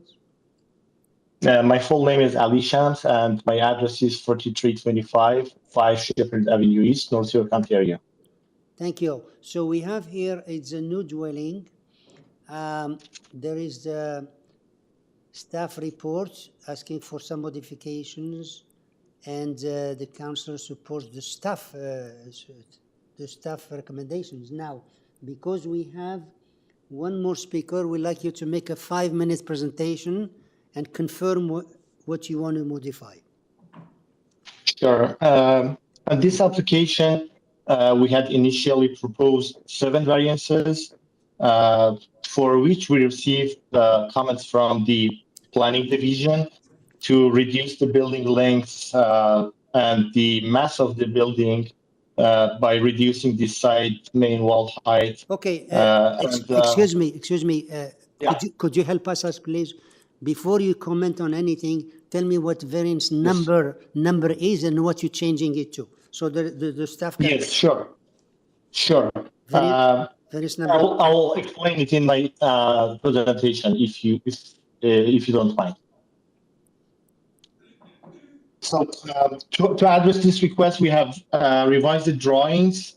However, the staff report was apparently prepared before the city receives the revised drawings. Can you please leave the comments for later? Just give me the name, yes. the variance number and what you're changing it to.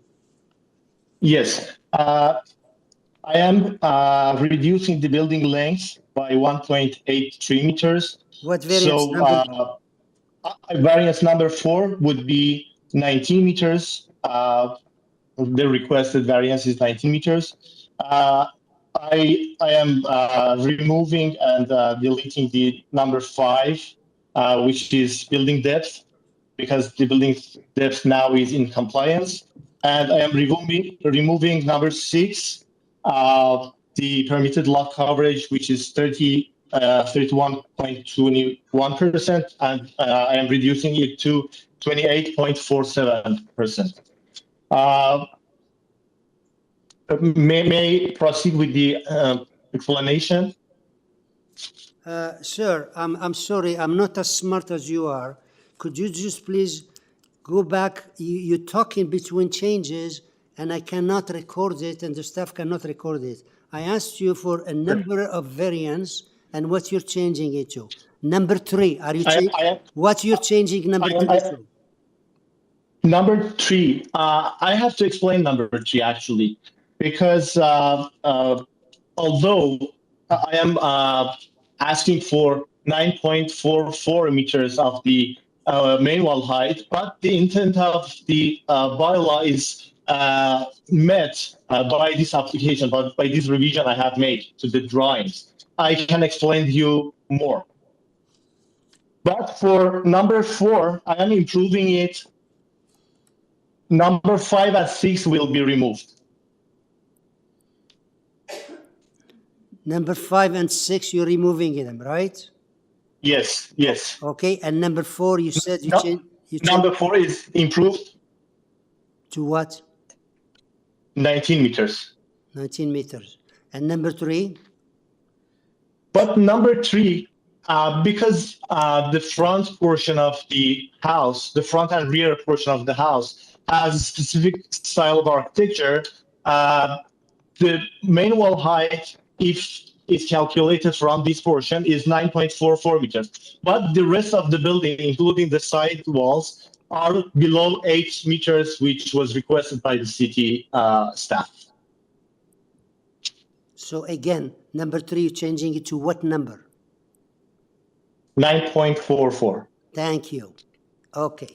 So please go ahead, finish your presentation, and then we'll call people to speak. Yeah, if you could see the revised drawing, and specifically the side elevations, I can explain to you.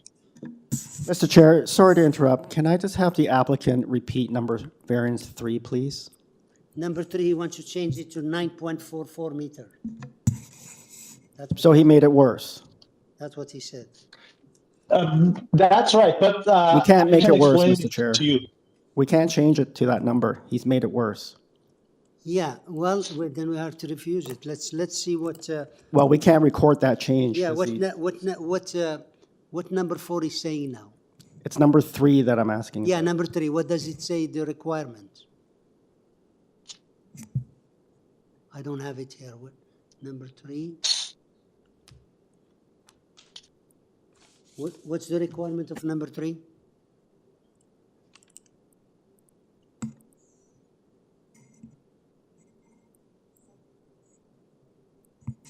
It's not the requirement, Mr. Chair. It's what he wants to change it to. He wants 8.98. He makes it even worse. Yeah. Mr. Chair, if I may, I can explain it to you, and if you are not convinced, and can reduce it to less than what I have requested.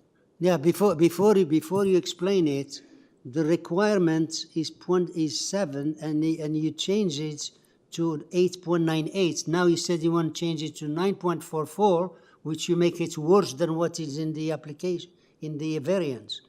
First of all, even if we want to approve it, we cannot approve something that is beyond what was asked because that was the thing that was circulated.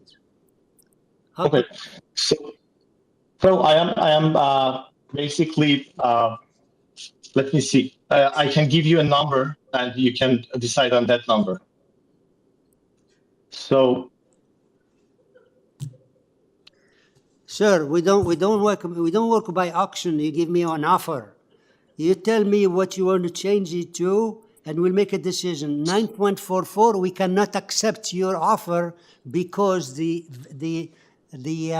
circulation that went to the public and the people, it was 8.98. So. Yes, sir. Yes, sir. But I received an email from this planning division staff saying that this is an improvement. This revised application is an improvement to the previous drawings, previous application I submitted. So if I may explain the side elevation, I can explain to you why this number is not going to be improved.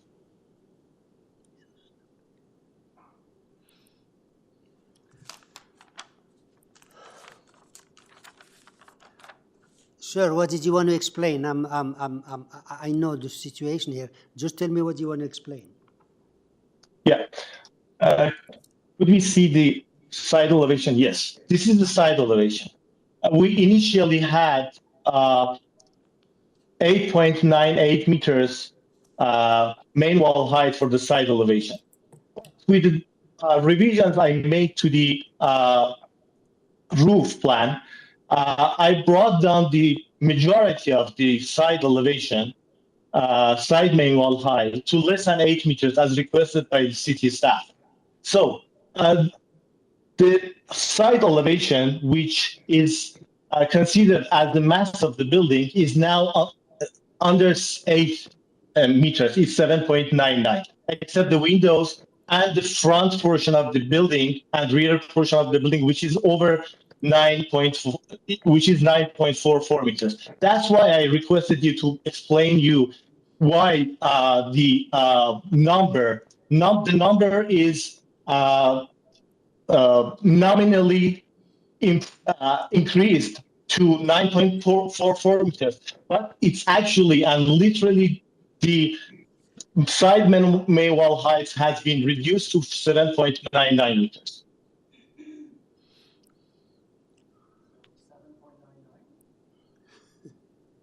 I don't know. Sir, I have to admit you're very good at confusing me. So listen, we have here the variance asked there is 7 point something, and you want 9.44. You say, well, I tell you what it is, and you make a decision. So we can't make a decision there because normally something that wasn't circulated properly according to what is marked there, then we can't address it. So coming back to number 3, what do you want to change it to? Are you sticking to 9.44?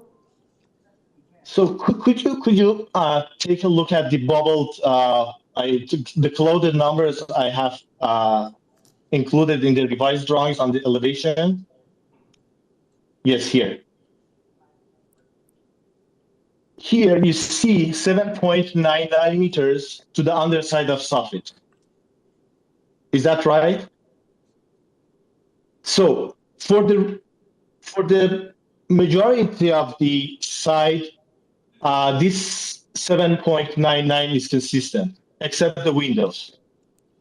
But the number which is saying that we have variance for the side main wall height is the portion of the front wall, which is exceeding the number. And that's 9.44. I hope I can clarify that confusion.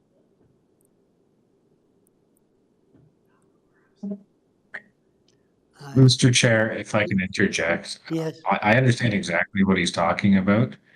However, from this, and it is a small portion of it, I understand. It's that angled piece that's mostly cornice and a little bit of the windows that's sticking up above the soffit, kind of where the eaves trough is. However, if staff is saying it has to be recirculated because it's exacerbating the condition, this is a very different story altogether. That's exactly the question that we're trying to explain. We cannot approve something that is... So I guess my question to staff is, regardless of whether we agree or disagree with it, can you even approve it at the worst condition? Or does it have to go back to the public? He can't change it to a number that's higher than what's stated in the public notice. It has to be... So then to the applicant, right? You either keep it where it was. Yes, or make it less. Or make it less. Yeah. 9.44 cannot be accepted unless this application is deferred and recirculated. Absolutely. Which I think is where we sit right now. Yeah. I can keep it as it was. Keep it as it was. Okay, let's proceed on that basis then. Okay, Thank you. as it was, you mean 8.98, is that okay? That's right. Okay, so that's what we're trying to explain. If it's worse, we cannot accept it. We have to circulate it. Okay, so did you finish? Yes. Okay, thank you. We'll get the, we have here Sandra Sikachi. What's her name, Sikachi? Sandra Sikachi. Are you there, Sandra? Yes. Okay, could you please state your name and address for us? My name is Sandra Cicacci. I am a resident and owner of 63 Oregon Drive. I'm here with my husband. Yeah, what's your concern? We're the backyard neighbors, one house to the east. Okay. Just a point of clarification, if the gentleman, the applicant is going to keep with the request for variance number 3, I think that means 5 and 6 are back on the table.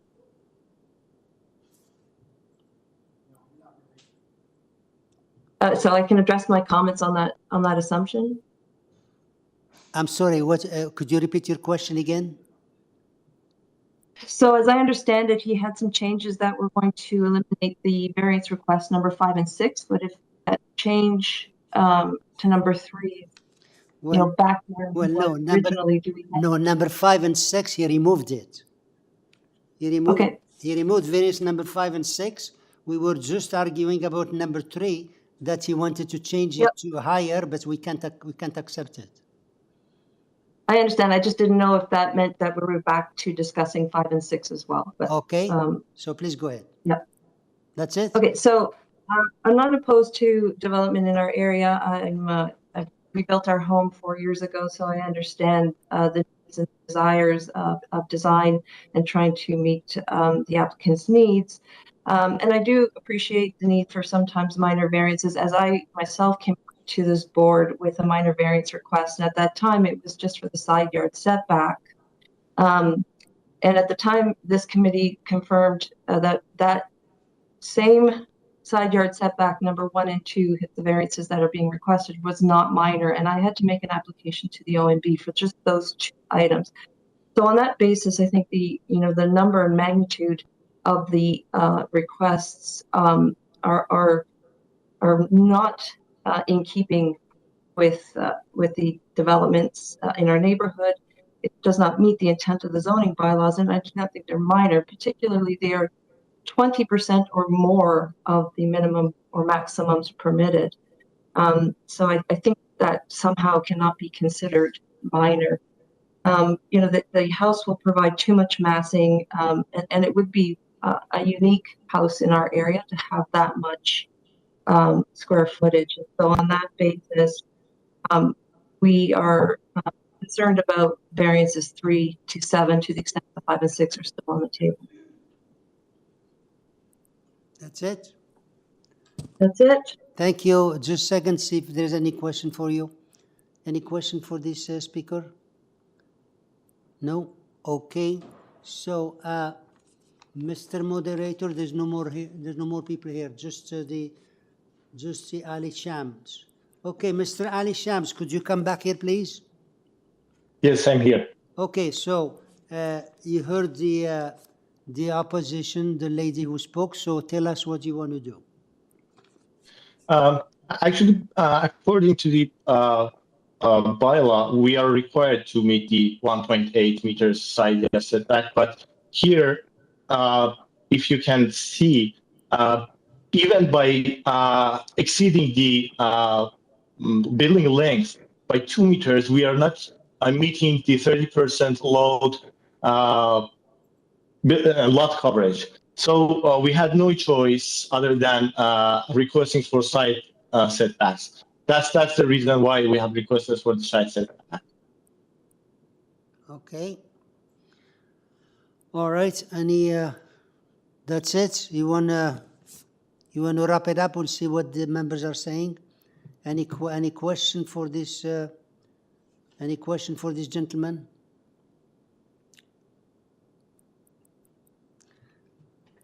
If no more questions, can I have a motion then, please?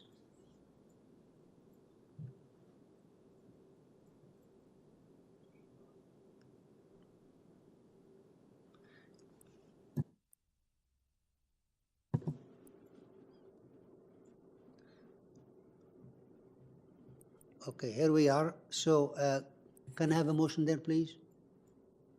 If there is no questions.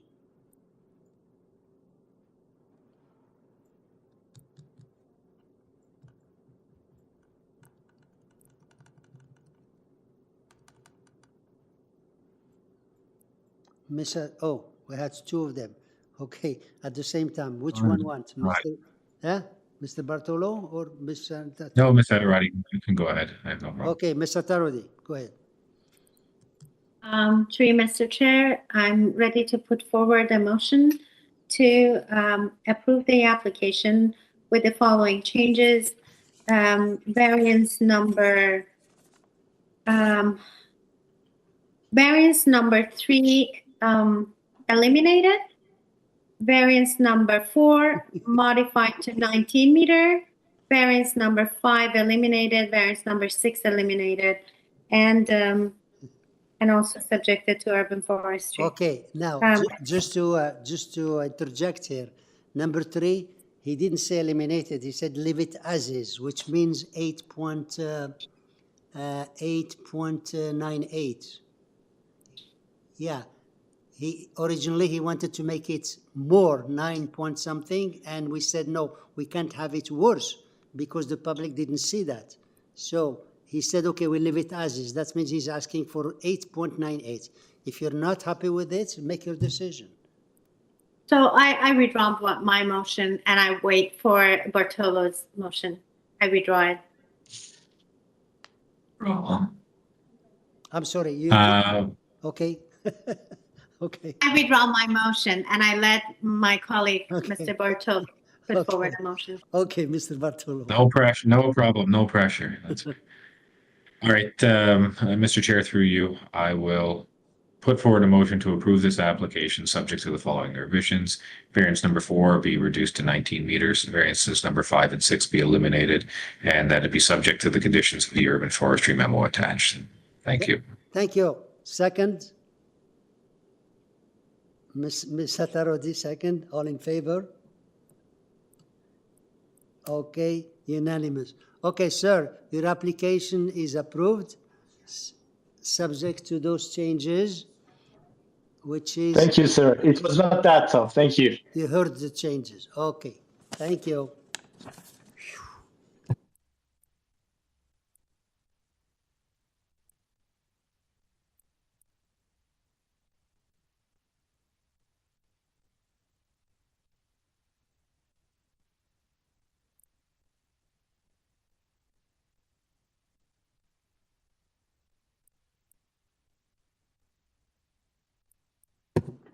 Application number 34, which is 603 Broadway Avenue.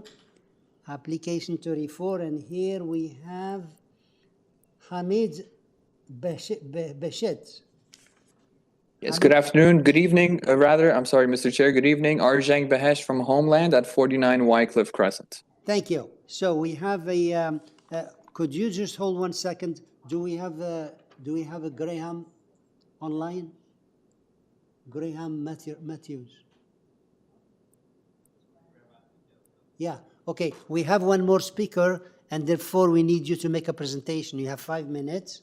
So we got here, you have the new dwelling, 5 variances. There is a staff report with the modifications per your application, per you, and we have some objection letters. Okay, so could you please tell us what you want to change this to?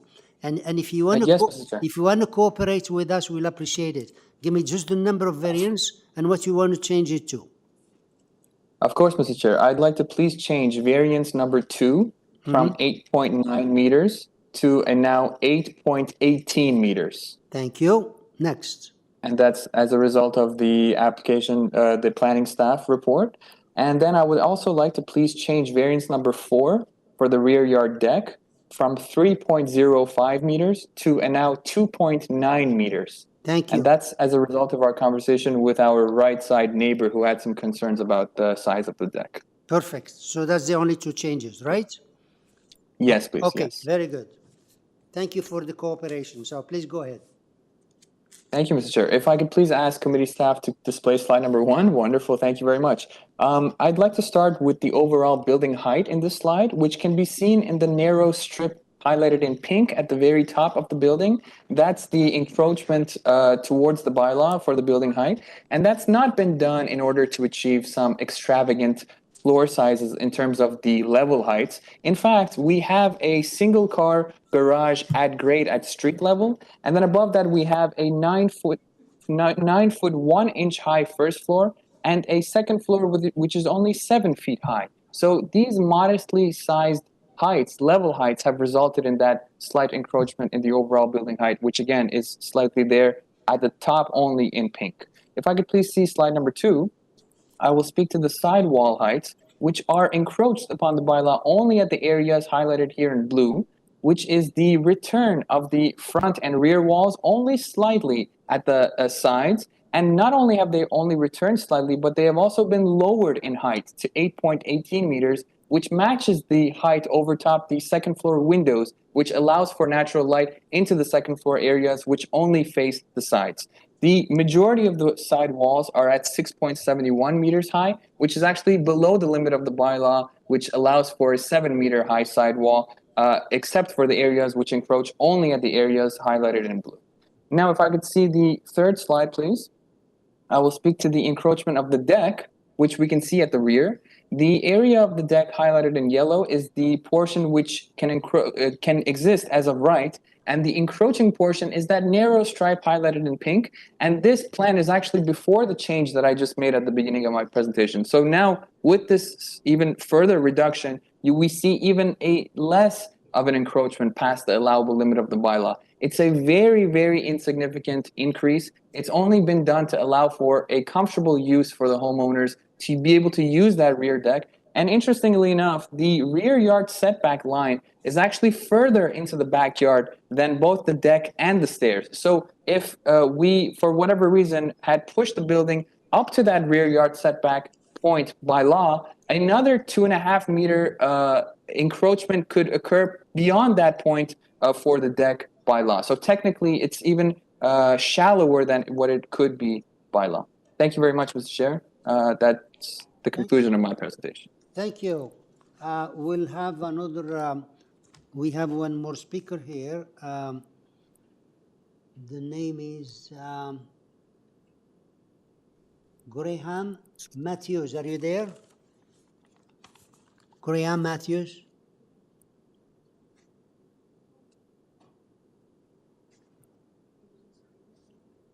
No? Mr. Chair, I've unmuted 2 participants who don't have names. So he's not there. Okay. All right, so we'll just move on. Members, there's no other speakers, so any questions for this agent?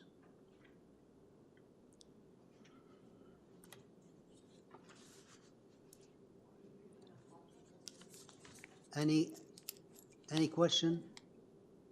No question, but I'm ready for the motion. Please, go ahead. Great. Through you, Mr. Chair, I'm ready to put forward a motion to approve this application with the following changes. Variance number 2, the proposed height of a side exterior main wall facing a side lot line is now 8.18 as per staff request and the applicant. And also variance number 4, the proposed rear deck project is now 2.9 meter from the rear main wall. And also I would like to add the staff condition that the side exterior main wall height be developed substantially in accordance with the east and west side elevation drawing attached to this report. And that is my motion. That's with it. No other condition. No, thank you. Second, Mr. Bartolo seconding, and that's all in favor. That's all of them. Okay, thank you. Okay, sir, your application is approved, subject to the 2 changes you made, and subject to the staff condition to built in according to east and west elevation drawings. Okay, so that's terminates number 4, and now we go to number 5. Number 5, we have 25 LOIS Avenue. And here we have Marco Vera. Marco Vera. Good evening, Mr. Chair. Good evening, Mr. Chair, members of the committee. My name is Marco Vieira. I'm the agent and the designer for this application. I'm at 257 Dunraven Drive. Thank you. So this is a second floor addition, and we have 8 variances. You know what? The 8 variances, do you have any problem with this here? We don't have any, do you want a presentation? No? Okay. Okay, sir, we might not need a presentation here. Do you want to add something before we move to committee? Actually, I would just like to add something to item number 3, because we had a revised zoning notice, and I just wanted to clarify that the proposed side yard setback of 1.24 meters is on the south side wall, and that's for the corner of the existing dwelling. Just a second. Are you modifying it, the variance? No, the variance stays the same, but I just wanted you to add the word south. So the proposed south side yard of 1.24. I don't know if you can add that. Let me see. Number 35.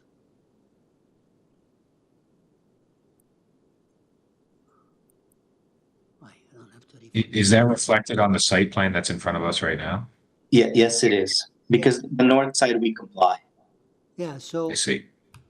So it's okay if it's reflected in the plan. I just can't. I'm having trouble here with my. Oh, here it is. Okay, so variance what? Number what? Number 3. Number 3. It's 1.24 meters, right? Yes. What do you want to change? You're not changing anything there. No, I just wanted, if possible, to add proposed south side yard setback of 1.4. I don't know if you can modify that to propose south side. If not, it's fine. It's just, it was just for clarity purposes because only examiner. Yeah, we just worried about research recirculation, and the staff is saying it's okay, we can add it, south side. Thank you. Members, are you okay with adding south side? Okay, so please go ahead. If the staff are okay, we are okay. Yeah, Otherwise, we can try. the staff says it's okay, we don't have to recirculate it. So can I have a motion then, please? Mr. Bartolo? You had your hands down. Okay. Sure. That was just a thumbs up to adding south side. I'd like to put forward a Okay, I motion. thought you want to Mr. make Chair. a motion. No, it's fine. I'm happy to put forward a motion. Okay, please. Okay. In looking at this application, I think that the variances being requested are minor in nature, and I'll put forward an application a motion to approve this application, subject to one revision, that variance number 3 be changed to read that the proposed south side yard setback is 1.24 meters. Okay, 1.2. Okay, very good. Okay, second? Second? Can I have a second? Oh, I can second. Okay, thank you. All in favor? That's the two of you. Okay, thank you. Sir, your application is approved, and we accommodate you with the south side. Thank you, Mr. Chair, members of the committee. Have a good evening. Application number 36, which is 121 Devondale, application number 36, and then we have Leo Mastandria. Leo Mastandri. Yes, hi. Can you hear Okay, me? can you please state your name and repeat your name and address, because I don't know if I pronounced it well. Yes, hi. My name is. Your name and your address, please. My address is. We don't hear you. Make sure you're connected and stay. Hello, can you hear me? Now you hear you. Your name and your address, please. My name is Leo Mastandria from 816. We're losing you. Leo, I believe you're also dialed in using your phone. Do you want to try speaking from that? Yeah, that's where I'm speaking to. I muted the. Yeah, because now better. Much better. A little bit better. Yeah. Okay. So please repeat your name and address if you're okay. My name is Leo Mastandrea. I live at 817 Cosburn, and I am the agent for 121 Divadale Drive. Excellent. We hear you perfect now. Okay. So we have two more speakers, and therefore we need you to make a presentation. This is just an addition. Transportation has no objection, just conditions, and we have some letters from before. So could you please make your 5-minute presentation? Yes, we deferred our application to address the concerns from community planning, which now they are in support of our application. Based on our revisions, we removed a couple of the variances and we reduced a few of the variances.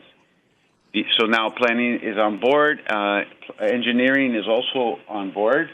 So basically we're here today for the cabana and the landscaping that we had revised. If you look at some of my photos, starting from, I have 11 photos.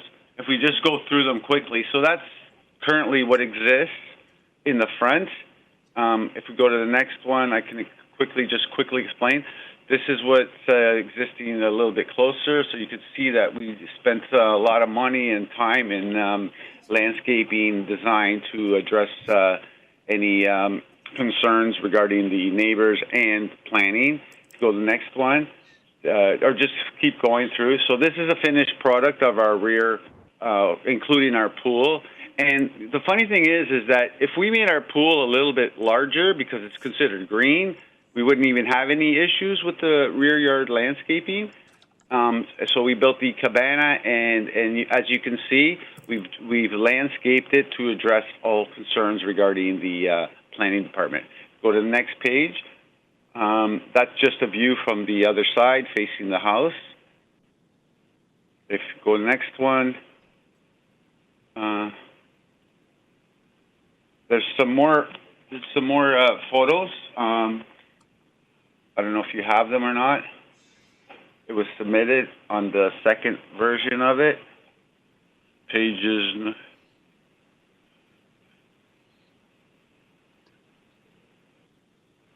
Yeah, there we go. Again, there's if you keep going down, keep going. Yeah, I'm not too sure. I have 11 numbered 11. So go back up maybe. If you want to keep going on with your presentation, staff are trying to find the rest of the pictures. My first submission, my first photo submission that we submitted back when it was deferred in July. My supporting material from July. Yeah, just proceed with your presentation. We're trying to look it up right now. You can proceed with your presentation. Based on changes we've made, I believe this meets the 4 tests. It does satisfy planning, and in my opinion, I believe that all the variances are minor in nature. And if you do have any questions, feel free to ask, and I can answer them for you. But if we bring up those other photos, I just want to point out a few other little things. Okay, thank you. Do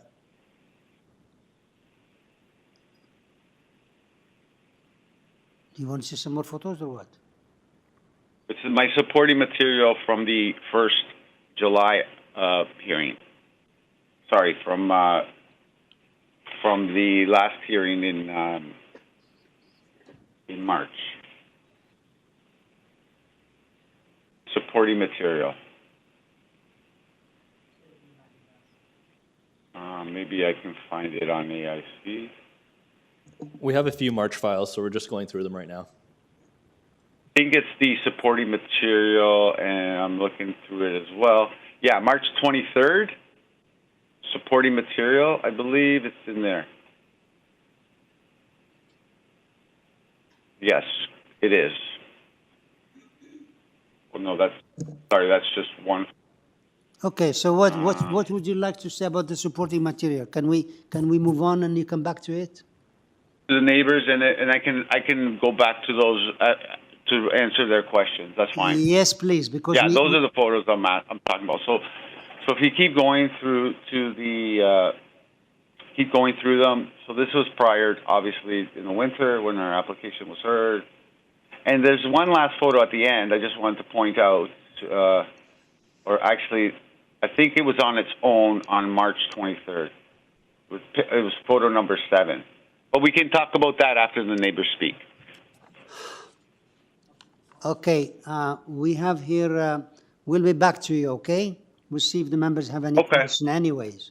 We have here Susan Gray. Are you there? Mr. Chair, Susan is not on the call. Is not. Okay. How about Leslie Crombie and or Rob Bertelink? Leslie Crombie, Rob Bertelink. Leslie, you've been unmuted. You should be able to speak.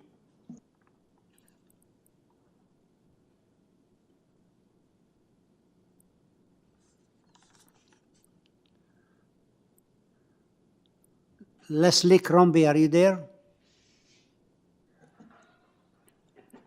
Leslie, we can't hear you. If you want to try signing out and signing back in, we'll try you again.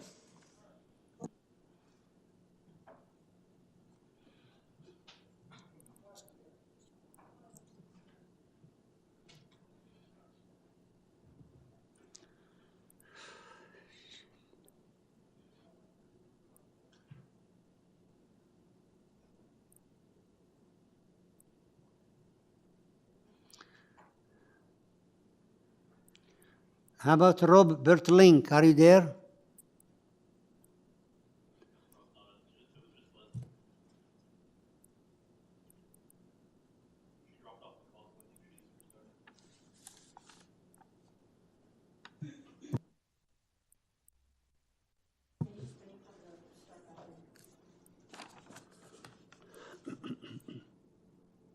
That's where we're losing most of the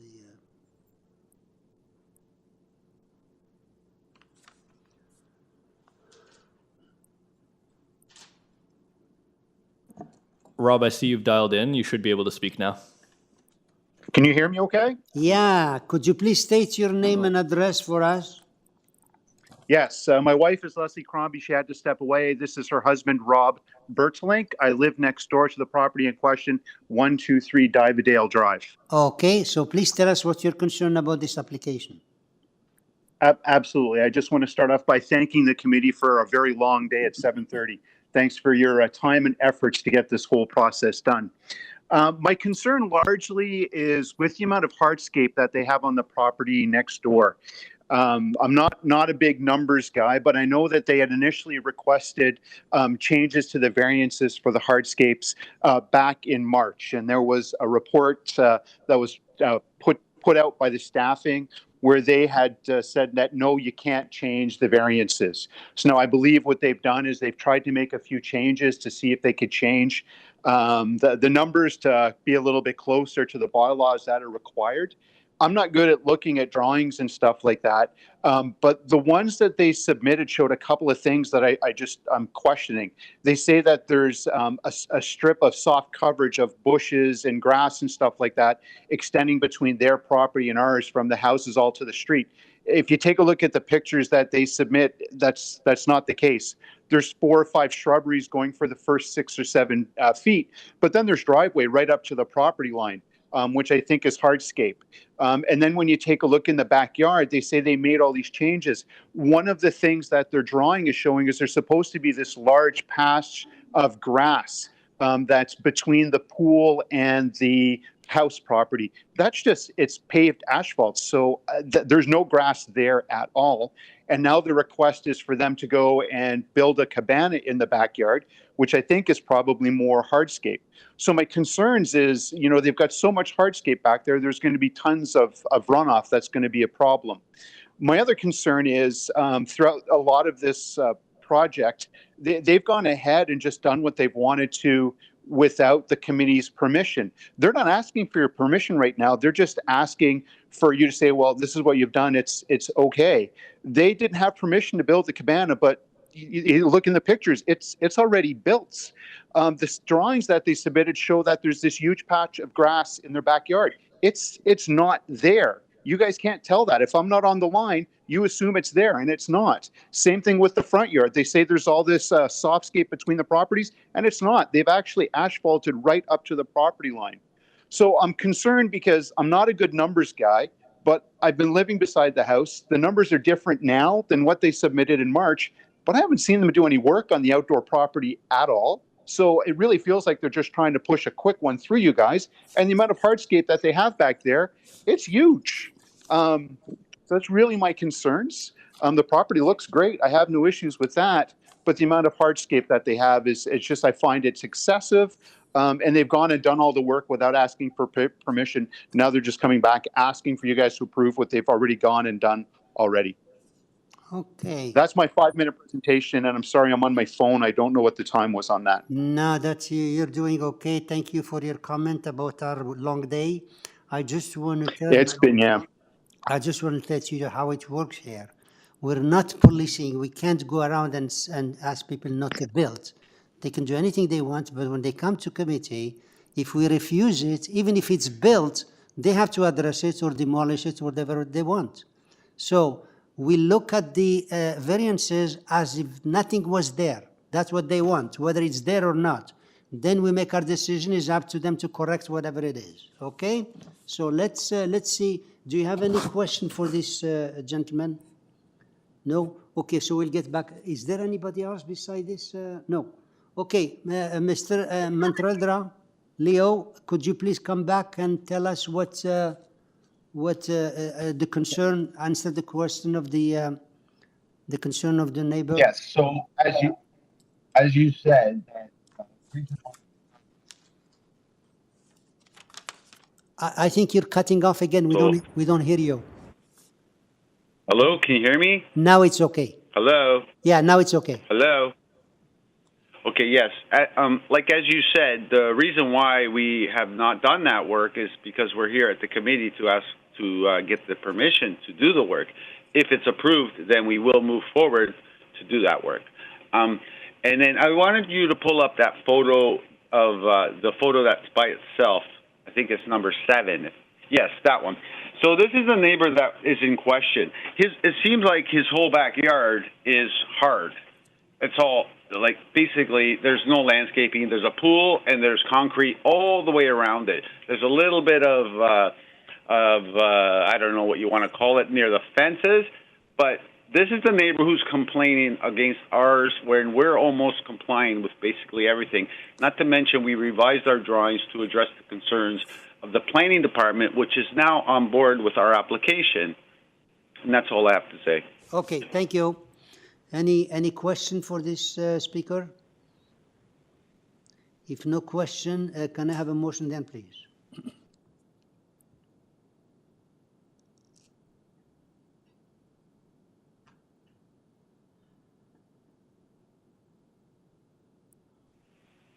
I have a question from city staff, if it's okay. I just wonder, because this project has been done by waivers. He's allowed to come through by waiver, but he takes full responsibility for any missed variances. No, the question is that I'm asking about variance number 3, because based on the photo that have been shown, maybe I'm wrong, but it doesn't show that the landscaping is actually 59% versus 50%. The soft landscaping, it's mostly concrete and the pool. It would be impossible to verify that number based on a photo. Yeah. Yes. I just wonder if we have to just go based on the variants that are in front of us, correct? That's correct. Yeah. Okay. Yeah, it's up to them to correct it if it's not right. This is what we're approving, what is in the variances. Okay, thank you. Okay, any question? If there's no question, can I have a motion then, please?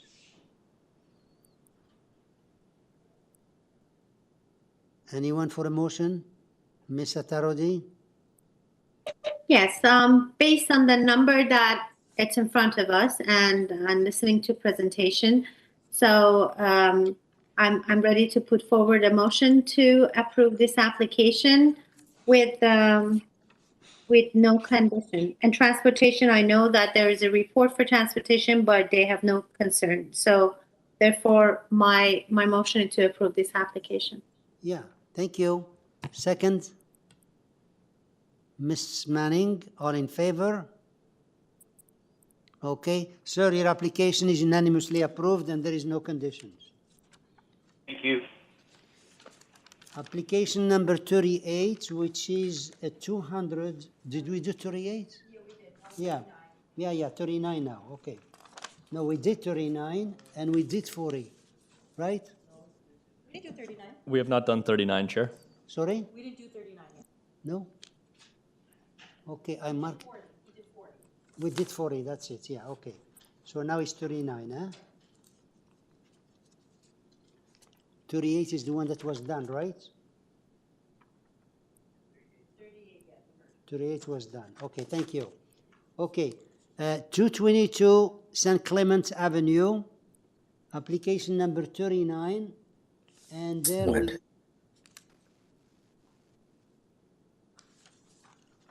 then we have here, I have to look for 39. Give me 2 minutes. They mixed me up here with the. Okay, here we have Mark Friesner. Yes, I'm here. Okay, could you please state your name and address for us? Yes, my name is Mark Friesner, representing the file with Design Distillery, and our address is 90 Power Street, Unit 2 in Toronto. Okay, we have, there is no other speaker here, and this here is for a third floor, addition and third floor, 10 variances. The staff has some. There should be 8 variances. Sorry? There should be eight variances. Oh, 8. According to the notice. Okay. Okay, that was changed. Okay, 8 variances. Okay, so please go ahead, make your presentation, and see what. yeah, see what the staff have any, if the members have any question. Make a short Sure. presentation, please. Yeah. Sorry, before we start, Mr. Chair, I have 10 variances on Sorry? my list. Yeah, he said he's changing them to 8. I want him to make it, to see what change he want to He's make. reducing it to 8. Hold Okay, on. No. I'm not changing them to 8. We haven't received this. Would you mind scrolling up? This is new. Okay, 39, we have here, it shows 10 variances, but you said you have 8. Yes. What yes? Are you have 8 or 10? Can you download this? The zoning notice I have 8. So if you can scroll down and let me see what the last variances are there on the shared screen, I'll see what's new. It might not be something new. It could have been a variance that had east and west side on it that was split. Oh, okay. Okay, yeah, because our zoning notice had 8 and we haven't received any update. We were in communication with the zoning examiner last week and he made no mention of an update. So if this is internal, it's the same variances, that's fine. We're prepared to proceed. I don't know what you say about the zoning and you prepared. We have here the hearing notice of June 13 has 10 variances. Mr. Chair, I believe the applicant is reading off of a zoning notice. Yeah, The applicant needs to reference and read off of the public notice. yeah, okay. Yep. That's fine. Okay, so please go ahead. Okay. So I'll just make my introduction now, if that's all right with the committee. Please go ahead, you have 5 minutes. Okay, thank you, Mr. Chair and committee, for hearing our minor variance application. For the purpose of respectful time management, I'm assuming that you have already reviewed our supporting material supplemental package. So rather than just repeating the document contents therein, I'll instead only refer to it to help answer any questions or comments you may have. However, could the presenter please pull up slide 3 for general context during my introduction? Our proposal seeks to demolish the upper split level at the rear of the second story to create a 1.5 time ceiling height above the rear ground floor below. Without this upper split level, we can unify the ceiling that will act as the floor to construct our new third story above. We are proposing a rear addition on the ground and basement levels to the allowable building length and a side cantilevered addition on the second floor. We believe that what we are asking for in this application is minor in nature. It is well within other decisions granted within the surrounding area, as we've shown by the various tables in our supporting package. The minor variance items we are requesting are as follows. Height, items 1, 2, and 8.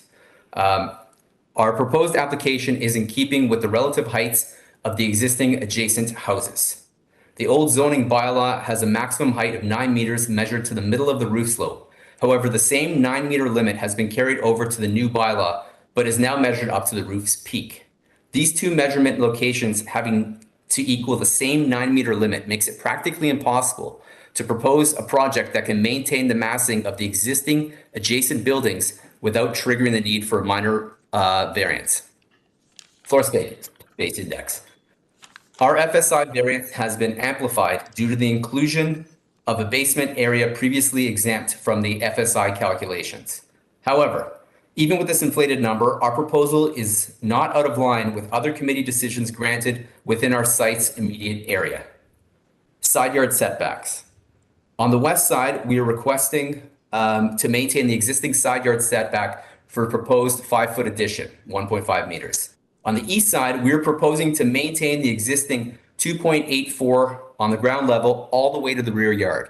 It is only for the second and third stories that we were requesting a side yard setback of 0.6 meters to take advantage of a 25-foot wide permanent easement running between our site and the neighbors to the east.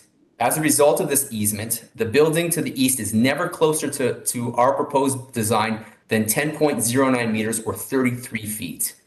Front yard landscaping.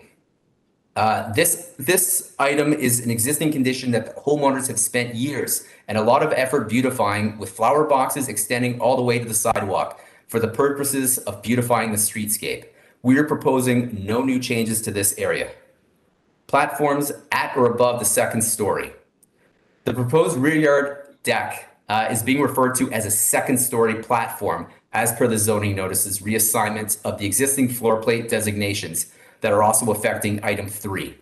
The proposed rear deck remains a similar size to the existing deck it's replacing and will be no higher above the ground than the existing deck currently is.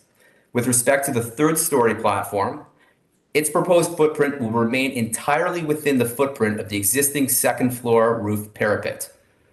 Platform side yard setback, we are proposing that our rear deck be in line with the existing building.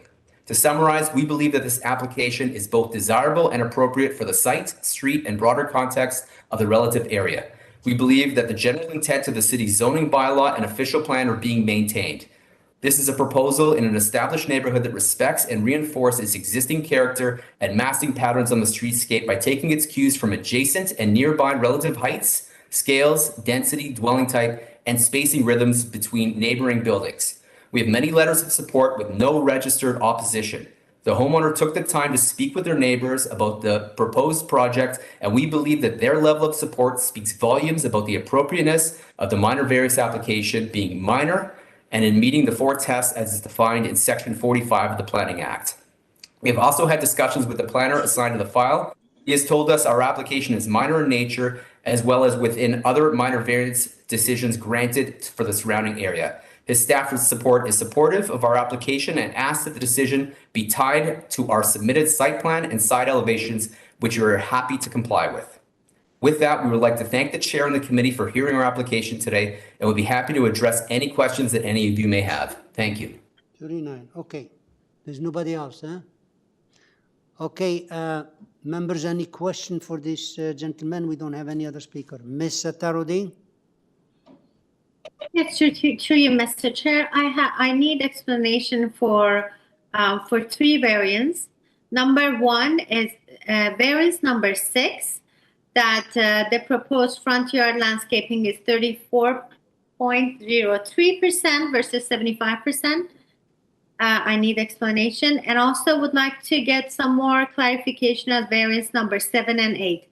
7 is the proposed area of a rear platform on second story is 38.26 square meter versus 4 square meter. And the variance number 8, the front platform at the third story is 7.9 square meter versus 4 square meters. Yeah. So I appreciate some explanation. Okay. Sir, did you hear the question? Yes. More explanation Yes, on thank those. you. Okay, go ahead, please.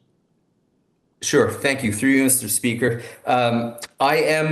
So I will refer to, I guess, the supporting document. If you could please pull up slide 18 to address your first point about the front yard landscaping. What we have here is an existing condition. This is something that's been on site as it is for a while. It is something that has been inspected at a previous renovation and didn't cause any problems or flags. Our clients have actually spent the time putting together the planter boxes and making sure there's a lot of green space. As you can see in the photos, both on the side there's an existing driveway that is occupying the lot that is maintaining, leading to a garage. But as it stands, for the area, most of the landscaping, because of where the front lot line is, most of the soft landscaping happens to be on the street side, which has been, again, reinforced and maintained as much as possible and with effort from the homeowners, as you can see from these reference photos. To address your other questions as far as the deck height, I would like to refer you to slide number 9 in the presentation deck. And there was, when this application was number 9, there should be a building section. Oh, I don't know why it just says 604, but let's say it should say variance item number 3. Keep scrolling up. Keep going. Yeah, that one right there. So when this file was evaluated, this is an existing home, has been for a while, and it's a front back split. The ground floor level entered at grade, and then it stepped up a few steps to the ground level that went to the existing deck. When we proposed to demolish the second story, you can see in dash there, second story upper level, the way that the examiner had evaluated it was that he was tracing the ceiling level and anything below it, and calling that basically renaming the ground floor level at the back to be the second story. So the existing deck, though it's at the exact same level as it always has been, it is now being redetermined as a second story platform, though nothing is changing as far as relationship and ground. I think it's just a technical revision to the way that they're naming the floor plates. I tried to get some more information and some clarification, but that's just the way that they, I guess, evaluate the floor plates in the city. But the problem is that because that is now second floor, any space that is the basement has also been sucked up one level. So anything that is the basement, they're now referring to as ground floor, and everything that's second story, the ground story, they're now talking about being second story. I know it's a bit confusing. We had the same experience, but that is the situation that we are given. But the bottom line is that the existing deck is the same height as the deck that we're proposing. We're just putting it in addition back towards the back. So we have to rebuild it, but our plan is to keep it again in the same plane or height relationship to the ground as it always has maintained. But in plan view, we're also following an existing easement that is restricting us on the east side as well. So that is the reasoning for the size being, it's still the rear yard deck that it's always been. And there's actually a photo later on that shows the adjacent neighbor's deck is actually quite a bit higher, their ground floor deck, than ours is. But for some reason, it's being tagged as a second floor deck. So that is that one. And then if you talk about the third story platform, there's an existing second story. You have to go down a few slides. Just keep going. Keep going. Keep going a little bit more. Sorry. Yeah. Sorry, keep going. Yeah, so there it is. So there's the plan there, and there's the deck. I don't know if it's possible to zoom in. Yep. So there's the neighbor's deck and the little round image on the left there. The neighbor's deck is, scroll up a little bit, is to the right there. You'll see that's higher. Our existing deck height is, it's a rear yard deck. It's just being called for clerical reasons a second story platform, and so technically it is larger than the 4 meters. As for the third story deck, if you scroll down to the next slide below, you'll see there's an existing parapet on the front of the structure that exists there. Our plan is to use that parapet area, flat area, as a walkout deck, as you can see in the model to the right, as part of the deck area. And that is it. So we're not looking for any additional footprint. We're just planning to use the footprint that already exists in the existing structure. I hope that answers your questions. Thank you.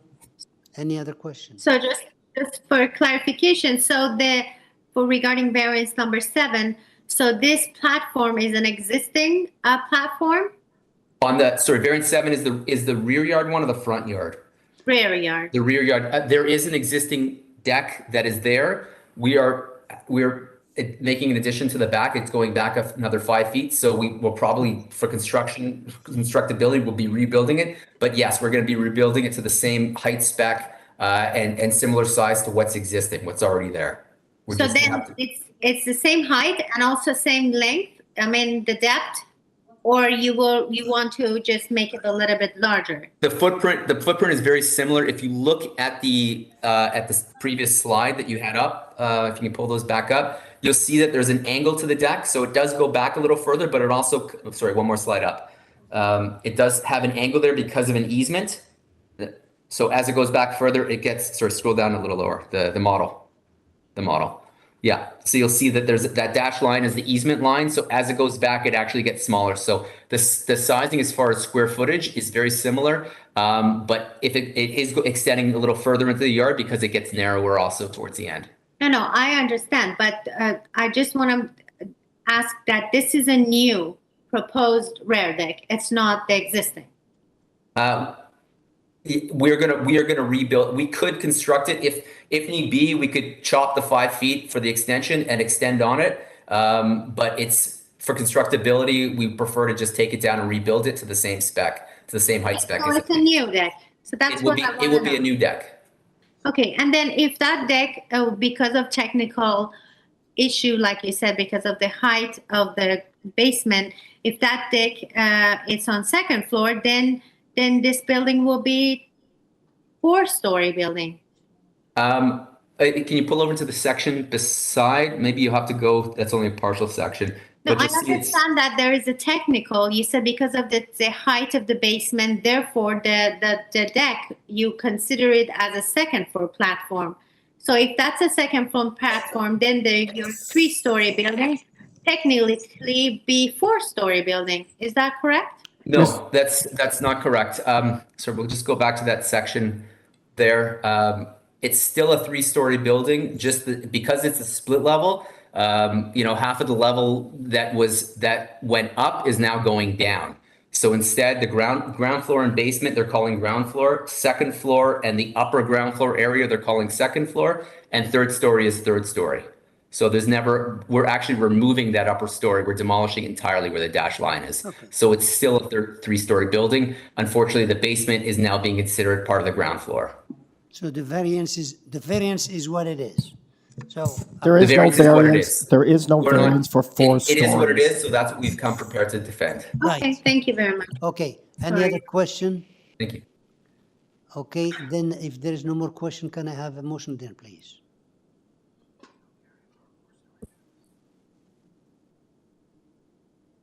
So, Mr. Bartolo? And thank you, Mr. Chair, through you. I thank the applicant for a very thorough presentation and thorough supporting material. It makes it much better to understand.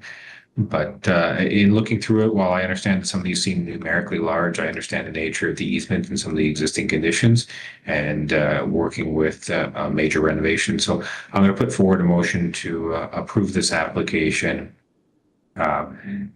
subject that the property be developed substantially in accordance with the site plan and east and west elevation submitted to the Committee of Adjustment in this report.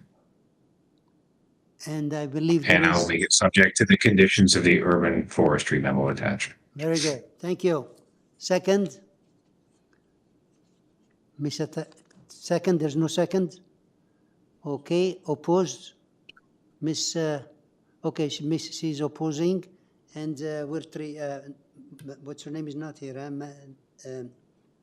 Manning is not there. She's not gay. Okay, we're only three of us, so I'll move to join Mr. Bartolo and approve the application as mentioned with the condition of the staff and condition of the forestry. Okay, sir, your application is approved subject to the staff report, staff condition, just to attach to the plan and forestry. Thank you very much, committee. We appreciate your time. Okay, thank you.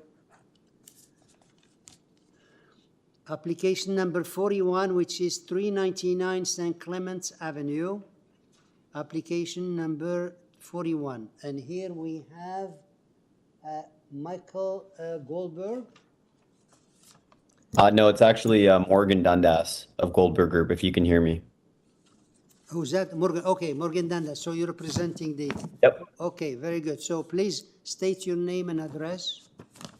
Yes, my name is Morgan Dundas, 2098 Avenue Road. Thank you. So we have here, this is a reduction of the soft landscaping, just one variance. Staff report. Yep, it is. Staff report is asking to just a condition to attach to the site plan. And we have one letter of support, okay. So could you just make just a short presentation? We see what it is, just so we don't have. Yes, I would. Yeah, we don't have. Yep. Yeah, I would love to. Yeah. We don't have anybody else here. Yeah, that's to fine. speak. So please go ahead. Okay. Yeah, I'll try and save you all some time. I realize it's been a long day. So through you, Mr. Chair, yeah, my name is Morgan Dundas. I'm a land use planner with Goldberg Group, here speaking today on behalf of the owners. I will ask you please pull up the site plan that was submitted recently, I believe in June. Yeah, so that colored plan there, that is our proposal that we're asking for today. So if you go down a little bit further. Yep, so there you see, so we've got the breakdown of the rear yard with the deck, the sports court, and then the soft landscaping that we're proposing. So the reason, so essentially the application you see before you has been revised from our previous application. We asked to be deferred from the committee in March of this year. The reason for the deferral request was that we needed more time to discuss the application with community planning. We are seeking relief of the variance related to the rear soft yard landscaping. Through consultation with community planning, we've agreed to provide 30% rear yard soft landscaping. There is an existing garden bed in the rear, which you see, which kind of goes around in a U shape. And so that area is 13 square meters. We would be proposing to remove the existing AstroTurf, which is it's the L shape just in between the deck and the sports court there. So we would remove that AstroTurf, and that's an area of 36.7 square meters for a total of 49.7 square meters of landscaping, soft landscaping, or 30%. The outcome is a conventionally organized rear yard, rear deck, soft natural lawn, and a rear hardscape play area. As you can see from the memo from community planning, they're satisfied with our proposal of 30% rear yard soft landscaping. Additionally, we have letters of support from 401, 397, 395, 388 St. Clements, and 390 Castlefield Avenue. I would also like a quick moment just to address, the one letter of objection that was submitted to the committee. Unfortunately, the author did not submit their address. The author as well did not state that they had an objection to the application, only that they wanted the bylaw standards upheld. However, they should be assured that our proposal intends to enhance the rear yard of 399 St. Clements Avenue with lush, natural, soft landscaping. In our opinion, the application meets the intent of, is minor in nature, meets the intent of the official plan and zoning bylaw, and is desirable in nature. Okay, thank you. So if you have any questions, Yes. I'm happy to answer them. Thank you. Yeah, I asked you to make a presentation because I was worried about the 30% of the landscaping instead of 50%, and see if if the members have any other question. Do you have any question? Can I have a motion then, please? Mr. Tarodi? Yes, through you, Mr. Chair. I would like to put forward a motion to approve this application, which with only one staff condition, that the rear yard landscaping be developed substantially according with the site plan drawing attached to the report. And that is my motion. Thank you. Second? No second? Mr. Bartolo seconding. All in favor? That's it. Sir, your application is approved, subject to the staff condition as mentioned. Amazing. Thank you so much. Thank you. Application number 42, which is 12 Milton Grove, application number 42. And here we have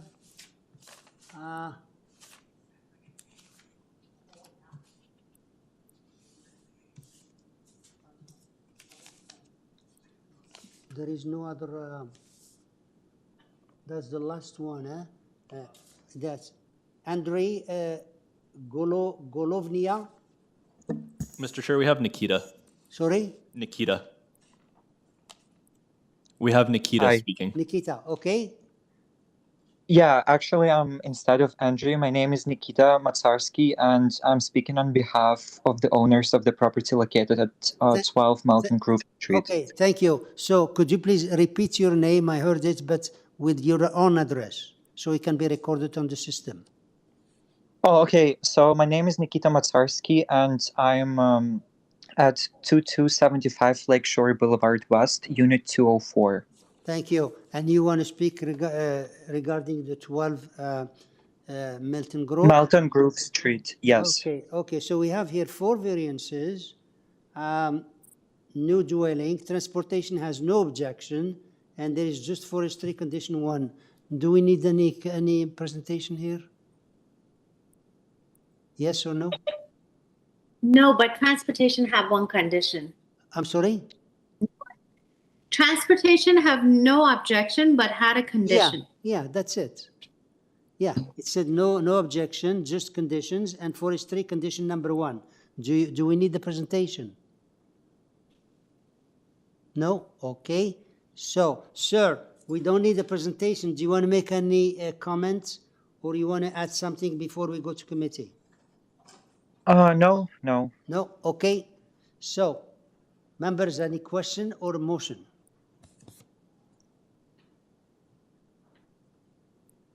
We need a motion to get out of here. Mr. Bartolo? Okay. Yeah, thank you, Mr. Chair. I will put forward a motion to approve this application subject to the conditions noted in the urban forestry memo attached. And subject to transportation. Yes, a correction, and subject to the conclusion number 1 in the transportation memo attached. Thank you. Okay. Second. Second, Mr. Tarodi is seconding. And that's all in favor. Okay, sir, your application is approved, subject to condition of forestry and transportation conditions. And that's the end of the day. You're a lucky person. You should buy. I don't hear you anyways. Yeah, you're echoing, so we don't hear you. Oh, thank you so much. You're welcome. Can I have a motion to terminate? No, I want to stay all night. You can stay. He wants that. We're going to vote. We're going to vote to leave, and you can stay. Mr. Tarodi to terminate, and Mr. At 7:54, and Bartolo is opposing. No, Bartolo is staying. No, won't support that motion. Anyway, let's be professional here. I have a motion to terminate. Second. Motion to terminate at 7:54. And second, Mr. Bartolo, and the termination. The session is terminated. Perfect. So. Thank you. Thank you. Thank you. Thank you, everyone.